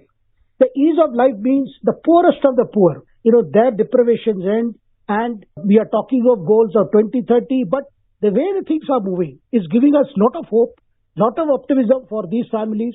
When one area develops, people in other areas also feel that one day they will also be beneficiaries. These developments will also reach them. And this is not politics. This is beyond politics. This, I would say, is good governance. And that is coming out in these figures. And all this has to do with consistent implementation, of several programs and initiatives with strong linkages. And this has led to, sharp fall or reduction in deprivation. And that is why you are seeing multiple indicators are giving you the good news, Omveshji. Absolutely, sir. And I agree on this with you that time to time PM Modi has emphasized that public welfare should be done in a way that it reaches the last mile and it can benefit the last man. And in the report also we have seen this in data when rural areas saw the fastest decline in poverty from nearly 33% to around 19.28%. And that is a huge fall because we have seen these public welfare schemes like Jal Jeevan Mission, Swachhta Mission, Ujjwala Yojana, and we have seen their direct impact on several parameters. How do you see that? Yeah, definitely. See, that is why the importance of setting these parameters. So without having parameters, previously the way it used to be assessed was, look at 4 or 5 things and say, okay, so many families have come out of the poverty line. That kind of more generalization was involved. But what we are seeing today is set parameters. See, those set parameters also define the quality of life. So when you define the set parameters, you also then find out how those set parameters have been achieved, how access to these facilities have been provided. Then you get a more real-time estimation of the way poverty is being reduced, where the acute deprivations are being met with, and how more and more facilities are being created for the needy people. That is why I think this is a big message. And in fact, I think the overall message that comes out from these reports is that government is working to create a bright future for all people, for all sections, and particularly the most needy, the most deprived. So a day will come, you will see that these figures will show even greater improvement and even faster access for our people, of which. Absolutely. And with your insightful information, we conclude the program, and we hope that our listeners might be able to understand better on these reports and on this topic. Thank you so much, Mr. Iyer, for joining us today on Akashvani. Thank you, Omvesh. You were listening to a discussion on India's remarkable reduction in poverty. The participants were Shekhar Iyer, political analyst, and Omvesh Upadhyay, anchor. This program was produced and presented by the News Services Division of Akashvani. You can listen to it on a mobile app, News on AIR. This program is also available on a YouTube channel, News on AIR Official. This is Akashvani. In the program Spotlight, now we bring you a discussion on India's commitment for clean energy transitions under India's G20 presidency. The participants are Narendra Taneja, energy expert, and Gaurav Dhawanlal, anchor. Hello and welcome to our program. The G20 Energy Transition Working Group Committee has broadly agreed on universal access to modern and sustainable energy and its priority in energy transition. In fact, India has been working on its energy transition. It is embracing the power of renewable energy and has already announced its aim to reach net zero emissions by 2070. We are delighted to have in the studio with us Mr. Narendra Taneja, who is an energy expert, and today our conversation with Mr. Taneja is going to focus on India's commitment for clean energy transitions under India's G20 presidency. Narendraji, when we talk of energy transition, we talk of India's leadership, and we are making, I think, clear announcements wherever the Prime Minister is traveling to say India is committed to green energy. In terms of our presidency of the G20, how has this been received and what are some major steps that we have taken? Well, good question. First of all, let me explain what is for your listeners, what is energy transition. You see, when you look at India, for that matter, around the world, energy that's consumed broad by and large is actually known as conventional energy. That means coal, oil, natural gas, and so on. So in the energy world, it's called conventional energy. And when you look at the global economy, including India, the world is by and large, a kind of fossil fuel economy. Right. Now, because of these emissions and the challenge of global warming and all that, various platforms, global platforms, and the world public opinion has all decided to go for a renewable energy. So this moving from fossil fuels, fossil economy to renewable economy on renewable energy is known as transition. So for some countries, the transition may take longer. For other countries, it might take, less time. But this is the kind of the path that India has chosen. That's the path world as a whole has, chosen. So when you look at India, especially in the context of the G20, India has renewed its focus now on reducing, number one, overall carbon footprint. And number two is to fast track commitments India made in Paris, that's in terms of sustainable development goals, or known as SDGs. When you look at SDGs and plus the overall India's initiative, we are basically moving now in the direction of renewable energy. And to bring a green energy revolution as a whole, India has set ambitious target in terms of renewables, that is in the region of 500 gigawatt in installed renewed energy capacity by 2030, which means within the next 7 years. And if you look at the breakup, it's like 280 gigawatt is for solar and 140 gigawatt is wind energy. So overall, if you look at it, that's India's kind of target, which commitment which India has made both G20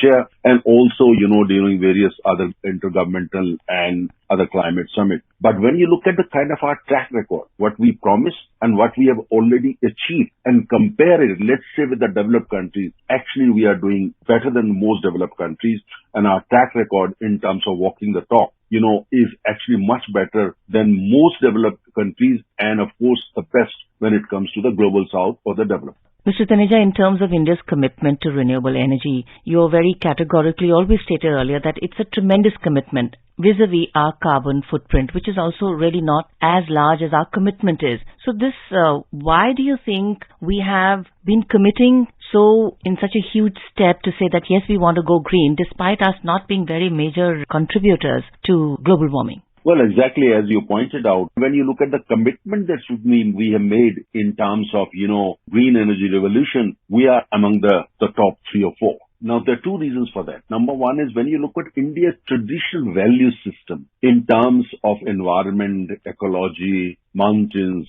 rivers, oceans, forests and all that, India has always looked upon, these kind of gifts of nature. And in most cases, most parts of our society, we actually worship forests, we worship rivers, we worship mountains, we worship oceans. So that's much before the world environment was even born, we actually have shown or we have had this respect for environment and ecology. Now, that is number one. Number two is that we are a densely populated country, unlike the United States, or for that matter, even China or Russia and another country. Therefore, when you look at the overall welfare of the people and prosperity in a more broader sense, it is important that we make sure that our people, while we are doing economically well, that we also make sure that people have access to clean air, they have access to clean water, they have access to clean rivers, they have access to healthy mountains and oceans and so on and so forth. So I think it comes from India's deep-rooted and ancient way of looking at all these things, that we have decided to go ahead, actually much beyond what we committed in Paris, and make sure that we move in that direction and make sure India emerges as a kind of true leader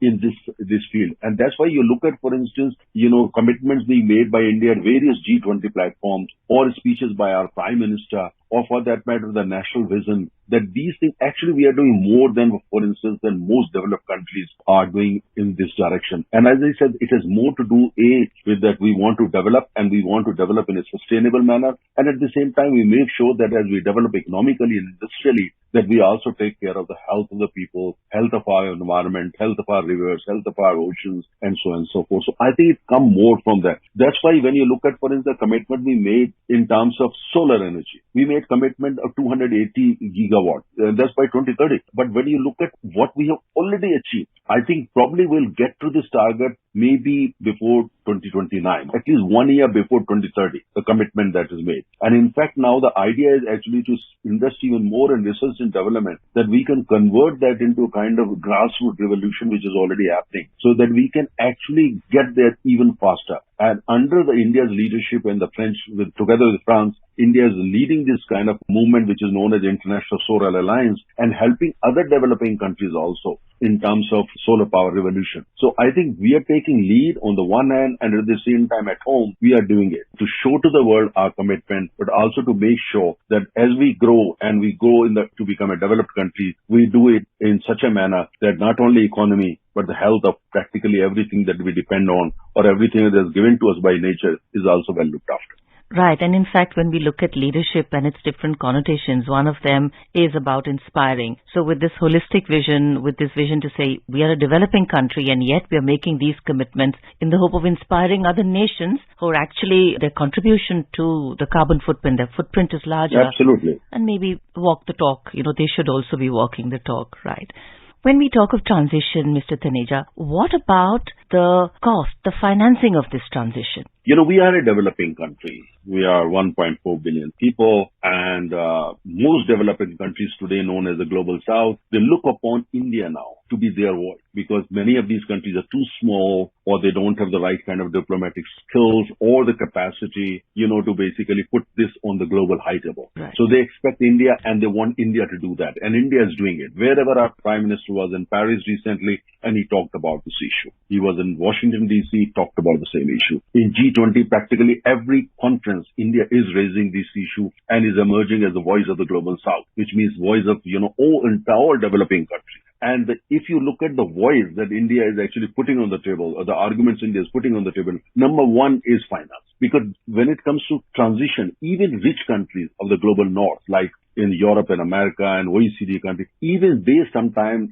kind of complain that they're struggling with money, because the money that you need, the mountains of money that you need to transit from conventional to renewable is massive. Now imagine that kind of challenge for developing countries. So India is always putting that, look, rich countries, the global north has made commitment during various COP summits that they would provide $100 billion every year. And if you look at the total sum, which is now, it is more than $1 trillion that they owe to the developing countries, for this transition. They have failed to walk the talk. So India keeps pointing out, and at the same time do it in such a way to involve them, so that they understand that if the developing countries are not able to fast track this transition from conventional to renewables, the entire world will suffer. So India is always encouraging them, engaging with the rich countries, that you provide finance on, first of all, this $1 trillion that they owe, and more than that, on whatever terms that can be negotiated. Secondly, also provide technology. 99% technology that's needed in the,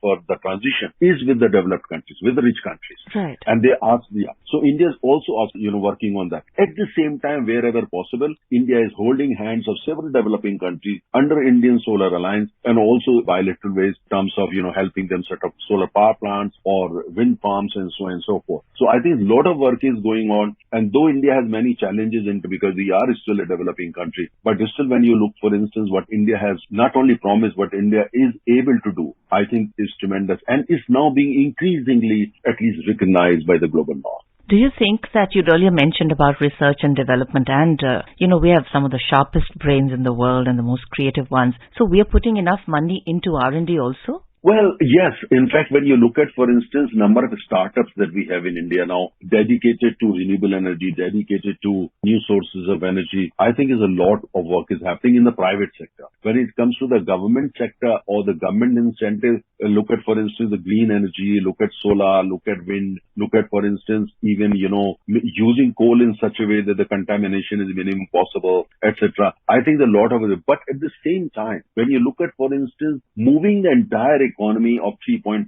trillion, that India's economy on the nominal basis, and if you go on PPP basis, India today is $12.5 trillion economy and the third largest economy in the world already on PP. On nominal, of course, we are the fifth largest economy. So moving, such a massive economy, huge economy from conventional to renewable, you need trillions of dollars. Trillions. So I think that's what world needs to understand, because we are 1.4 billion people, one of the largest economies in the world. And if we are able to do it successfully and in a time-bound manner, kind of milestones which we have already identified and actually shared with the world, I think is going to not only help India, is going to help the world. Same goes for Africa. Africa alone needs $2 trillion for this transition. So I think it's important to understand, that how the transition in India and or for that matter in Africa is going to help not only Africa or India for that matter other developing countries, but actually the developed countries. Because when we go for this transition and we are able to bring down CO2 emissions, that's going to help the entire planet. And in the process will also help these countries, because at the end of the day, wherever technology is, for instance, being used, developed countries, because they are the one who have got the maximum labs for that, they will also be the beneficiaries.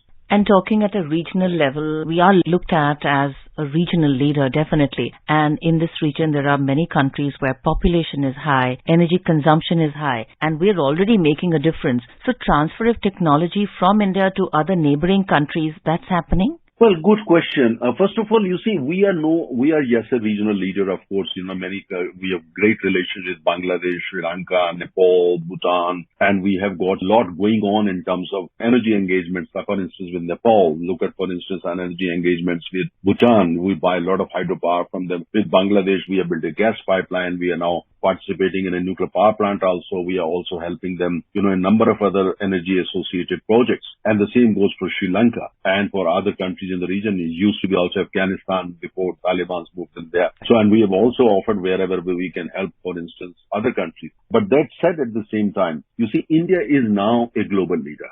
As I said, we are the third largest economy in the world on PPP, and we are a major player in terms of energy, major player in terms of software technology in particular, and also a very significant player in nuclear technology, and increasingly emerging as a kind of an important player in the solar power. So I think, we have become a global leader now, and therefore we are playing a bigger role in the region, and of course, as I said, also within the global south, but at the same time engaging with like-minded countries in the global north, such as America, such as, France and Germany and Japan, and working so that, we can do it, of course, between ourselves, but at the same time for countries in South Asia and also countries beyond South Asia, most particularly in Africa and Latin America, the countries with which we enjoy a good relation. But the challenge is that because the task is big and the money needed is like mountains and mountains and mountains, this is going to be a kind of partnership with developed countries on the one hand, partnership with developing countries on the other, and with multinational organizations, so on and so forth. So I think, as I said, when you have to transform the entire economy from conventional to renewable, you are talking of a massive task.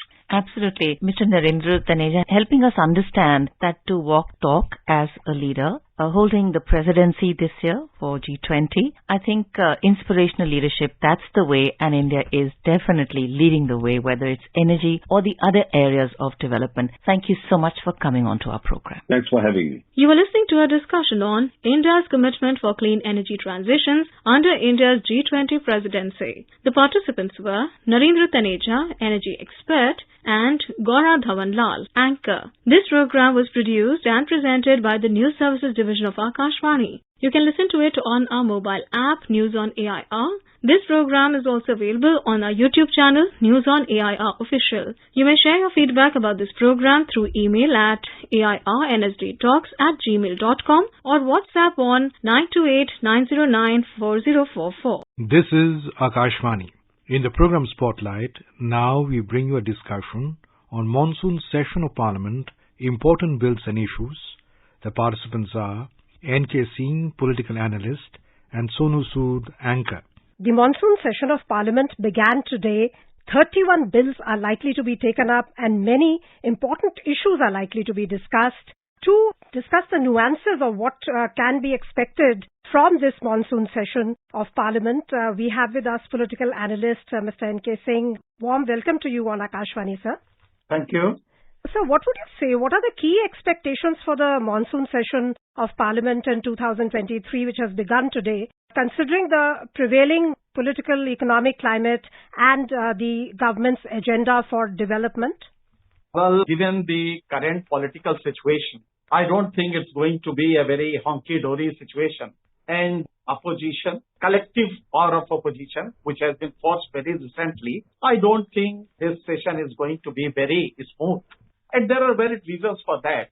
Sessions normally happen to be very stormy these days. But this session is going to be, particularly monsoon session, is going to be a little different. You have to bring in the bills, legislations, ordinance, a few ordinance, which are to be converted into bills and law. So, and they are controversial ordinances. So that is one. And then there is one which people might just forget. Cooperation bill. This cooperative bill is going to be very effective in carrying out certain development projects. But notwithstanding all these development project bills that you have, opposition will try to focus on two major issues. And one is, of course, Manipur, which is on fire. And the other one is ordinance against a Supreme Court order through which some part of Supreme Court orders were sought to be nullified in service matters in Delhi National Capital Region. So these are two bills which are very controversial and they will steal the highlight in this session. And opposition, so far as I can understand, opposition is hell-bent to ensure that this session remains highly agitated. So my understanding of the situation is that bills will be ipso facto passed. That will not be a problem because you have majority in both houses. But more than that, will there be a situation where some discussions can take place? I don't think that given the current political bickering, there is going to be very smooth discussion in the parliament. That I don't think is going to be possible in this session. So, as you said, in politics, especially in a democracy where there are so many parties and who have equal right to assert themselves, there is always discussion, debate, and things get heated also. But the Parliamentary Affairs Minister, Prahlad Joshi, yesterday he said that 34 parties and 44 leaders participated in the all-party meeting which was convened by the government for smooth conduct of the monsoon session. Do you think that a sense of responsibility and accountability towards the country, towards the citizens who have put the government in place and who support the opposition also whenever the elections come, isn't that sense of responsibility and accountability also very important, and maybe that will enable some smooth functioning? No, good sense should prevail on both sides. See, as a matter of fact, it's not one-way traffic. It has to be good sense from both sides. Both should develop that kind of gesture. And even opposition, for a good democracy, even opposition should ensure that issues are deliberated upon. That is the first condition in a functional democracy, that issues must be debated upon. Are you going to facilitate that debate? From both sides, from the government side, from the opposition side, the Treasury bench, opposition bench, are they in a mood to facilitate a good and very cogent conversation, discussion on the subject? It calls for a debate, a massive debate on why this situation got deteriorated to this and the kind of things have taken place, the recent video that suggests. So we can say that if we don't discuss this in parliament, where else will we discuss it? So discussion is the sine qua non of any functional democracy. But both. It has to come from both sides. Even the Treasury bench must also ensure that if there is a demand for discussion on this subject, it must be conceded, because discussion is something where you both can join. And similarly, so far as ordinance is concerned, any ordinance is clear. I mean, you have majority, you can have it clear from the majority. But then where is the scope for discussion? If you block that discussion, again, opposition will be angry. So I think that it has to come from both sides. And that yesterday meeting, all-party meeting, there was some semblance of orderliness, that there was a gesture that both want to deliberate on this subject. Well, it depends upon how the presiding officers in both houses, how they concede the demand of the both sides. Well, the demand will from both sides. It will be for the presiding officer very difficult to accommodate both demands and forge a common roadmap. I think that will be difficult for presiding officer, and if that cannot be forged, then obviously it will be a very different kind of situation. My concern is that this House must deliberate on the subject, but it has to come from both sides, the bench and the opposition. Good sense should prevail on both sides. In fact, yesterday after the all-party meeting, the Parliamentary Affairs Minister said that government is ready to discuss the Manipur situation in the Parliament as per the rules and regulations. So let's hope for the best that there is some fruitful discussion, ideas how to resolve the situation come forth. Another bill which is being presented in this monsoon for discussion and for passing is the Digital Personal Data Protection Bill 2023. It has been in the news for a long time, and it is something which affects every citizen of the country, every digitally empowered citizen of the country. How do you see the progress taking place on this bill during this monsoon session? Well, this decision or digital bill, I think even opposition must cooperate. That is high time, because this digitization is going to be a boon for this country, particularly at a time when AI is also being brought into our system, our modus operandi, where our life will be thoroughly engrossed by IA functions. So in such a situation where artificial intelligence is going to be inseparable part of our life, digitalization, and particularly this digital bill, must be cleared with the opposition support. And I think in this matter, barring a few questions which they have, and I think they have some questions which should be answered by the government, and the apprehensions that opposition has, that should be ironed out. And I think after that, the opposition must cooperate in getting that passed. Similarly, the case is cooperative. This cooperative bill which is there, I think on those bills which are non-controversial, the opposition must act in a very positive manner, because this is a phase where technology is going to pervade the vitals of your modern life. In such a situation, any stultifying effect against the advent of technology will be counterproductive. So I think that good sense will prevail on opposition, and they will clear it. So far as controversial issues is concerned, they have their role in a democracy, and as such, if they are carrying out those roles, I don't think there is any problem, because people must be educated on issues. If they are controversial, both sides must be fully prepared to deliberate on the issue in Parliament and in the street, and that is the normal practice in democracy. So I don't think there will be any problem. But on these bills which you have referred to just now, there must be a unanimity. There must be at least concurrence on the issue. In fact, sir, 31 bills are likely to be taken up during this session. Talking of the prominent ones, as you mentioned a little while ago, all eyes will be on the bill to replace the Government of the National Capital Territory of Delhi Amendment Ordinance 2023. How do you see how the significance of this bill and the likelihood of it being passed, and how it will benefit the entire city, the NCR? See, as a matter of fact, I cannot question the wisdom of Supreme Court in this matter. Supreme Court has given a judgment. Now, if Parliament passes that bill, it will come into force and it will become an act. But in the previous judgment, the court had said, and very categorically the court had said, it should not disturb the federal concept of our constitution. So there may be, Supreme Court may not find it appropriate so far as federal considerations are concerned. And in a federal system, states have their own role. That is what Supreme Court had harped on in its decision. So in that case, I think the government can get it passed. The bill can be passed in parliament, but opposition will be jointly. I think opposition is going to oppose this bill tooth and nail, and even in the street. So that is one aspect. But so far as a bill's justification is concerned, I think that Supreme Court had very categorically said that federal system and doctrine of joint responsibility gives the power to the elected government. That is the stock principle on which that entire edifice, this entire judgment was hinging.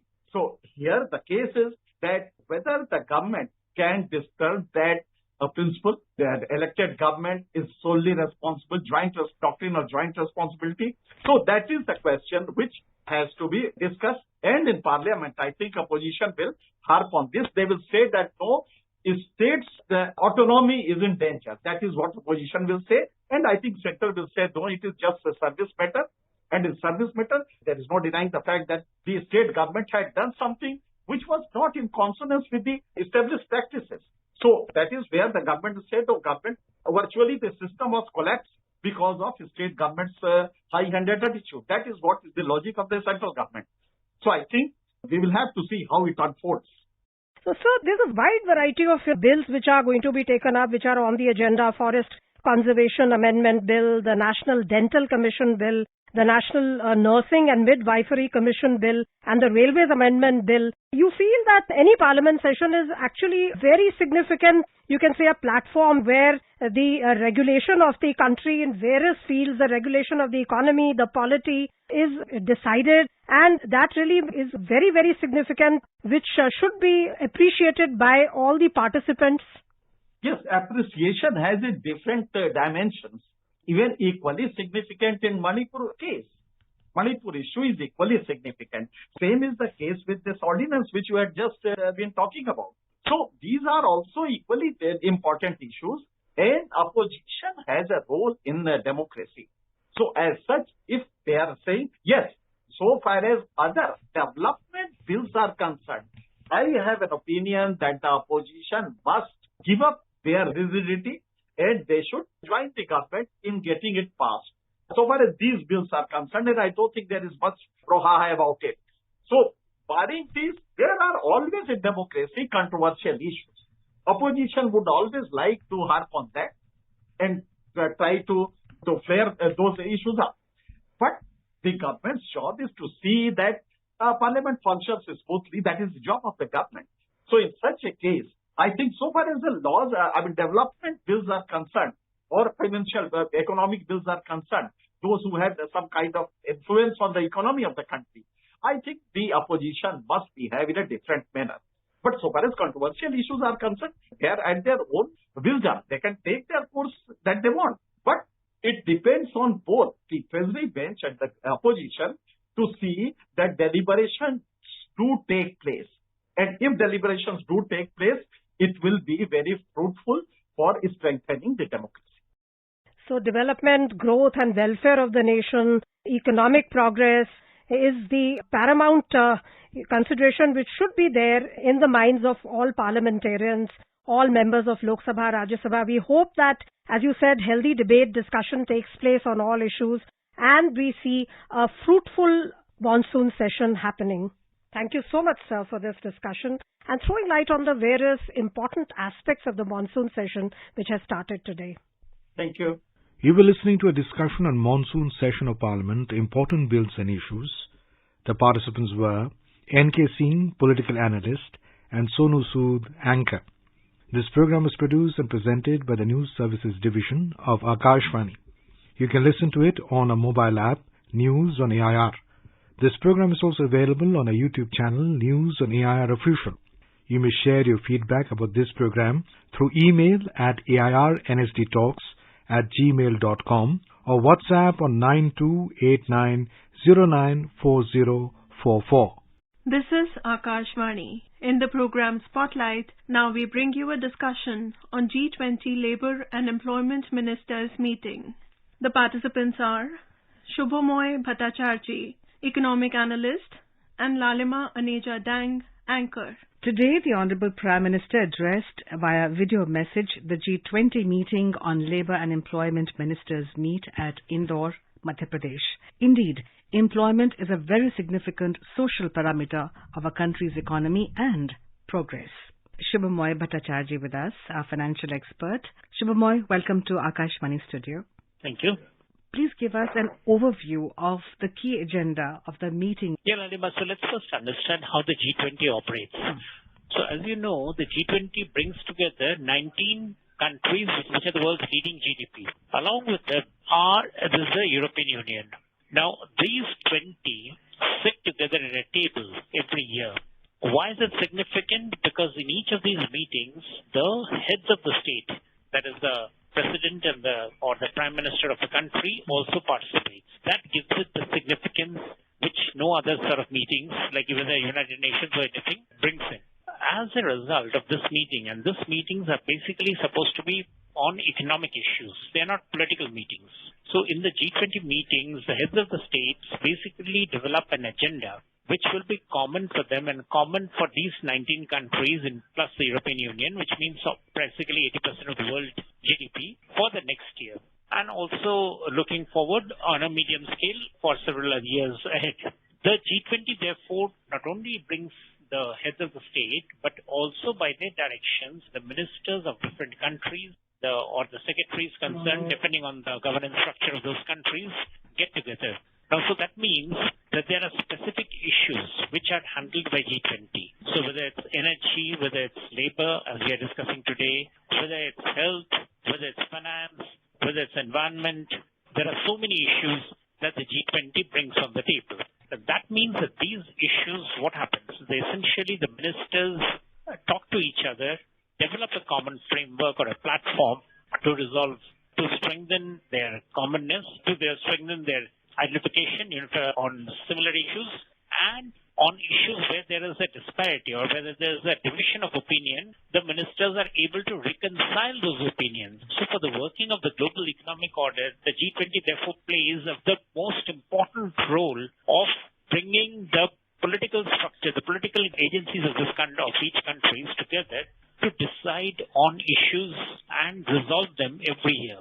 And that is where, for instance, as we are talking about labor, as we shall be talking later on, will also find its salient. Shubhamoy, the Prime Minister focused on technology being the core driver for employment, more so because this is the era of fourth industrial revolution. We have our very own e-Shram portal where 280 million people have registered in the last 1 year alone, which is a huge logistic exercise, isn't it? Can the world learn from our digital advancement? Sure, it can. In fact, the digital advantage is a very significant thing to bring along. But first, let's just look at some of the critical issues that the Prime Minister was flagging regard to labor. Now, what he is saying is that the labor standards that we are talking about, the use of labor, has to have a pan-global presence.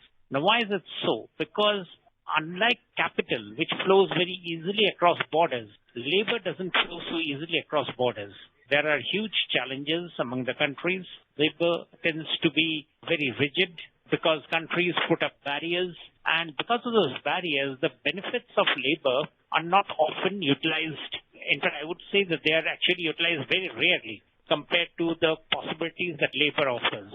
So therefore, labor issues to stay as a sort of a very major, obstacle in flow of trade and commerce between countries.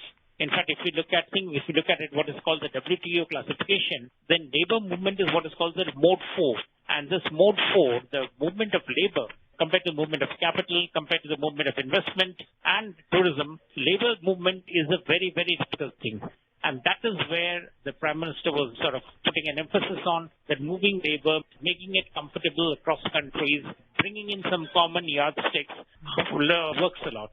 Now, coming to the point of what you're talking about, the technology, in these days when labor doesn't work as like the 20th century's system, it moves in a very mobile fashion, where it identifies with capital and technology to develop products. The utilization of labor becomes very different from the way it used to be done in the 20th century. So you don't get large production processes. You don't get places where, there are huge factories where people are sitting down, where people are standing along with huge production processes. Instead, the processes are much more flexible. They happen either at home or they happen in a distributed place because of the global supply chain. And all of that has been made possible because of the change or the advancement of technology, which has made labor very flexible.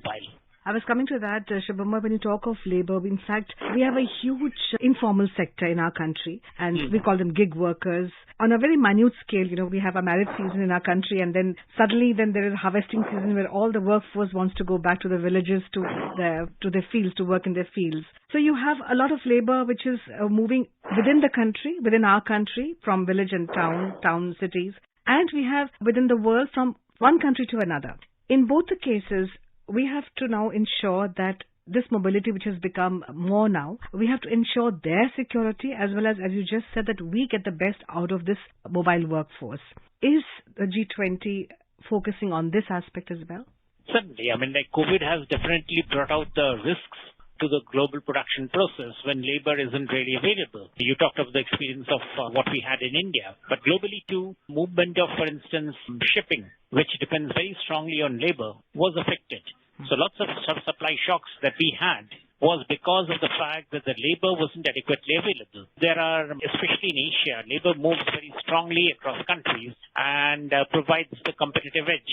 But when those competitive edge gets difficult to extract because of pandemics like labor, that makes it very difficult for countries to come up with methods that would make their production process very, very able and supple enough to handle the advantages that labor gives us. Shobha, let's move on from labor to gender disparity. The Prime Minister often talks about not just development of women, but he talks about women-led development. Is the G20 meet now geared up to talk about and to take this forward, women-led development? We have walked the talk in our country. We know we have a finance minister who was earlier the defense minister as well. So we have walked the talk. Are we globally prepared to walk the talk on women-led development? Certainly. There's a labor movement across countries needs that women's safety and gender issues are particularly taken care of. As you know, women are very vulnerable. Yeah. And if the law and order, if the global situations are not made smoother. So bringing along globally accepted standards of what labor should be getting along in terms of facilities, in terms of safety, in terms of security, in terms of off-work facilities, those become significant, and typically a forum like G20 is in a very good position to give guidance so that the huge army of labor, especially those from the global south, are able to take advantage of the possibilities that women labor, for instance, provides. As you know, technology-based firms, especially IT, I'm referring to the information technology sector, most of their working force is women. Women are particularly adept at handling electronics and electrical equipment. Also, in our neighboring Bangladesh, you would have seen that the garment revolution has happened because of women. Now, all of this means that taking care of women is not just because, it should be done, but it actually is a very economically useful item because they provide the competitive edge to companies. But that can only happen if there are certain standards, if there are certain methods in terms of what they can expect in a foreign country. Because obviously they, as immigrant workers, will be at risk and they would need those facilities, which means that the countries have to provide facilities and standards which they will only do if a forum like G20 comes across to help them out to create uniform systems. And also to add to what you're saying, we are now talking about, of course, we have the maternity leave and many companies are now giving paternity leave as well, hoping that the husband now looks after the children once the child is born. Not just that, we're also talking about having creches for children at workplaces. These are some of the support systems which can be done to facilitate women working. On the whole, globally, the participation of women in workforce has come down, which is the cause of worry for many leaders. Do you think that these measures are also going to be looked into apart from pay parity and other things? Certainly. I mean, like the idea that women have to be part of the workforce and in increasing numbers is now beyond question. The question is how to ensure that those countries where it's not possible or where women from those countries move out to other countries for work or even other regions, what are the standards that are brought in? What are the measures that are brought in? And as I say, that these are not something one is doing simply to make more women work, but simply that it makes economic sense. So a push from G20, strong wording from G20 helps to bring these issues up front. And that's very necessary, and that's what we should be looking at in the 21st century world.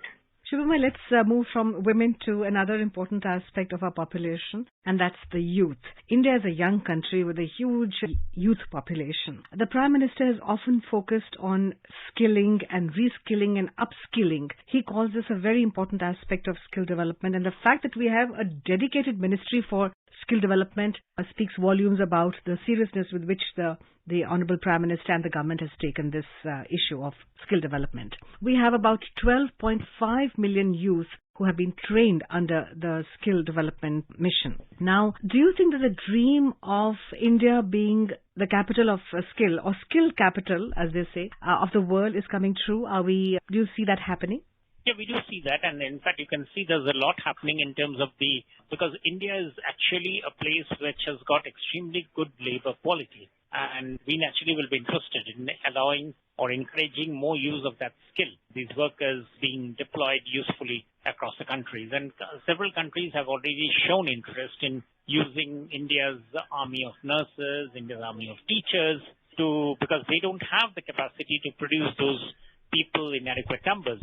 So it makes sense that Indian people of those capacities are used, and it's a useful situation because countries can actually use their capacity for training to deploy their capital in India, and that means suitable returns from them they can generate. And along with that, India can get the advantage its workers are skilled and trained, and that gives them the chance to develop beneficial systems across the globe. And later on, once this cohort of workers gets trained, the same training facilities can also be used in the global south for other countries which are not able to set up their own facilities and systems, and they can start training their workers to get similar or suitable facilities. So overall, as you can see, there's a lot of global benefit that flows from this entire setting up such a network and architecture which is pan-global, and that's definitely something to be looked forward to. So the fact that, Shubhamay, we have a huge demographic dividend in our youth population, it's also our population can be an asset considering the fact that many countries are looking at India as a great market for their products.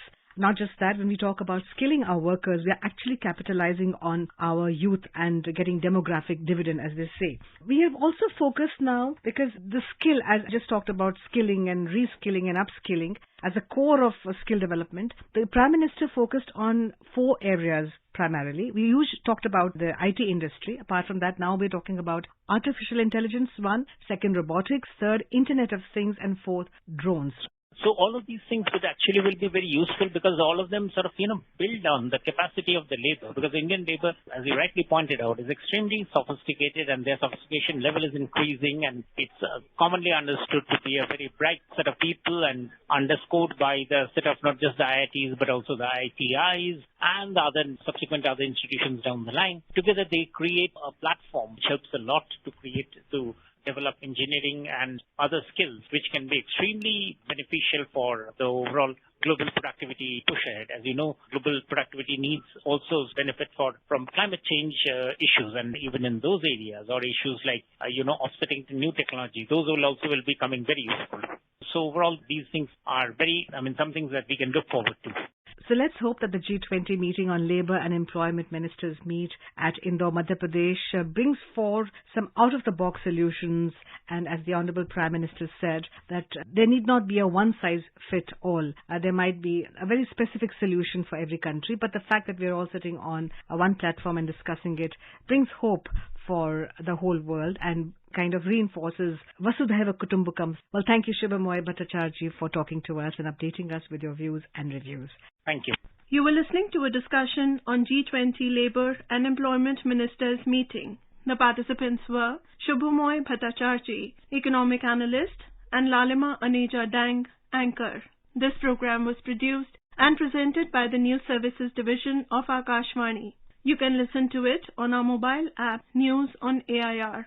This program is also available on our YouTube channel, News on AIR Official. You may share your feedback about this program through email at airnsdtalks@gmail.com. This is Akashvani. In the program Spotlight, now we bring you a discussion on transformation in Indian banking sector reforms and achievements. The participants are Siddharth, economic analyst, and Ishan Mittal, anchor.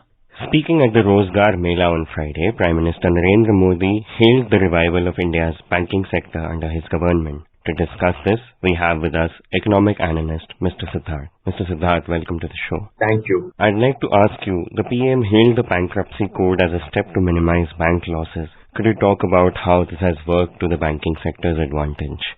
Well, it was a landmark legislation which was introduced and piloted in 2016. And if you look at the numbers, they speak for themselves, because in these years between 2016-17, when the law kicked in, until 2022-23, in all about 6,560 cases were initiated for corporate insolvency, which has been bulk of the insolvency action that has taken place in the country. And if you look at the numbers a little more closely, you would find that the fear of insolvency action, which under the law provides for ouster of the promoters and the introduction of resolution professional, who in turn works along with a committee of creditors to look for a new resolution applicant or a successful bidder who takes over the company. The fear that the management and the promoters would be ousted by the admission of an insolvency case in the National Company Law Tribunal, that is enough of a deterrent for the promoters who do not pay either the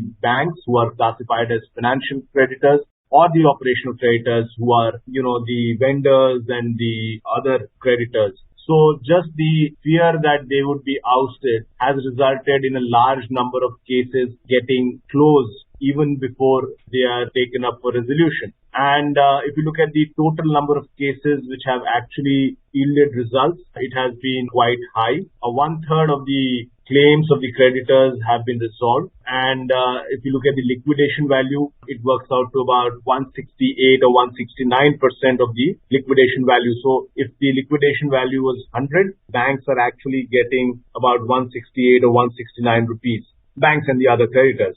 So that has been a big factor which has helped banks and the other creditors realize money. And some of the very, very large companies, be it the likes of Bhushan Steel or SR Steel, JP Infratech, they have seen their promoters being ousted, and in a large number of cases, new management has taken charge. So that has been a huge plus, and that has had the desired effect in improving the credit culture in the corporate sector. There is the other fear of, because in a lot of cases, the same promoters were also guarantors.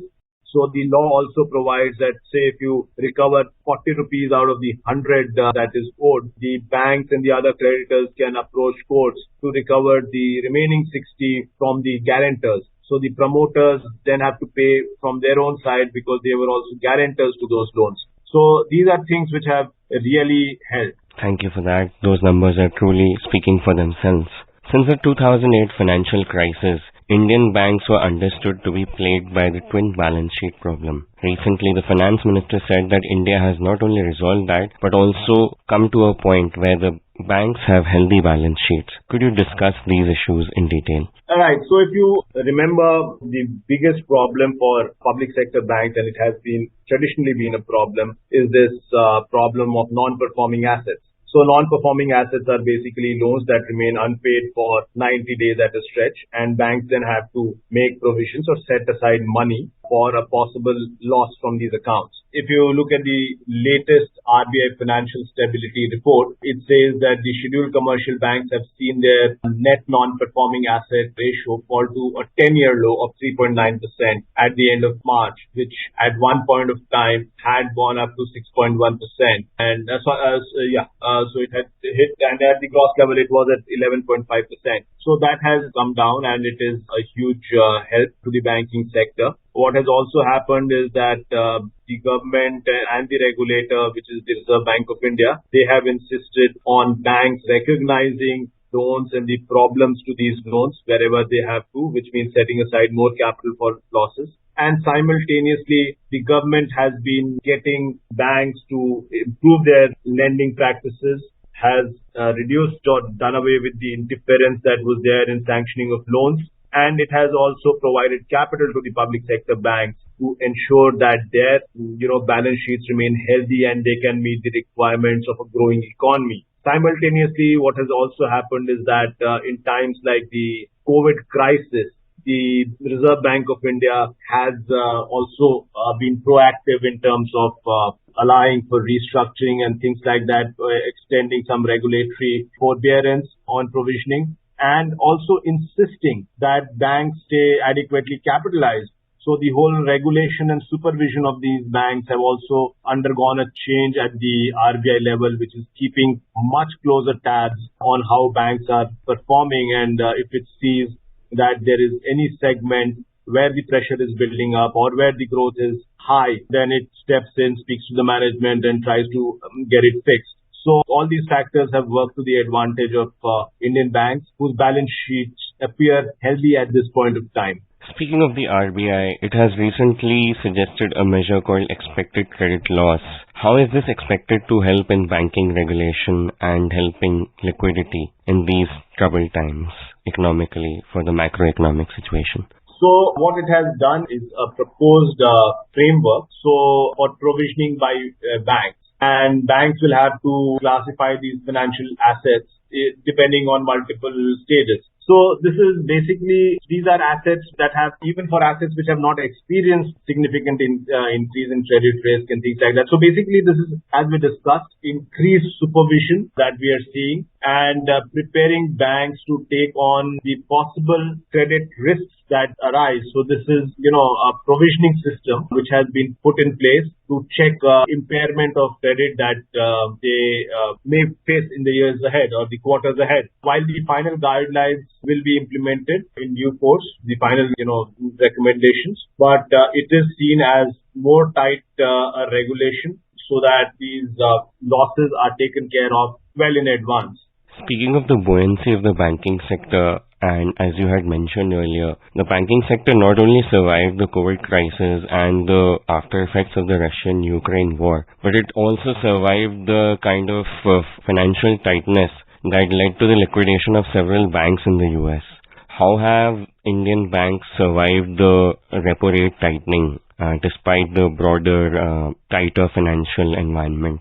See, I think we need to make a distinction between our regulations and regulations in the US and other parts of the world. In our case, as we discussed, there are requirements for banks to set aside capital and provisioning and also build up of systemic risk. So in some of the cases in the US, for instance, the collapse was because of a very high level of exposure to a particular sector, and also the fact that the bank, one of the banks at least, was very closely intertwined with the same set of borrowers, and that kind of accentuated the risk for it in times of a crisis. When one sector comes under pressure and you are exposed only to that sector or largely to that sector, you're bound to feel that pressure. Here there are norms on how you have to invest and things like that, which have kind of helped our banks. And so our regulations across the sphere as robust, if not more robust than even some of the advanced countries, which has helped Indian banks. As far as the increase in interest rates is concerned, so if you look at the numbers, the whole idea was to slow down some sort of, build up of risk and slow down the economy in the wake of the rising inflationary pressures, especially coming from imported inflation. So the numbers don't bear that at the moment. Credit demand remains quite robust, and this is true across sectors, be it agriculture or personal or corporate loans. But in the coming quarters, the expectation is that demand will moderate and that will lead to some slowness although we are expected to remain among the fastest growing economies in the world. Talking about India becoming and remaining the fastest growing economy in the world, given the current macroeconomic challenges, could you talk about the banking sector's contribution towards the $5 trillion broader goal set by the PM, as well as the broader motto of financial inclusion that the PM has propounded? Well, the whole idea of having a cleanup in the banking system was to prepare it to be ready to meet the credit requirements of the economy. And what has happened in the last few years is greater formalization of the economy, which is borne out by the fact that the number of taxpayers under GST has almost doubled from the time it was introduced. Also, there are more people who are part of the formal banking system, and there have been multiple initiatives starting with the Jan Dhan campaign, where banks opened crores of bank accounts, and it has now reached about 50 crore bank accounts now, with a large sum of money in these accounts. And the people who had got these loans are now part of the formal credit system also through various initiatives like Mudra or the loan scheme for housing under PM Awas, or for that matter, even this scheme that is there for street vendors. So these are segments of population which did not have access to the banking system. Now, through schemes and initiatives, and the fact that there is greater availability of financial tools and instruments such as Aadhaar, the credit profile of these thousands and crores of account holders is now available with banks who find it easier to lend. What has also helped is the guarantee scheme that the center has been running since the COVID crisis. First it was for MSMEs, and then it was expanded to street vendors, which provides an additional comfort to banks when it comes to lending to these segments of the population.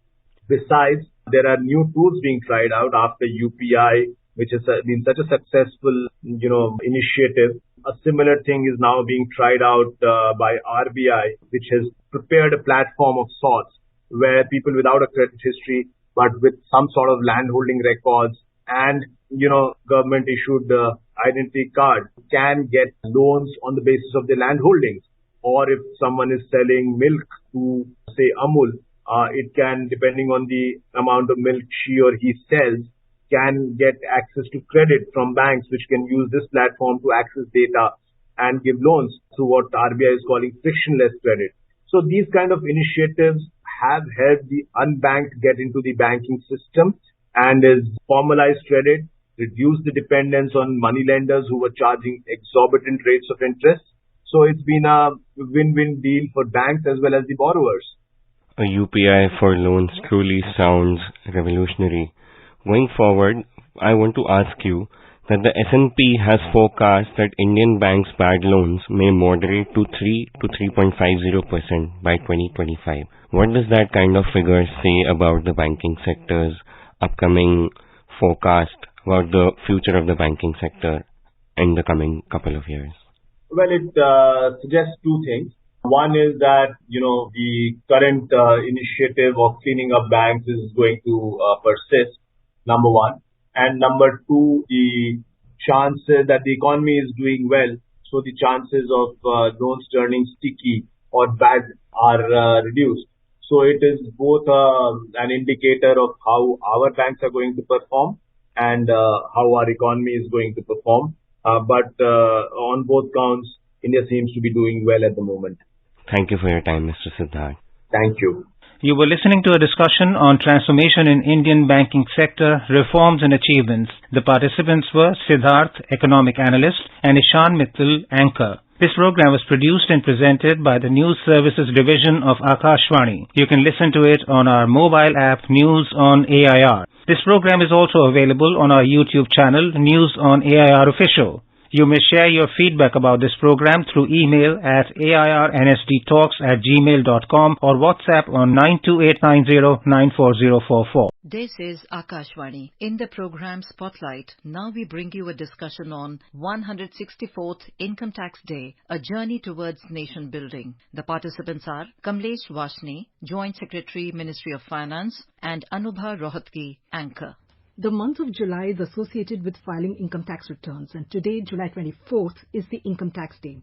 To discuss more about the various reforms that have taken place, we have with us now Mr. Kamlesh Vashni, Joint Secretary in the Ministry of Finance. Mr. Vashni, welcome to the program. Mr. Vashni, there have been many changes over the years in the laws and rules associated with filing income tax. In fact, Prime Minister Modi has spoken about the aim of taxation reforms as being to make the process faceless, seamless and painless. How is the government making the process more people-friendly and people-centric? We have been using technology in last few years to make this process painless, seamless and faceless. And a lot of reforms have been taken in this direction. First of all, to start with, whenever taxpayer wants to pay tax, he can pay online. He does not have to go to the bank. If he wants to file his tax return, he can file it online. He does not have to go to the income tax office. And not only that, we provide him assistance electronically in filing his tax return. When he enters income tax portal, his e-filing account, then he can see in annual information statement, TIS, what all income he has earned. That helps him in filing his return correctly. He could, earlier he used to run around banks and other places to get the actual amount of income that he has earned. Now those incomes are reflected in his e-filing portal, which helps him to file his tax return electronically. Then there is also assistance, chat box and other assistance helping him to file his income tax return. And then once he has filed his income tax return, the processing happens electronically. In some cases, you will see that within a few minutes, the income tax return gets processed. And, he does not have to wait for years. That was the case earlier. We are like, 90% of the cases are being processed within 1 month or 2 months. So we have reached that kind of progress.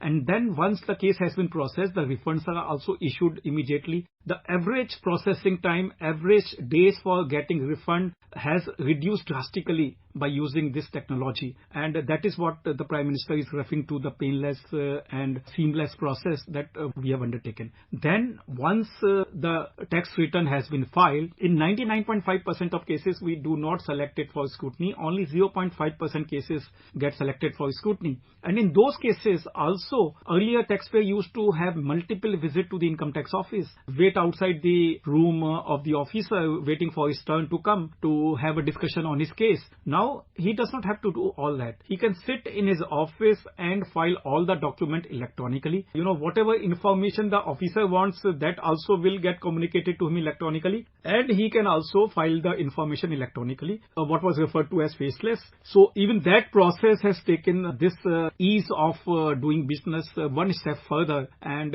all these reforms have removed a lot of complexity in the income tax procedure. You've mentioned e-filing, electronic verification. In fact, the whole process has been digitized. I was reading now you can even file income tax through, digital payment platforms. So how has the whole digitization process helped in not only taxpayers, but also the government in widening the tax base and the tax-paying numbers? Yes, correct. So I just touched upon the taxpayer side, that how digitization has helped taxpayer, and it has helped us also, tax department, because we get information electronically from third-party sources, and we use that information to feed annual information statement that I refer to. So virtually whatever information we are getting from third party, we are informing taxpayer in advance. Now that is building trust with the taxpayer. Earlier process was that whatever information we used to get from outside, we used to keep in our pocket, then used to issue him reassessment notice, and that used to go in litigation. So that was a procedure which we felt is not a user-friendly, taxpayer-friendly process, and not even tax department-friendly. So now the new process is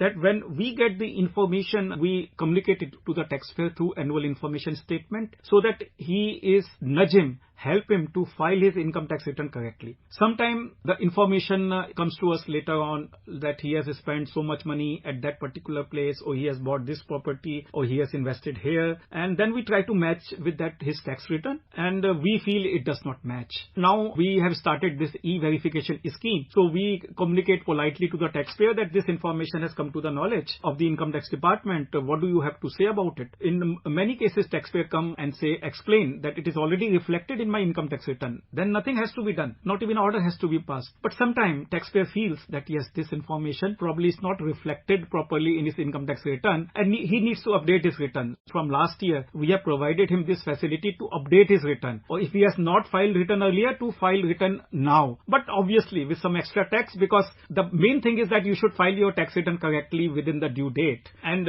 if you have not done that, then you should not be equated with the taxpayer who are doing it honestly and correctly at the first place. So some extra tax is required, but updated return facility has been provided. So that reduces litigation, reduces dispute between the income tax department and the taxpayer. And you would be happy to know that this started from 1st July 2022. Barely 1 year and a few more days have gone, and we have already received 34 lakh updated return. Now imagine these 34 lakh taxpayers, we have given them facility to pay your tax voluntarily without fighting with the income tax department. And we in the income tax department have also got correct taxes from those 34 lakh taxpayers without ending up in litigation. You mentioned the litigation. How do schemes like Vivad Se Vishwas Tak, how do these initiatives by the government help in settling the income tax disputes which have been pending in courts for years? So Vivad Se Vishwas scheme was a very successful scheme which came out in 2020, and I don't have the exact number, but I guess around 25% disputes were settled. So that was a good achievement. Our disputes got reduced by 25% at all level up to Supreme Court. But then such schemes cannot come every year. Otherwise people, there is a question mark. Idea is, can we reduce litigation through normal process? Let litigation be not there. So we already have a scheme, advanced pricing agreement for transfer pricing, and that's a very successful scheme. India, is always looked upon as a very successful administrator who has administered APA very successfully. Last year alone, we signed about 95 advanced pricing agreement, which is a record, absolutely, and that shows the commitment of Government of India, Income Tax Department, to provide tax certainty in transfer pricing matters. Now, that is one basket, transfer pricing issues, so that we don't have litigation in transfer pricing issues. In other areas also, we have just few days back, dispute resolution committees have been formed, which would try to reduce litigation in small cases. But then also there is an effort that dispute should not arise at the first place. If there is any, difference in opinion, can we clarify it through a circular? So that is also being circular issued from time to time, so that disputes are not there. And this is a continuous process, that whenever there are different views, so maybe, it is something for examination, whether we can come out with a circular or we can amend the law so that this difference of view does not remain. So the focus is very much there that we need to reduce litigation. With litigation also comes the question of transparency. Over the years, what are the different reforms that have been created by the government that have led to more transparency in the whole system of paying taxes, especially income tax? So I just discuss, using technology. So technology itself is the biggest enabler for transparency, because when you use technology, there is a trail. Whenever taxpayer is submitting any document, he has a trail. Now that nobody can say that you did not submit the document in time, you did not give a reply to my show cause notice. Everything is properly trailed and documented. Similarly, whatever is coming from Income Tax Department has to have an income DIN, document identification number. If it does not have DIN, it is legally not valid. So everything now is, so transparent that the earlier inconvenience is completely removed, and whatever department is asking you, whatever you are replying to the department, or whatever return you are filing electronically, your processing happening, your refund getting issued, your demand being created, everything is happening electronically and in a transparent manner. One of the biggest challenges for the Income Tax Department and the government has been to combat tax evasion. How is the department been tackling this issue? So once again, see, tax evasion, as I said, that sometimes you are short of compliance with the tax laws. There could be various reasons for it, and I covered e-verification scheme and updated return. That is one scheme to enable taxpayers who by mistake they were not they were short of compliance, or for some reasons they were not able to comply. So that is the biggest enabler, and The number that I told you, 34 lakh in 1 year, is testimony that this scheme is working and working very well. So we don't want to end up in litigation with these people, otherwise compliant taxpayer, but for some reason they were not able to do it properly. So we enable them to do it properly through this scheme. There would still be some taxpayer who are actually evading taxes. So once again, we use technology to identify such taxpayers. We have artificial intelligence, we have investigation methodology, we have even opened up a forensic lab in our income tax department, cyber forensic, and all that we are doing. So that way we are using technology once again against people who are evading taxes, so that we send a message that it is not lucrative, it is not profitable to evade tax. You will get caught. I mean, that message is important. Once that message is gone, then evasion automatically decreases in the society. One of the reforms in the income tax or the taxation system has been the rationalization of tax slabs. How has that helped? Because this year also the finance minister, she introduced a new tax slab. So how has that helped in widening the tax base? That's a very important step that government has undertaken. And government announced intention to have this particular tax policy reform way back in 2015, when the then finance minister announced that these incentive and deductions are quite inefficient and does not lead to efficient allocation of resources. So it was announced that slowly we will be reducing exemption and deductions, and we will be lowering tax rate. Now that is what we have seen empirically, that when you remove exemption deduction and reduce tax rate, then compliance go up, tax collection go up, and it is also in interest of taxpayer. And that is what was done in 2019 for corporate tax and 2020 for individual tax. But what was done in 2020, probably we did not get the kind of response we were looking for, and therefore in this budget 23 that you just referred to, the finance minister gave a proper focus to revisiting these slabs. When it comes to filing income tax returns, most of us, including me, we take the help of a chartered accountant because we just feel intimidated by the whole process.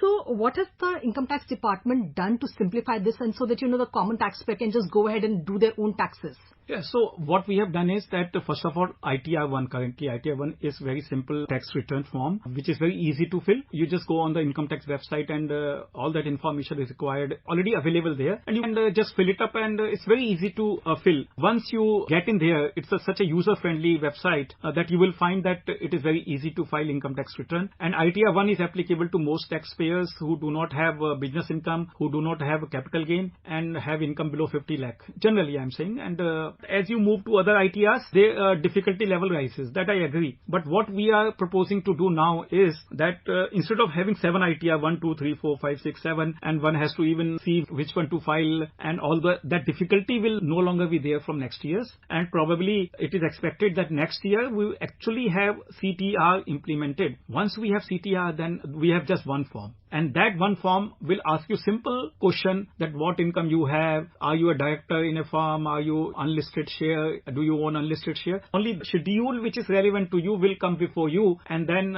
you can file your tax return under CTR. So from next year you will find a much more simpler filing experience. Mr. Vaishni, we were just talking about at the beginning of the program that July 31st is the last date for filing income tax returns. Now there are a lot of people who say that their income is not under the taxable slab. So they feel that they don't have to file income tax returns. What is your advice to them? No, my advice is that sometime your income falls below 2.5 lakh or now, which has been increased to 3 lakhs. So one can say that I am not required to file return.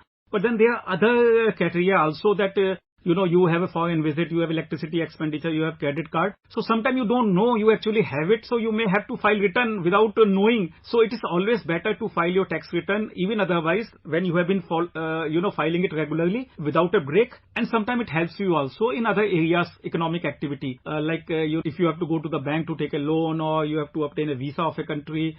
It's always important that once you are filing tax return, just 1 year you fall below 3 lakh or 2.5 lakh, you say that I should not file tax return. You never know, because there are other conditions like credit card expenditure, foreign visit, and also you may be required to file return even otherwise. So it is better to file the return, and because now economy is getting integrated, so it is always advisable to file return even in that case. And what are the kind of reforms that the government is working on for future to make the whole process more simple? So I explained that CTR is, I have explained, and then government is making income tax law simple, and there would be further reforms, and litigation is one one area where government would be working more how to reduce litigation, and tax reforms are ongoing exercise. They are always look out to make it more simple and easy for taxpayers. Thank you so much for coming to the studio and taking part in this discussion. Thank you so much. Thank you. And wishing all the taxpayer a happy tax filing. You were listening to a discussion on 164th Income Tax Day, a journey towards nation building. The participants were Kamlesh Vashni, Joint Secretary, Ministry of Finance, and Anubha Rohatgi, anchor. This program was produced and presented by the News Services Division of Akashvani. You can listen to it on our mobile app News on Air. This program is also available on our YouTube channel, News on Air Official. This is Akashvani. In the program Spotlight, now we bring you a discussion on significance of BRICS National Security Advisors Meeting. The participants are Ashok Sajjanhar, former diplomat, and Simran Sodhi, journalist. Today we are discussing the Friends of BRICS meeting held in Johannesburg, and the National Security Advisor Ajit Doval attended the meeting on India's behalf. And the meeting was also attended by the BRICS countries, which is Brazil, Russia, India, China, South Africa. And there was also the presence of Belarus, Burundi, Iran, UAE, Saudi Arabia, Egypt, Kazakhstan, and Cuba. We see that this is also being held as we have the BRICS summit, which is scheduled for next month. And the National Security Advisor spoke on a number of issues where he also highlighted the need for collective efforts to deal with the challenges which are emanating from cyber security. Ambassador Sajjanhar, when we look at the number of countries that have participated in this meeting and the significance that gets attached when you have these countries in attendance, and the National Security Advisor also raising his concerns about cyber security to all those present, how significant is this meeting in itself then? I think the importance and relevance of the BRICS grouping has been increasing over the last few years. Particularly, I think when we see that there is such a huge polarization, not only as far as the North and the South is concerned, but also as far as the East and West. Particularly, we saw earlier in the field of trade between China and the United States. And then more recently, we have seen in defense and security issues. So I think the significance of BRICS has been increasing. You would recall that BRICS had been proposed as a grouping of 4 countries about 20 odd years ago by Jim O'Neill of the Goldman Sachs. And he had suggested that these 4 countries at that time, Brazil, Russia, India, and China, these are large countries in terms of territorial area. These are large countries in terms of population. They are large countries in terms of their GDP, in terms of their economic heft and strength.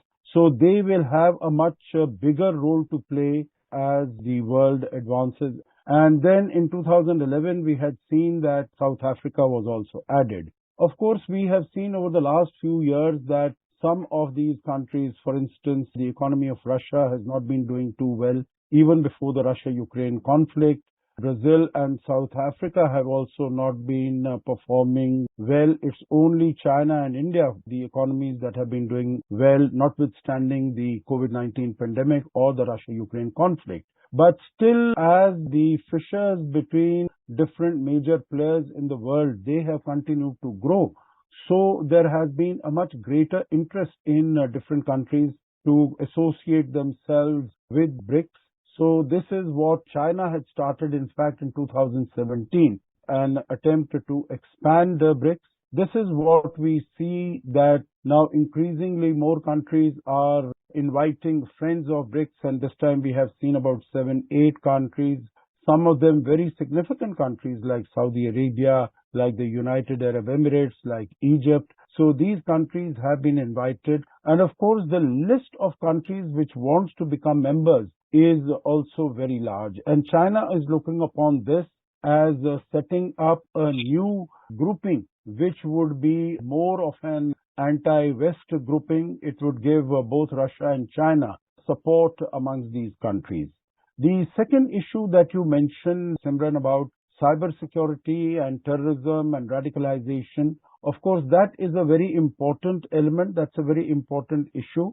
And in addition to the challenge of climate change, which has really emerged as an existential threat as far as the world is concerned, I think terrorism is another challenge which cannot be met by any country on its own. All countries have to deal with it in a united manner. And that is what Mr. Ajit Doval, the National Security Advisor, he mentioned that we need to come together. India has, of course, been saying in many fora, Simran, when we have been speaking about the issue of terrorism, that there should not be no double standards, there should be no differentiation between good terrorists and bad terrorists. So here also we are saying that all countries need to come together to deal with the issue of cyber security and radicalization. So I think it was a very appropriate statement, and all countries really do need to come together. Ambassador Sajjan, I just wanted to expand a little on what you had said earlier, that for Russia and China, this also is a forum which they feel can be built, or they are trying to build, into more of an anti-West forum. But do you think that this is something that can realistically be hoped, given the fact that there are other member countries, for example India, which would not really want to see BRICS coming up as an anti-West forum? One is in terms of the fact that it might not be all that simple to create this into an anti-West forum, but definitely it will be possible to create it into a forum in which there is much greater influence of China and much greater dominance of China. Because I think we need to recognize that, of course, as far as India is concerned, its relations with China have been quite stressed and strained, particularly over the last 3 years since Galwan. But as far as the other countries are concerned, we have seen, whether it is Saudi Arabia or it is UAE, when even the Americans have asked them to raise the production of oil, they have not acceded to that request. In fact, they have gone with Russia in the OPEC Plus format, and they have reduced the production of crude oil and its supply in the world.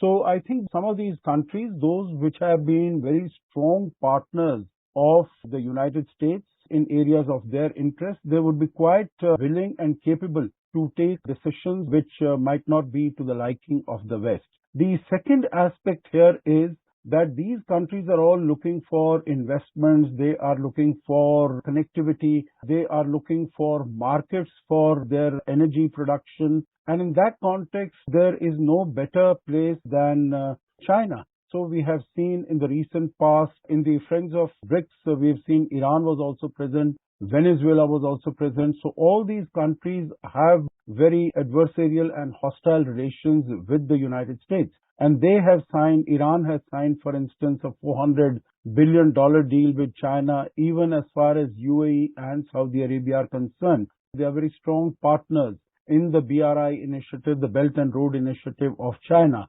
So I think slowly and gradually, maybe it might not happen that from day one to the next starts taking anti-Western positions. We have seen that when President Lula of Brazil, he visited China recently, I think the statements that he made were very much against the positions of the United States, whether it is in terms of relations between US and China, or the policies of Europe vis-a-vis China, or even as far as the Russia-Ukraine conflict is concerned.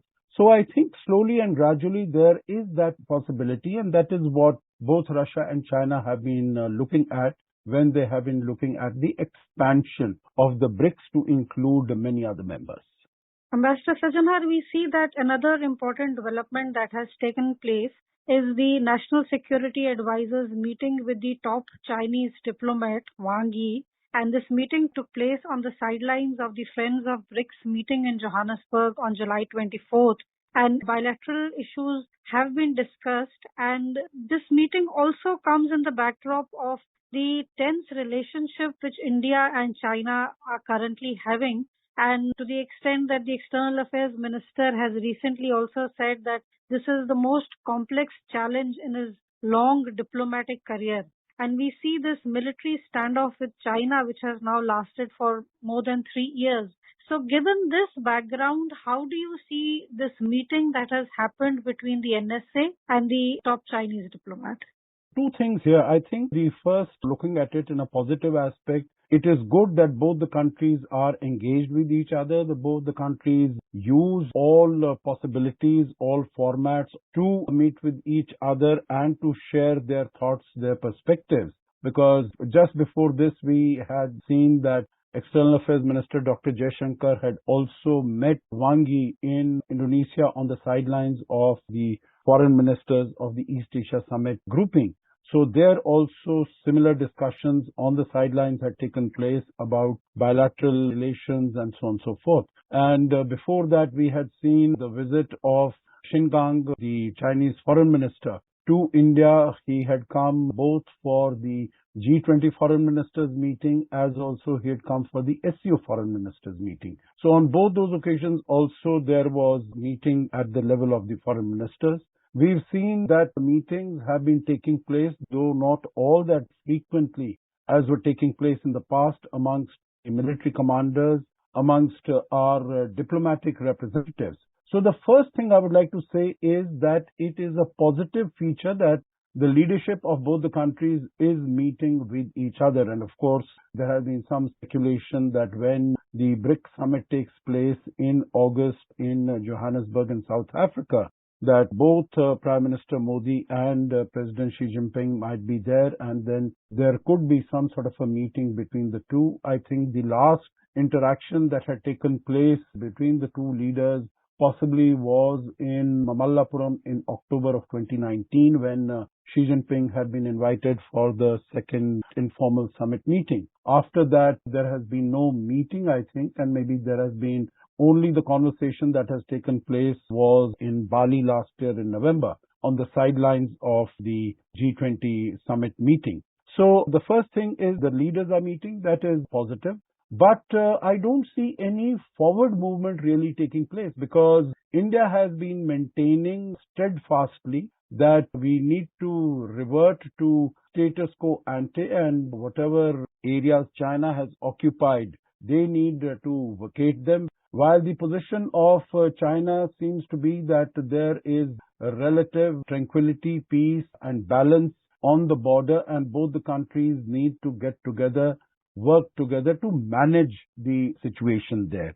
This is something that is not acceptable to India. We want that there should be a level of trust, and this is what National Security Advisor said, that there has been an erosion of strategic trust between the two countries after the Galwan incident.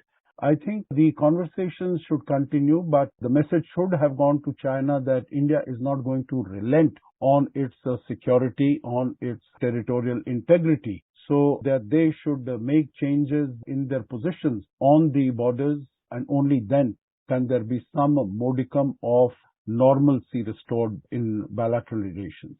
Ambassador Sajanhar, we also see that the BRICS formation, it also forms one of the world's most important economic blocs, and today it represents more than a quarter of the global GDP and 42% of the world's population.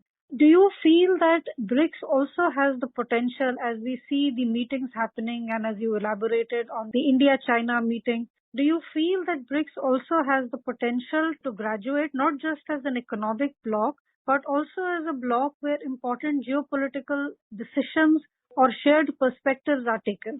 I think in terms of speaking about the potential of this grouping, it has huge potential. But the underlying factor for us to realize that potential would be that there should be trust between the member countries of the organization. And as I can see that China is trying to expand it so that the primacy of India is reduced. So in view of the current circumstances, I think the possibility and the likelihood of that is somewhat limited, because we have seen, as far as China's actions are concerned, that it is in an expansionist mode. It wants to establish its hegemony first, definitely in Asia, and then it is getting ready and preparing itself to challenge the United States going forward. In terms of the economy, it is already moving very fast, but also in other areas, whether it is technology or military strength, military power also, it wants to come to a position where it can effectively challenge the United States and emerge as the number one power in the world. And in the coming days, we will continue our discussions on the India-China relationship and the BRICS summit, as well as the meeting of the National Security Advisor and his various meetings which he held in Johannesburg. With these comments, we bring today's discussion to an end. Thank you. Thank you. You were listening to a discussion on significance of BRICS National Security Advisors meeting. The participants were Ashok Sajjanhar, former diplomat, and Simran Sodhi, journalist. This program was produced and presented by the News Services Division of Akashvani. You can listen to it on a mobile app, News on AIR. This program is also available on our YouTube channel, News on AIR Official. You may share your feedback about this program through email at airnsdtalks@gmail.com. This is Akashvani. In the program Spotlight, now we bring a discussion on the significance of environment and climate sustainability meetings under India's G20 presidency. The participants are C.K. Varshne, environmentalist, and Gaura Dhamanlal, anchor. India is among the leading nations to have adopted large-scale sustainable development practices.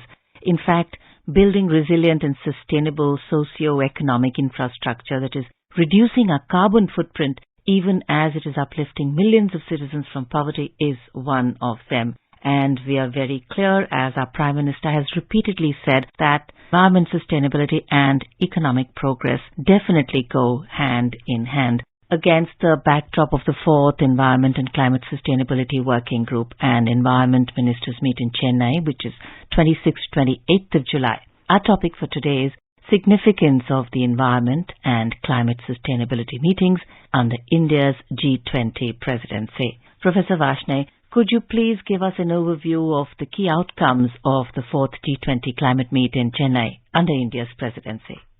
Well, I will only say that this, under India's presidency, it is one of the very important meetings which is taking place in Chennai. Earlier, already 3 meetings have taken place.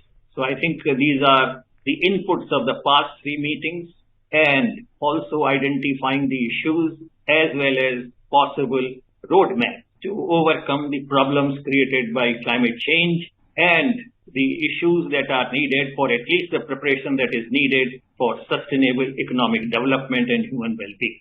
Now, this is the most important aspect. Now, G20 is a very fit forum where these issues must be discussed and must be exposed to everyone so that it is a cooperative effort of dealing and maintaining the environmental common, which is most important factor in determining well-being as well as the economic development of the population residing in these not only G20 countries but the world over. I will give you a few examples that how important G20 countries are as a group. You see, the 80% of the global GDP is represented by G20 countries. 75% of international trade is because of the G20 countries. And as well as 60% of the global population lives in G20 countries. And most of the G20 countries represent the global south, where resources are limited, and we need to really manage in a most effective manner the available resources. At the same time, work very hard to really safeguard ourselves from the deadly consequences of climate change.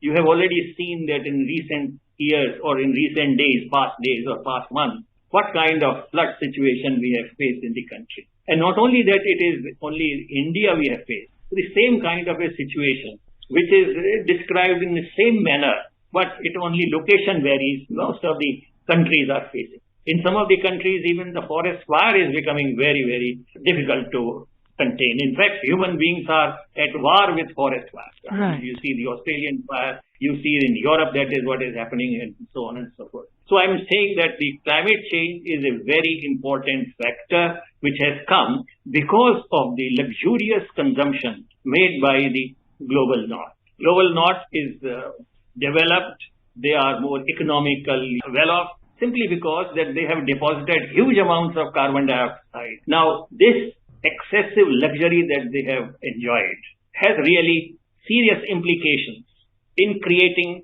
survival problem, food shortage or food security problem, water security problem, flooding, drought, as well as the heat wave and crop failure in the developing countries, which have nothing to do with the carbon dioxide emission, which has such an implication in their living and in their day-to-day life and in their economic activity. Now, this kind of a suffering, which is really on the basis of somebody else who has aggressed upon the environmental resources in a very, very rapid manner, in a monopolistic manner, that is the real issue. So I think it requires compensation. It requires the kind of the loss and damages. And for that, I think the global north has to provide assurances, or I should say commitment. Absolutely, Professor Varshney, because India has repeatedly been reminding them at many international fora that you have a commitment, you have a responsibility,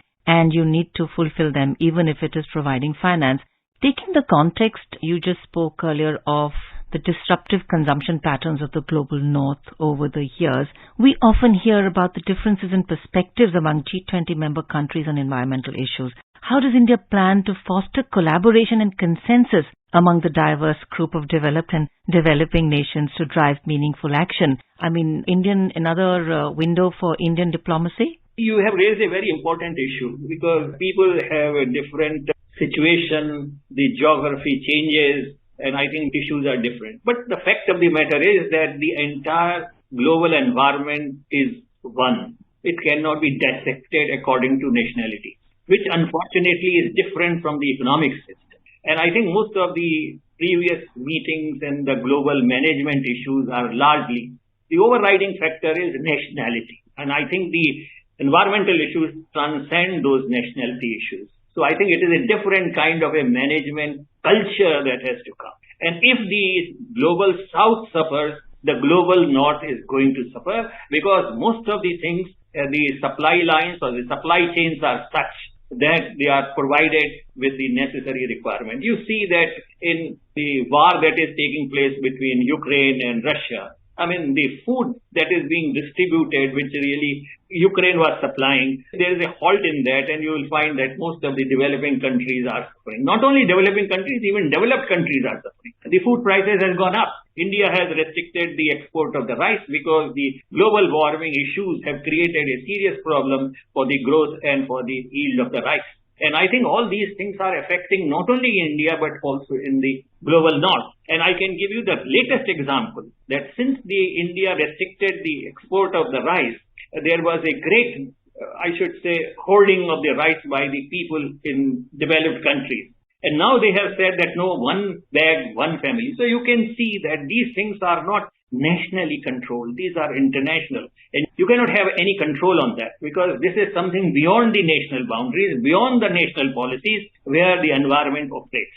And therefore it is important, and G20 is the right forum where these things can be discussed threadbare. The underlying factor is the same, that we have to depend on healthy environment. And what is the healthy environment is that where the carbon dioxide burden is reduced, carbon footprint is reduced, and we really adhere to our commitments that we have made at Paris with respect to the containment or the stopping of the large effluent emission of the carbon dioxide. So I think this is very important to keep the temperature of the globe to 20 degrees and making every effort to bring it down to, on an average, temperature rise of 1.5 degrees from the time that the industrial civilization started. So I think these are the issues which are common to all, and therefore India has come up. At these G20 meetings, 3 have taken place, the 4th one is taking place in Chennai, where we are trying to demonstrate that how we can overcome some of these problems. And one of the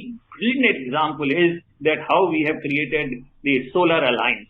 Now we are creating some more this kind of a proposal where we have shown that how energy transition can take place.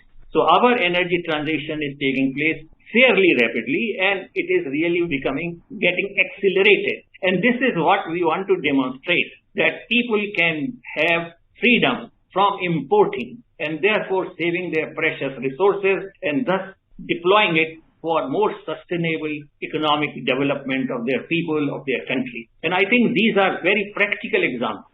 Right. This has been achieved. We have not received any foreign assistance for that in big manner. But I think that there is a time that issues of the foreign assistance and money that the country should provide to really upgrade and to make them resilient is absolutely essential. And some of these issues are going to be discussed, and also a pitch will be made as to how the collective thinking will be presented at the forthcoming COP meeting 28, which is going to take place somewhere in November or December this year. Wanting to draw your attention now, Professor Varshney, India clearly has a specific vision of how we think of promoting sustainability, and in this meet the delegates are working on developing 9 ocean-based sustainability principles, which are likely to be adopted by the G20 ministers on Friday. Could you please share its significance? I think this is very important that most of the G20 countries have a very promising blue economy. If taken care properly, I think this can improve on many fronts.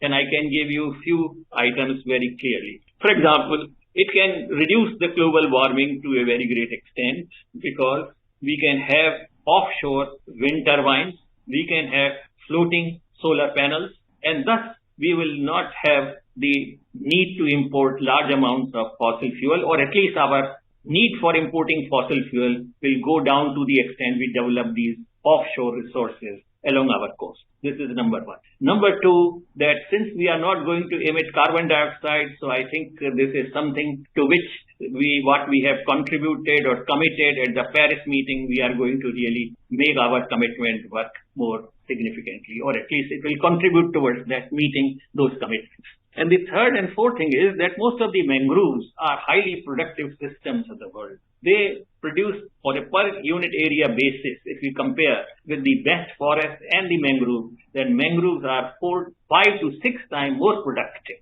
And not only productive, they have such a diversity of resources to feed and to sustain the coastal communities as well as other communities in a big way. For example, fisheries resources and the kelp resources and the algae that they grow. And many times these algae are eaten also by large populations. For example, in Japan and Indonesia and many other places, even in our own country. Some of these aquatic algae are edible and they really contribute. So I think all this is, and then more than that, we can have large amount of aquaculture of prawns and mussels and so on. So they are export crop as well as for domestic consumption. So I think it directly contributes to the food security. It also contributes to the water security. The more food that you are able to produce, the less amount of fresh water is required to be irrigated on our land. Because if the food is to be met through the aquaculture, through the salt water or through the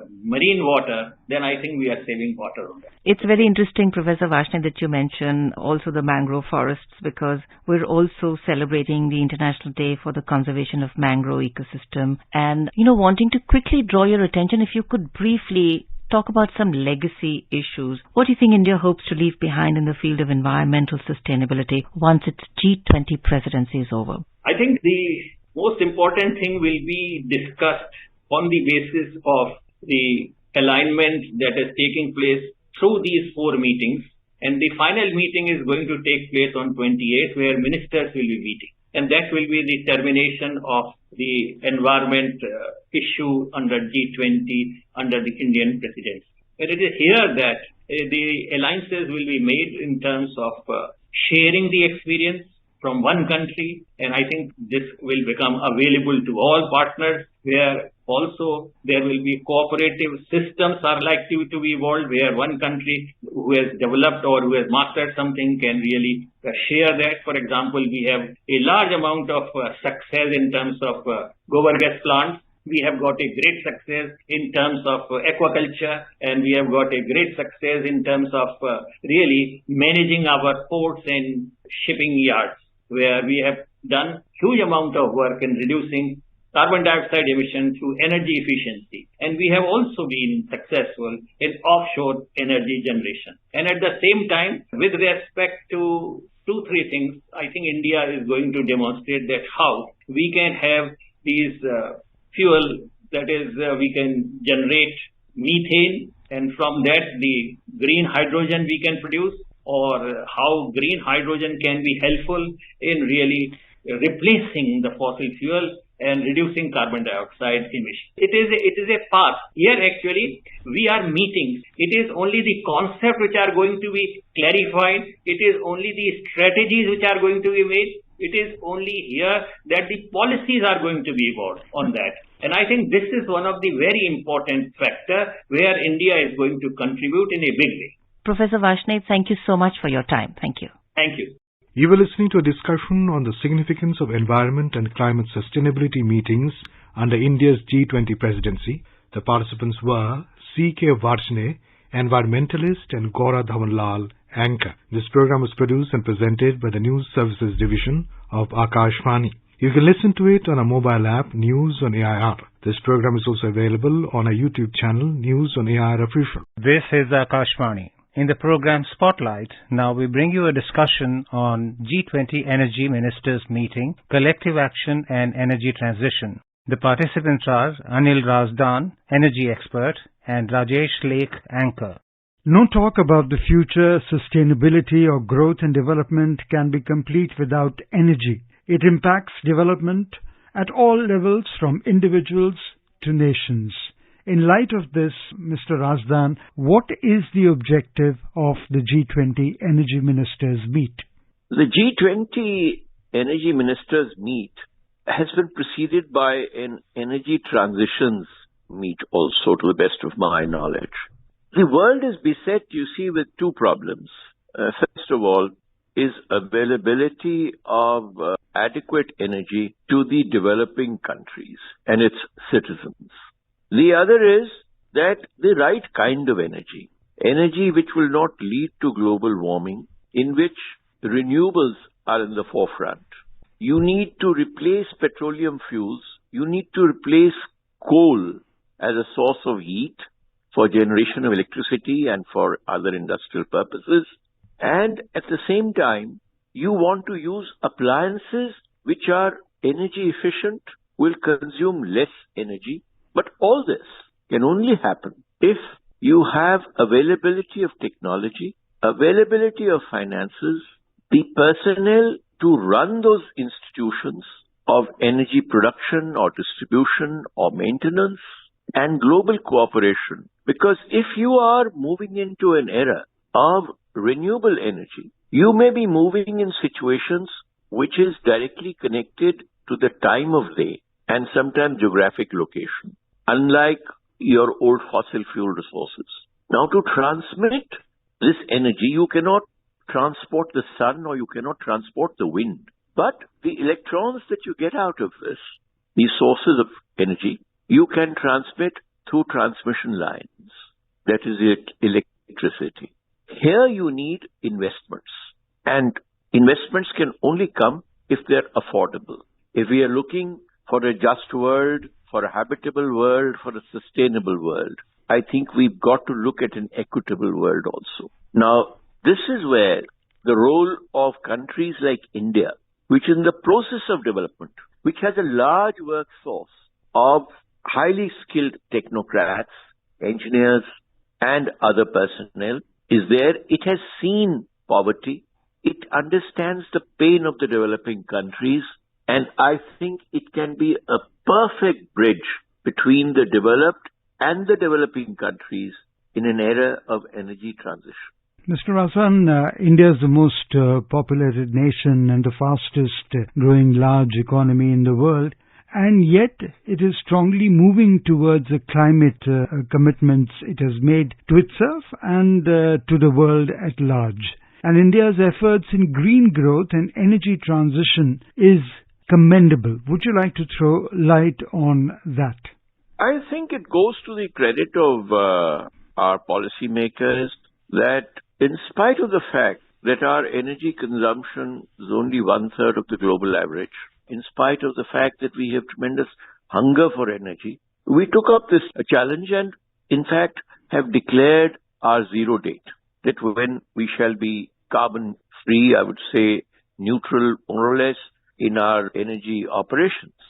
We have taken a date which is, I think, realistic and beyond what the more ambitious countries, the smaller countries which are highly developed, which have much less work to do, they have chosen. But I have seen that these countries have more often than not broken their pledges, whereas India has given a pledge and kept up to it. Now, this task will mean that we speed up our solar energy production, we speed up our wind energy production, and also, I would say, baseload power. Now, baseload power at some stage was only coal. Of course, countries like France were using nuclear. We have a small component of nuclear. I have been of the view that just as China is doing, it's building up a huge nuclear capacity for baseload power, which is relatively carbon-free, I would say, almost. Now, that is something that we have to work on. Nuclear energy for a baseload, and for our other loads, we develop renewable energy with links, because solar energy is available at one point of time in some parts of the country. Wind energy is available in other parts of the country. Now, this energy has to be transmitted across the entire length and breadth of the country in an equitable manner. And that can only happen through a very sound and a robust transmission and a distribution system. This will also entail that the consumer has to assume a more responsible and a self-controlling role in the use of energy. And that can come through smart meters. We have virtually destroyed many of our power distribution companies through financial indiscipline, free power, consumers not paying, theft. It has been controlled to a large extent, but we have a long journey to go. And I think this can only come through use of smart meters, meters where you pay as you use, just as you do in a telecom world. See, for cooking gas, again, we have provided cleaner kitchens to a lot of homes instead of their working in smoky kitchens, which was a health hazard. Cooking gas is again carbon rich. It's a hydrocarbon. We have to probably in the days to come replace it with biogas, which comes out of natural sources, which comes out of carbon intensive sources, and also through electricity, which can be generated through renewables like solar and wind. As I mentioned, the baseload nuclear, because these variations and wide swings, they have an impact on the system. And we've got to ensure that there's a certain steady baseload, and the rest is energy which can move according to the time of the day, time of use. We will need to have probably time of the day, not only time of the day, I would say for time slots or time of the moment energy prices. Today the Prime Minister talked about, Mr. Razdan, about the efforts to work for inclusive, resilient and equitable and sustainable energy for all. You touched upon the equitable part of it also. How will all this be done, particularly when it comes to the consumer with the help of LPG, piped cooking gas, LED lights, electricity, etc.? See, when we talk of LED, that is energy efficiency. Now how you generate that electricity, if you can do it by renewable sources, the better, and that's where we are moving in that direction. We've set up very ambitious renewable targets for ourselves, from 177 gigawatts at the moment going up to 500 gigawatts by 2030. But again, it is not a steady power. We will need to, as I said, build grids covering the entire country, and as I repeat, we will need baseload power. Now, gas for cooking, etc., ultimately when we are reaching to a zero hydrocarbon use, I mentioned we will have to probably use biogas. There are other sources of clean energy which you can tap. Kitchens have to be clean, but we have to work very strongly on energy efficiency. That is doing much more work with much lesser energy. That can only happen if you review your entire structure of taxation. We had introduced in the year 1998, when I was looking after energy efficiency in the Power Ministry, the star code guidance. 1, 2, 3, 4, 5 stars to designate what is the energy consumption status of that device that you are using. We need to reduce duties on devices which are highly energy efficient and raise duties on those which are energy intensive so that the consumer moves through this economic mode into the right kind of energy device purchase. That is one aspect. The other is strict metering, that you know what energy you are consuming, what is your bill, just as a mobile phone revolution has come on. You use only what you can afford to use. And at the same time, you are ensuring that money is coming back into the system, which was a great handicap in the earlier practices of the state electricity boards, the distribution companies, which were heavily into debt, and taking sustained effort now to pull them out of the red into the blue, if not the green ultimately. Now that is a comprehensive plan that you have to make out. India has taken an initiative also recently in stretching its energy or electricity cooperation or links way into Southeast Asia. It was earlier confined to South Asia. We had transmission links one-to-one with our neighboring countries in the subcontinent. But we need now undersea links, which Sri Lanka also, as Power Secretary, I tried to promote this link 15 years ago, that we should have a strong undersea link with Sri Lanka. Because you have to come to a neighbor's help when he needs it, only then he will come to your help. And that is what is neighborhood. There was an old saying in Hindustani language that hamsaya, that you live in each other's shadow and protection. Now that protection of each other is extremely important. And if we can extend that cooperation and that neighborhood to Southeast Asia, it will be extremely good. We've got to do global cooperation. Almost 2 decades back, Europe was thinking of generating its renewable energy in North Africa and taking it across the Mediterranean into Europe to turn truly clean. Now, this will give an opportunity also to these backward areas to develop some economic entity of their own, some resources which nature has given. Technology may not be there with them, but this natural resource is available. And this spirit of cooperation, and I think it will begin with bilateral building blocks in respect of energy cooperation also, country to country. And gradually, it can be a region, though there are problems always of international relations, tensions. So country to country links, I think, must be strongly encouraged. We can have joint transmission investments. Vision, Mr. Razan, of the Prime Minister's vision of interconnected green grids come together with what you are saying just now? See, one is interconnected green grids is first of all within the country. That there are, say, the coastal regions which are rich in wind energy. Now, wind energy has a timing. Normally, it's in the evening, night. Whereas solar energy is during the day. So there is a complementarity also in what nature has provided us. Some regions have hydropower.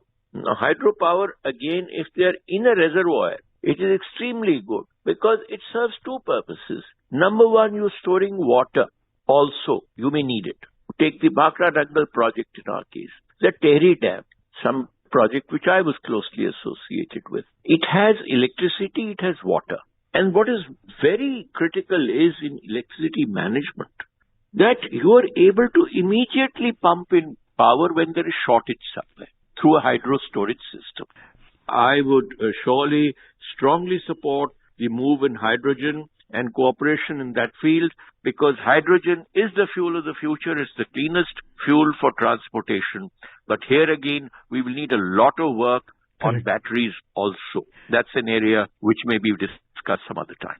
Mr. Razan, the time is short, so we would have to wind up. Just as a parting note, the Prime Minister also suggested strengthening collaboration on the fuels for the future and remarked that the high-level principles on hydrogen are a step in the right direction. Actually also added that transitional grid interconnections can enhance energy security, and India is promoting this mutually beneficial cooperation with its neighbor. On that note, thank you so much, Mr. Anil Razdan, for being with Akashvani. Thank you. You were listening to a discussion on G20 Energy Ministers Meeting, Collective Action and Energy Transition. The participants were Anil Razdan, Energy Expert, and Rajesh Lake, Anchor. This program was produced and presented by the News Services Division of Akashvani. You can listen to it on our mobile app, News on AIR. This program is also available on our YouTube channel, News on AIR Official. You may share your feedback about this program through email at airnsdtalks@gmail.com or WhatsApp on 92890-94044. This is Akashvani. In the program Spotlight, we now bring you a discussion on Forest Conservation Amendment Bill. The participants are Mukul Sanwal, environmentalist, and Sonu Sood, anchor. Yesterday, Lok Sabha passed the Forest Conservation Amendment Bill 2023. The bill seeks to amend the Forest Conservation Act 1980. To discuss the various aspects of this crucial bill, we have with us Dr. Mukul Sanwal, who is an environment expert. Welcome to Akashvani, Dr. Sanwal. Thank you. So we would like to know from you this Forest Conservation Amendment Bill 2023, which has been passed yesterday. What is the major objective of this bill? When we look at this, the new amendment, we have to see what is being amended. In 1980, we had the Forest Conservation Act, which was in some senses an extreme reaction to what was happening earlier. And this bill, in one sentence, is seeking to restore the balance again. Let me explain. The history of forests in India goes back to 1927, when the British put in the Forest Act. And all the forests in the country, which were basically village forests, because the state didn't have much role or didn't have any interest except the kings going for shikar. So they nationalized all the forest and they made it into a central regulatory, under a central regulatory authority, and excluded the people from its purview in a sense. So what they did was, they looked at forests and said, here is a commercial resource, and if we can exploit the timber, we will call it a reserve forest, and from there, timber will flow out, we will get some revenue, and some parts around the villages we will leave for the villagers. So the primary focus was, not in terms of conservation, not in terms of the environment, but in terms of the timber value of this land. It came to such an extreme that even after independence, much of this thinking continued, and between 1951 and 1976, we lost 42 lakh hectares. And the natural consequence of that was the need to control. And when you think in terms of control, you control very firmly. That is how governments work.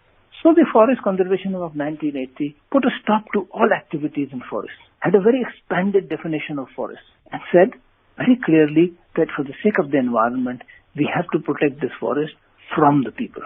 I think that is what the present criticism is missing, that the 1980 Act deliberately chose, because of the history of forests or exploitation, as I would like to call it, up to that time, to keep people away from forests. Now, the impact of this, for example, in Uttarakhand was that people were not able to, villagers in remote areas were not able to get timber for their housing, for their roofs, for their walls, for their doors. There are no roads, there are no shops. So, see, there are things which we assume in a city, that you can buy timber. You cannot do that in a remote forest. They could not get fodder for their animals because any movement inside the forest could be punished. And who were the people committing this so-called crime? It was the women. Because the men were down in the plains working for a living and sending back money to their wives. So throughout that period, it was noticed that the so-called crime was being committed by women who were being challaned or sent to even jail, and it was causing a lot of resentment. You could not put up a school because of the 1980 Forest Conservation Act, which said all these activities are not allowed because they affect the conservation of the forest. Now, what have we done now? First of all, I think the thinking behind it is that we have deleted the word forest and used the word one. When you say forest, the environmentalist compares it with the definition of forest in the international sphere, where in no country do you have the kind of population that you have, the numbers of population that you have inside forests. No country. And therefore, the thinking here has to be that we are protecting forests for the people, not from the people. And this thinking was necessitated because in 1996, the Supreme Court, interpreting this act, the implementation of the Act, said, no, you are talking about forest conservation, and you are talking about forests. Now, the forests have a dictionary meaning, and conservation means maintaining the ecological balance, so activities cannot be permitted because of the legislation you have brought in. See, again, the critics are now misleading the nation in a sense, because it is not that the Supreme Court judgment is being violated. Supreme Court only interprets the law as Parliament has legislated it. So Supreme Court said, this is what you have legislated and this is what it means. So please follow what you have legislated. So it was necessary to bring a new legislation with new thinking because the national needs have changed. Just as the needs in 1927 were to sell timber, today the need is that we need access to the people, they need to be given access, and new thinking, new methods of control, a new situation has emerged, and it is in response to that new situation that this act has come. So it is neither anti-environment, nor is it anti-Supreme Court. It is pro-people, pro-nation, pro-economic development with a new balance. I think that is the other second point that the critics are missing. Just as earlier there was an ecological balance was considered without giving any reference to the people. Today we are giving reference to the people, and within that context we are looking at the ecological balance. So a new balance is emerging, and if you look at the details, in this new balance, you will find that there is nothing anti-national in this. In fact, if we talk about the provisions of the Forest Conservation Amendment Bill 2023, it exempts certain types of land from the purview of the Act. Can you tell us about this aspect? For what purposes have these exemptions been made? You see, there's a lot of criticism that 100-kilometer belt along the national boundary has been exempted. No, it has not been exempted. What they have said is that in this area, because of national security or national economic needs, or the needs of the local people, there will be no restriction. Of course, there will be rules, but the activity will not be considered a violation of the Act, which was the case in the 1980 Act. A road built to the border area, a border village connected to the mainland, to the district headquarters, was all banned under the 1980 Act because that is how we had legislated it. So the ban was not because of the environment, but ban was because of the legislation. Now what they have said is that if you have constructed a road, you don't need to take permission. Of course, the government of India will give permission, but it's not a violation of the law. Similarly, up to 10 hectares in the border areas, you can set up some establishment. Now, what is the kind of establishment that will be set up near the border areas? It will be security related. Or for the villagers, it will be their schools, their hospitals, or any other municipal facilities. You know, even drinking water pipes going through the reserve forest needed permission. That caused delay. Delay means increase in cost. Increase means that people are deprived of a benefit. Similarly, along the roadside, you could not construct any shops or, say, toilets or any other facilities, which have been a feature throughout. We assume we build an expressway, we have places where you can stop and have a snack, where you can use a toilet. But that was not allowed in the forest areas where you had the Forest Conservation Act. So it had gone down to that extreme because of the legislation or the thinking in Parliament at that time. Similarly, we come to another aspect of change in the country as a whole. Today, as I said, for the British it was timber. And then that thinking continued to the mid-70s, 80s. And now we find that the new thinking is, how do you protect animals in the wildlife reserves? Do you protect them by keeping people out? Or do you protect them by regulating human activity so that it keeps away the poachers? In almost every game sanctuary in this country, the people who were living inside the forest, not very many, but few, were thrown out, virtually thrown out, because the thinking was that you cannot have anybody inside the boundary of the reserve forest, and you have to keep people out. But that did not stop poaching. The experience throughout the world, particularly in Africa, has been that some kind of controlled activity is the best way to protect the animals and the ecosystem from poachers. Because the problem is not the people. The people who are killing tigers are not the villagers living inside, the few villagers living inside, but the poachers from outside. Absolutely. Sir, the Act also specifies some activities that can be carried out in forests, such as establishing checkposts, fencing and bridges, and also allows running zoos, safaris and ecotourism facilities. It also talks about encouraging agroforestry. Can you tell us a little bit about these aspects, how they are going to help in the direction of restoring balance, as you said in the beginning? the more commercial activity. There are two types of activities here. One is the more commercial activity, ecotourism things. And the other is the individual kind of activity, a checkpost, or somebody who is a small plot holder. And today under the Forest Conservation Act, was not able to cut a tree inside his own little plot to build his own house, because that was the law. So now that was creating a dampener. People were saying, even on the boundaries or even a couple of trees, if I can plant them in my little plot, I don't want to do it, because if I need to cut them because they are blocking the sunlight, or because I need to expand put up another room, my family is increased in size, I will not get the permission. So I will not do this activity. So that is agroforestry in a sense. But that has been extended, that there are barren areas which are designated as forests. Because the forest designation of forest by the British was not done in terms of density of trees, but in terms of a territory.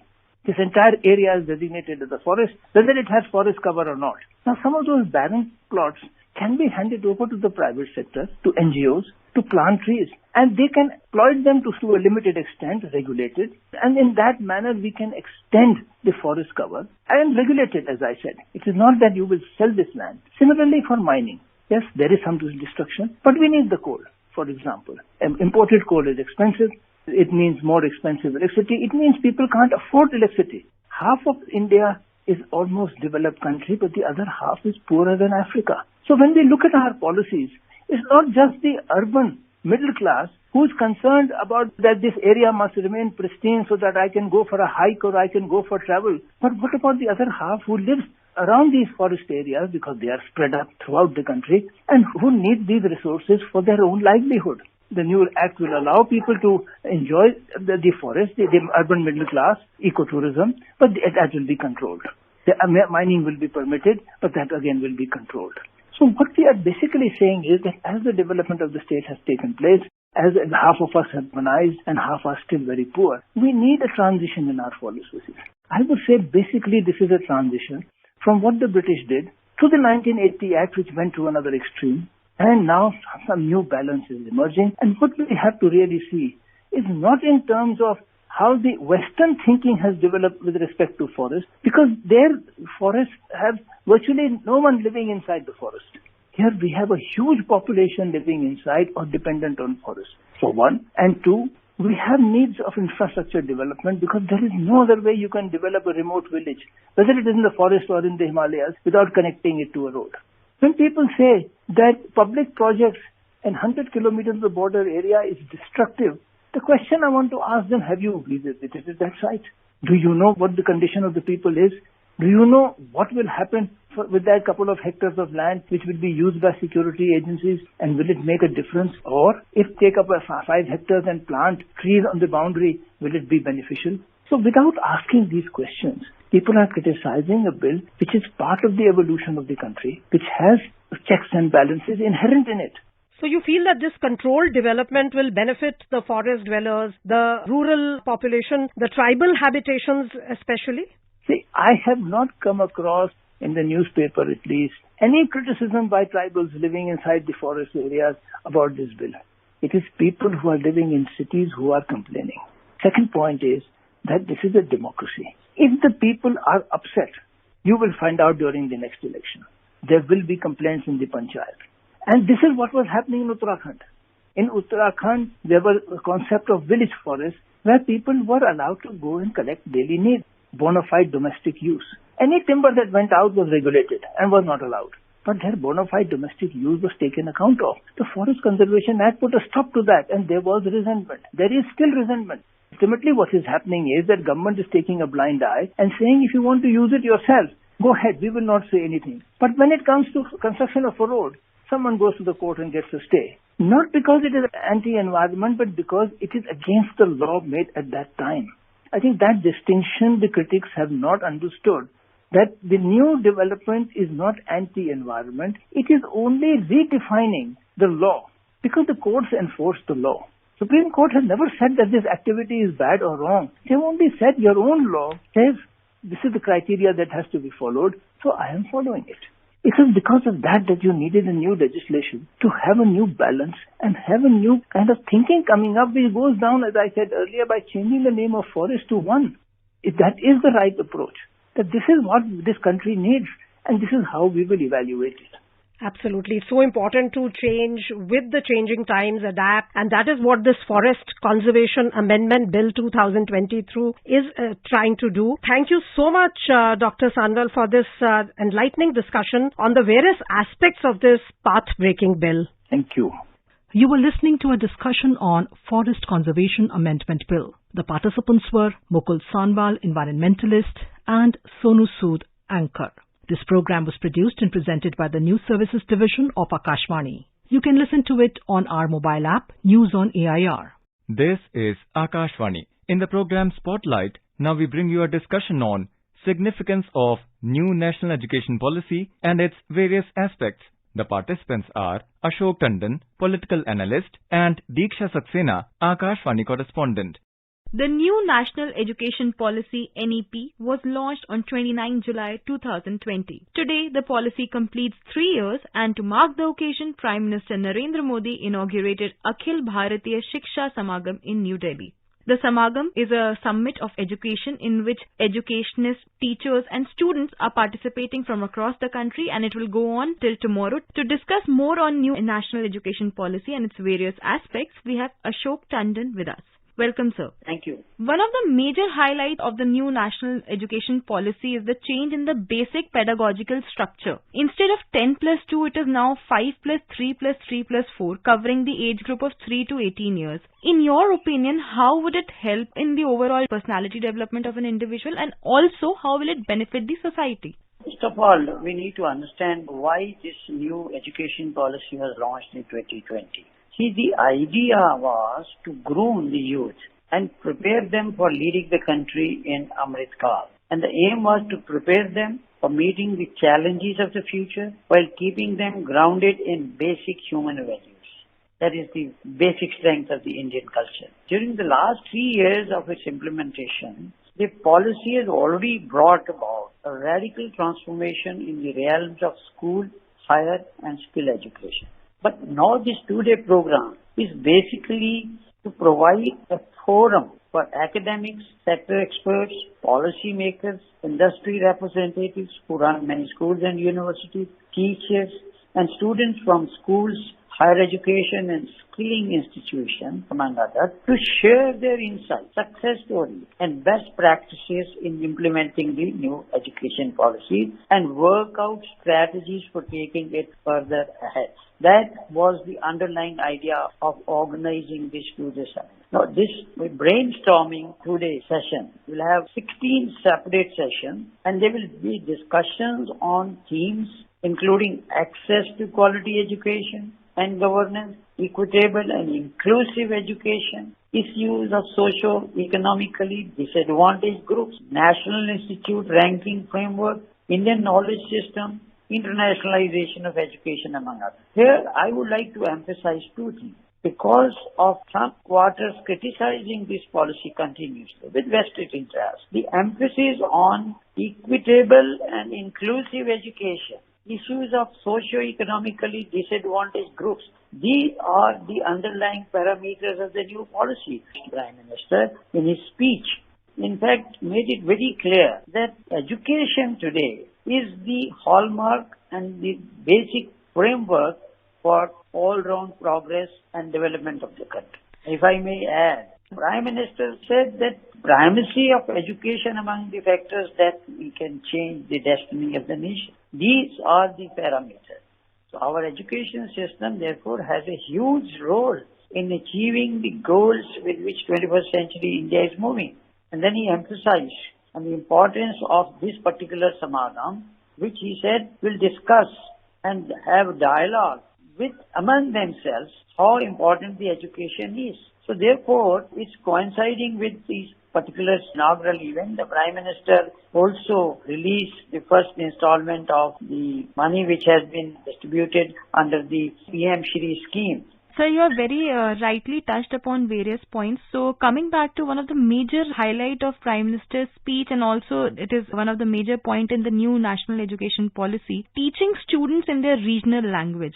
The Prime Minister very categorically said that vernacular language will enable students to gain confidence and they will not be left out if they do not know English. How do you think this is going to improve the overall outlook of the education system in our country, and how will it improve the society as a whole?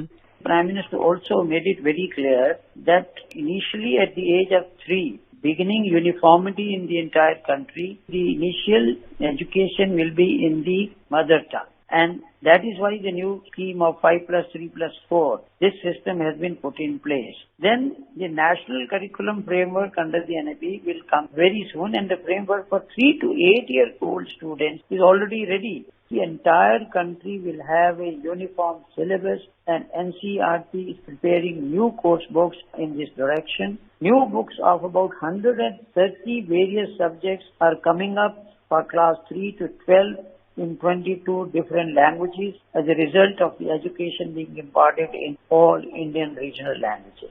So there is no question of discrimination against any language or doing any kind of injustice to any particular language or not giving adequate respect to any particular Indian language. That was the message. I would also like to highlight that the Prime Minister said education in vernacular language is an important step towards the social justice. And I would like to make as a point, the Prime Minister made it very clear, and that the biggest injustice which has been done to students is when we judge them based on their language instead of their capabilities.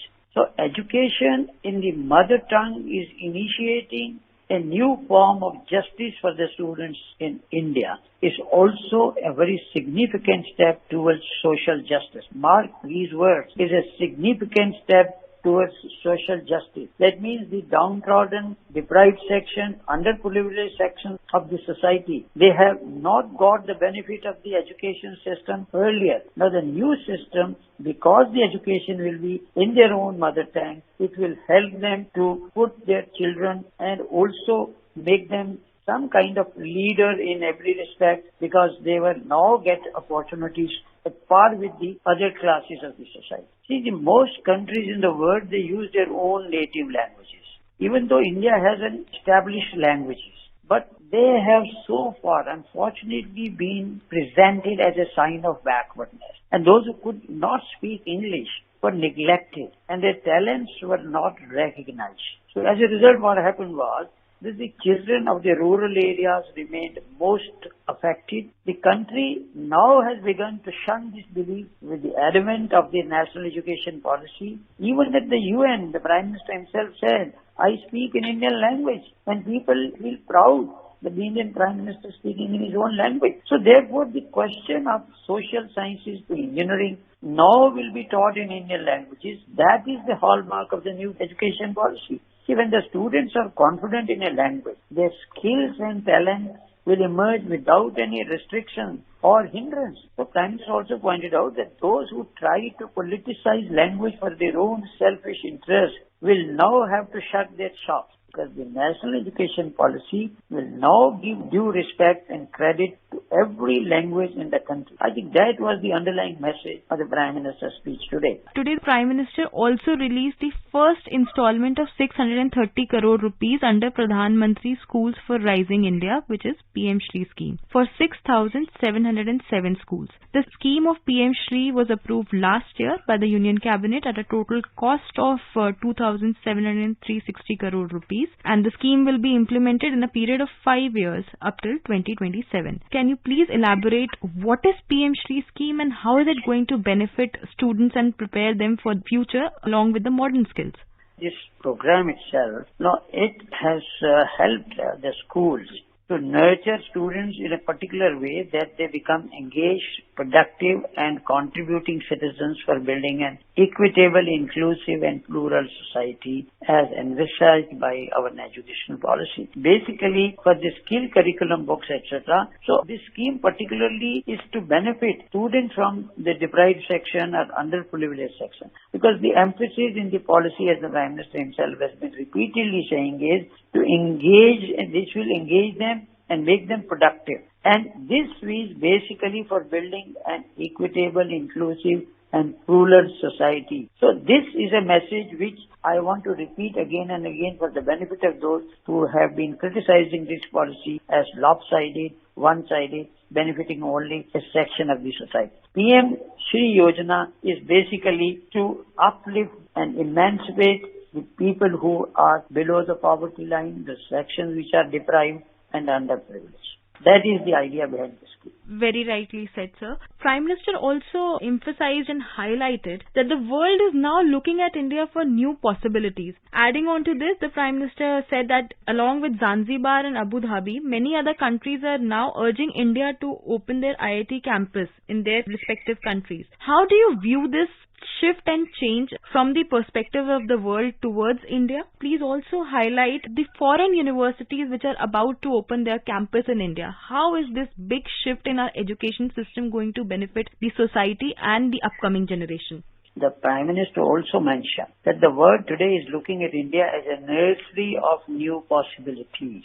And then he gave the example of the software technology and space technology and said it is easy to compete with India's capability. Therefore, in defense technology and in so many other specialized technology, India's model of low cost and best quality system is sure to become a hit. And he emphasized that respect for India's education system has significantly increased in the world with the increase in India's industrial reputation and startup growth ecosystem. And as you were rightly mentioning, that the members of Indian institutes, the number of Indian institutes is now increasing in all the globe ranking and uniform, about at least 2 IIT campuses opening up in Zanzibar and Abu Dhabi gave the. But many other countries are also urging India to open IIT campuses in their own country. And if I may say so, what I learned from reports from across the border, the younger generation, boys and girls in Pakistan, they are crying, why can't they go to Indian IITs and IIMs for higher studies? Because Pakistan, they don't have proper education system. So India's education system is becoming a role model perhaps in all the developing countries. And Prime Minister said that many global universities are also willing to open their campuses in India due to the positive changes coming in the education ecosystem. He said 2 Australian universities are about to open their campuses in Gujarat, JIFT city.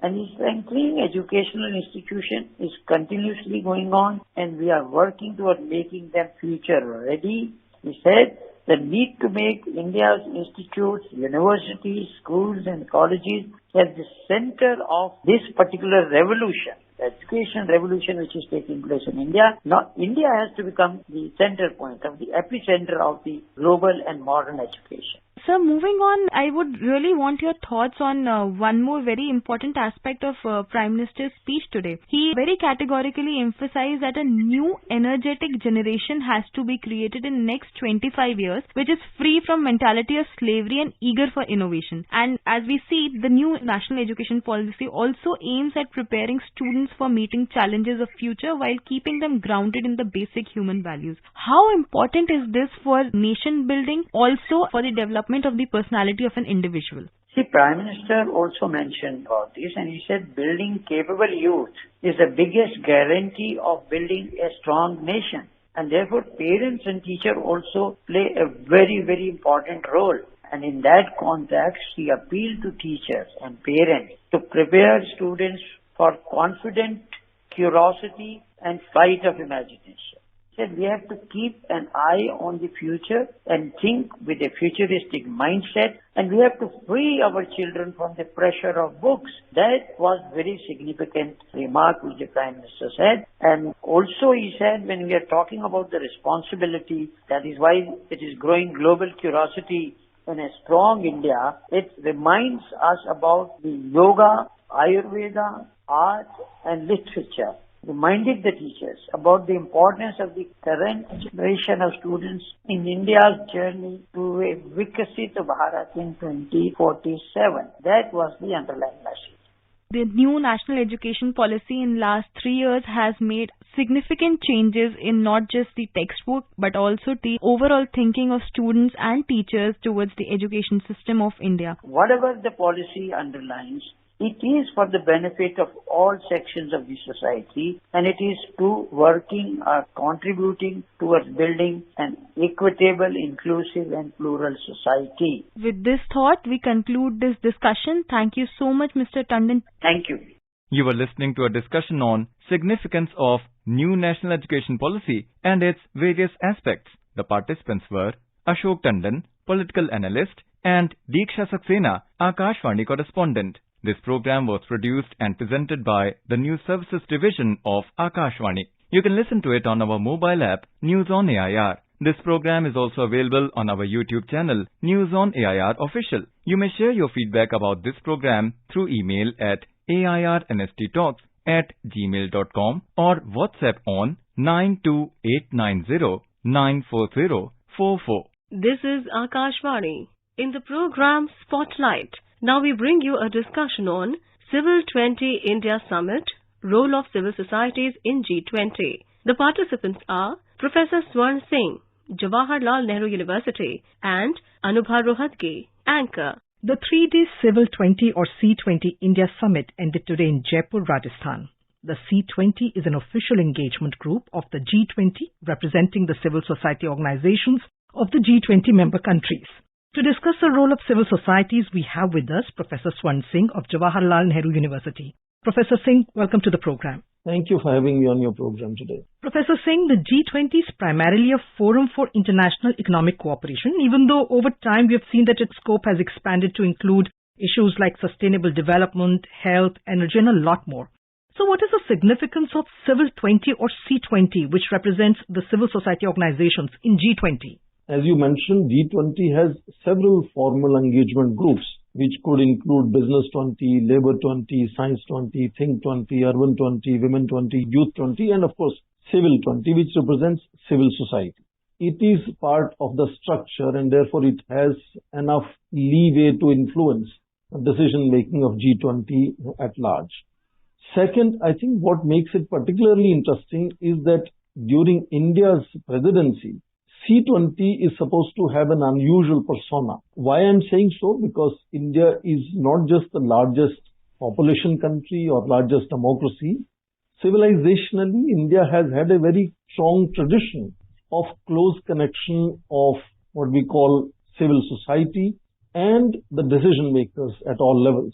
And that has been integral part of India's political ethos. And that is why we saw that this time C20 has been the largest enterprise in G20's history so far. They have held about 1,000 plus meetings in 60 cities in India and abroad, engaging over 184,000 delegates from 74 nationalities.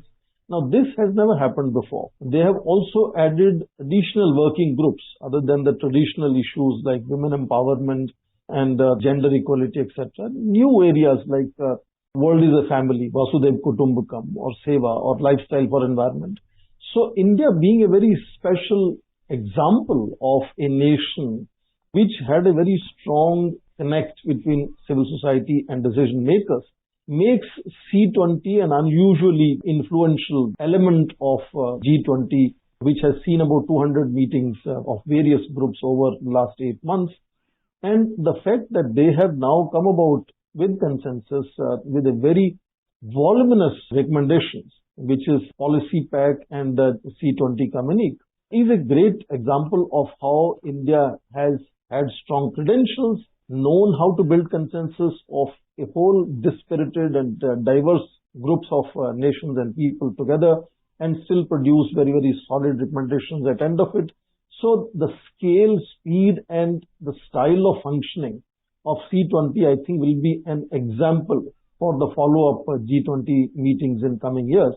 And therefore, even if all of other engagement groups of G20 are very significant, they have been working hard overnight, over day, but C20, I think, in Indian case, would have a very special India imprint. Professor Singh, what are the advantages of the civil society organizations over traditional government structures? which help these organizations impact official policies and programs and help the governments achieve holistic development? Biggest advantage that civil society organizations offer is enormous flexibility. Because government institutions represent a very legal framework which is institutionalized in a very subtle but in a very established format, which is not easy to maneuver around, sort of following up the things that are changing around us.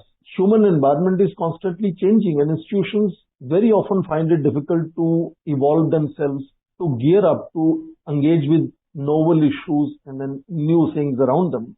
And civil society, therefore, able to step in and provide that cushion for the government institutions to work as a bridge to engage with issues and, of course, challenges that everyday people feel. And people can use these bridges to provide input to see that the challenges and the changing dynamics on the ground are well understood and represented in the policy making in official circles.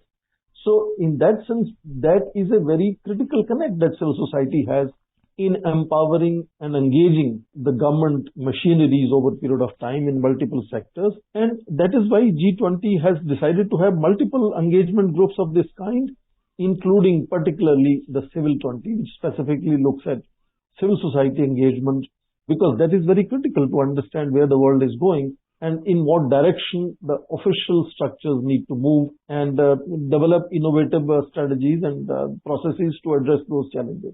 At the inaugural event, Raksha Mantri Rajnath Singh said that the CSOs can act as force multipliers for the government. Do you agree with this?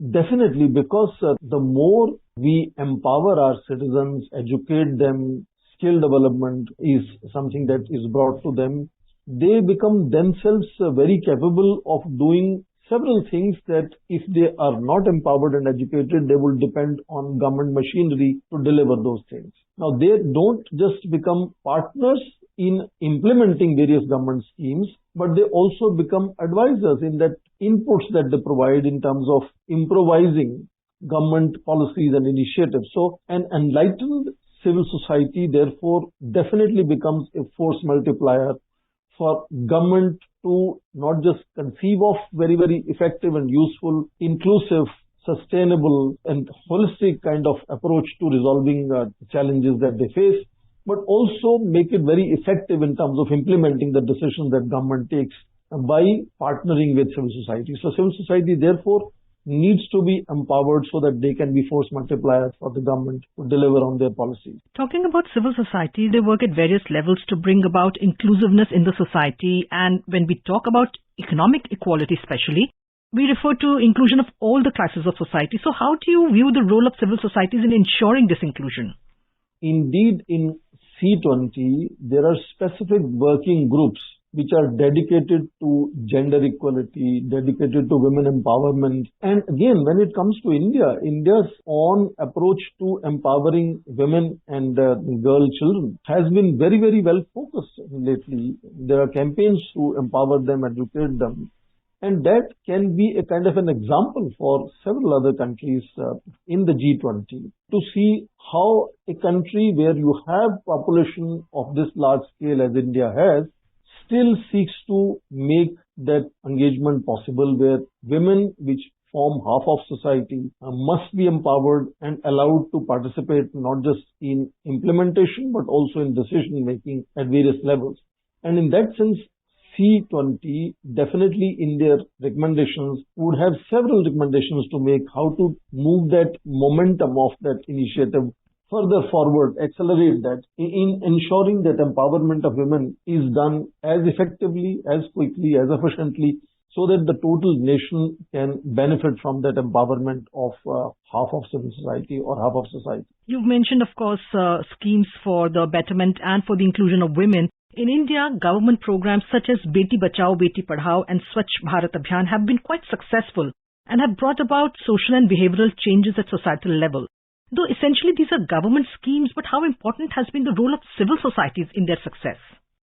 Government invariably can only provide broad direction, can only facilitate, but it would require participation, at least equal participation of all of civil society to make those policies and initiatives successful. So state cannot actually go and clean my own house or clean my own neighborhood. And therefore, government can provide a broad direction. For example, in pandemic, they can provide vaccines, but it is nevertheless for civil society go and get vaccinated themselves. So it has to be complete participation of masses of civil society, and that is where civil society organization provide the bridge or the leadership in building up that momentum in civil society, in ordinary people's lives, so that they understand and begin to participate in implementing those various government schemes. Now, government can create schools, but it is still for the families to send their young children to get educated in those schools. Therefore, I think empowerment of civil society itself remains a major focus of governments, because that makes task of government implementing policies relatively easier and more effective in that sense. So, civil society's partnership with the state is the key to achieving prosperity and peace for any nation. At the conclusion of the Civil C20 India Summit, the policy recommendations that you talked about at the beginning of the discussion, these recommendations, which have been prepared by 16 working groups, are going to be handed over to the G20 Secretariat.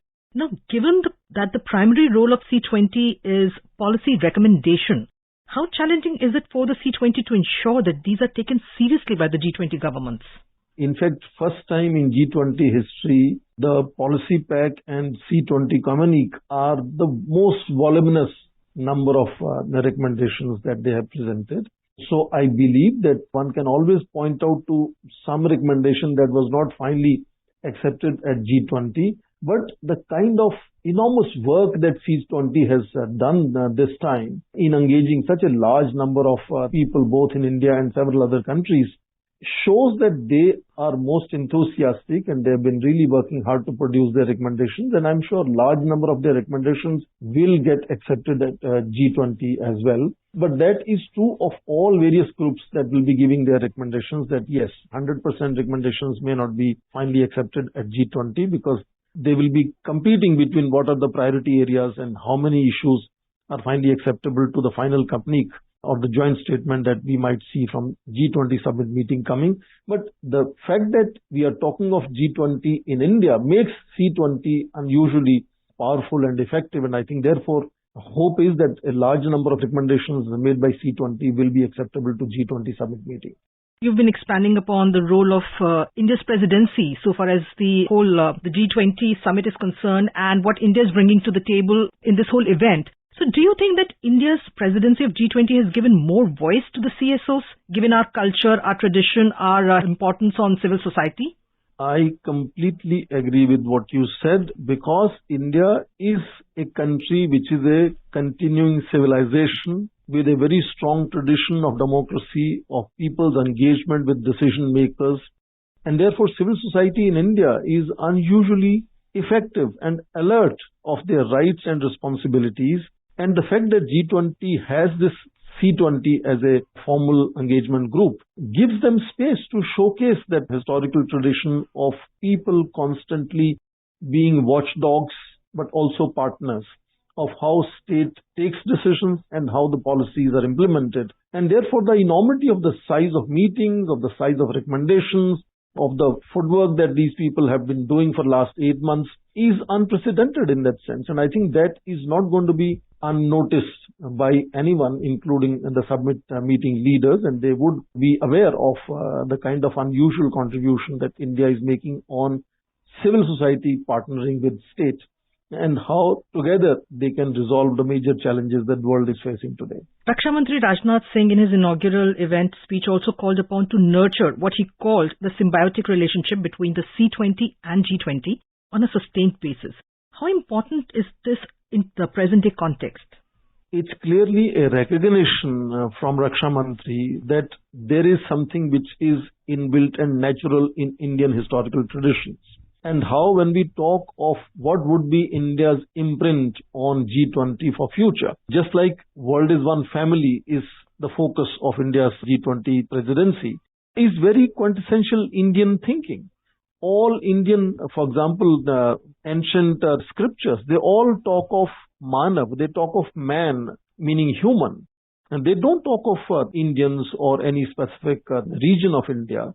So India's approach historically has been to look at entire world as one family, and therefore inclusiveness, holistic approach, and kind of a whole sustainability is inbuilt in Indian tradition itself. And I think that is very clear in the way all various groups of G20, including C20, have approached all various issues on which they are proposing their recommendations for the G20 summit. And I think in various groups, including C20 particularly, that India imprint is likely to be very visible. Thank you so much for speaking with us, Professor Singh.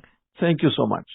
You are listening to a discussion on Civil 20 India Summit, Role of Civil Societies in G20. The participants were Professor Swarn Singh, Jawaharlal Nehru University, and Anubha Rohadke, Anchor. This program was produced and presented by the News Services Division of Akashvani. You can listen to it on our mobile app, News on AIR. This program is also available on our YouTube channel, News on AIR Official. You may share your feedback about this program through email at airnsdtalks@gmail.com or WhatsApp on 928-909-4044.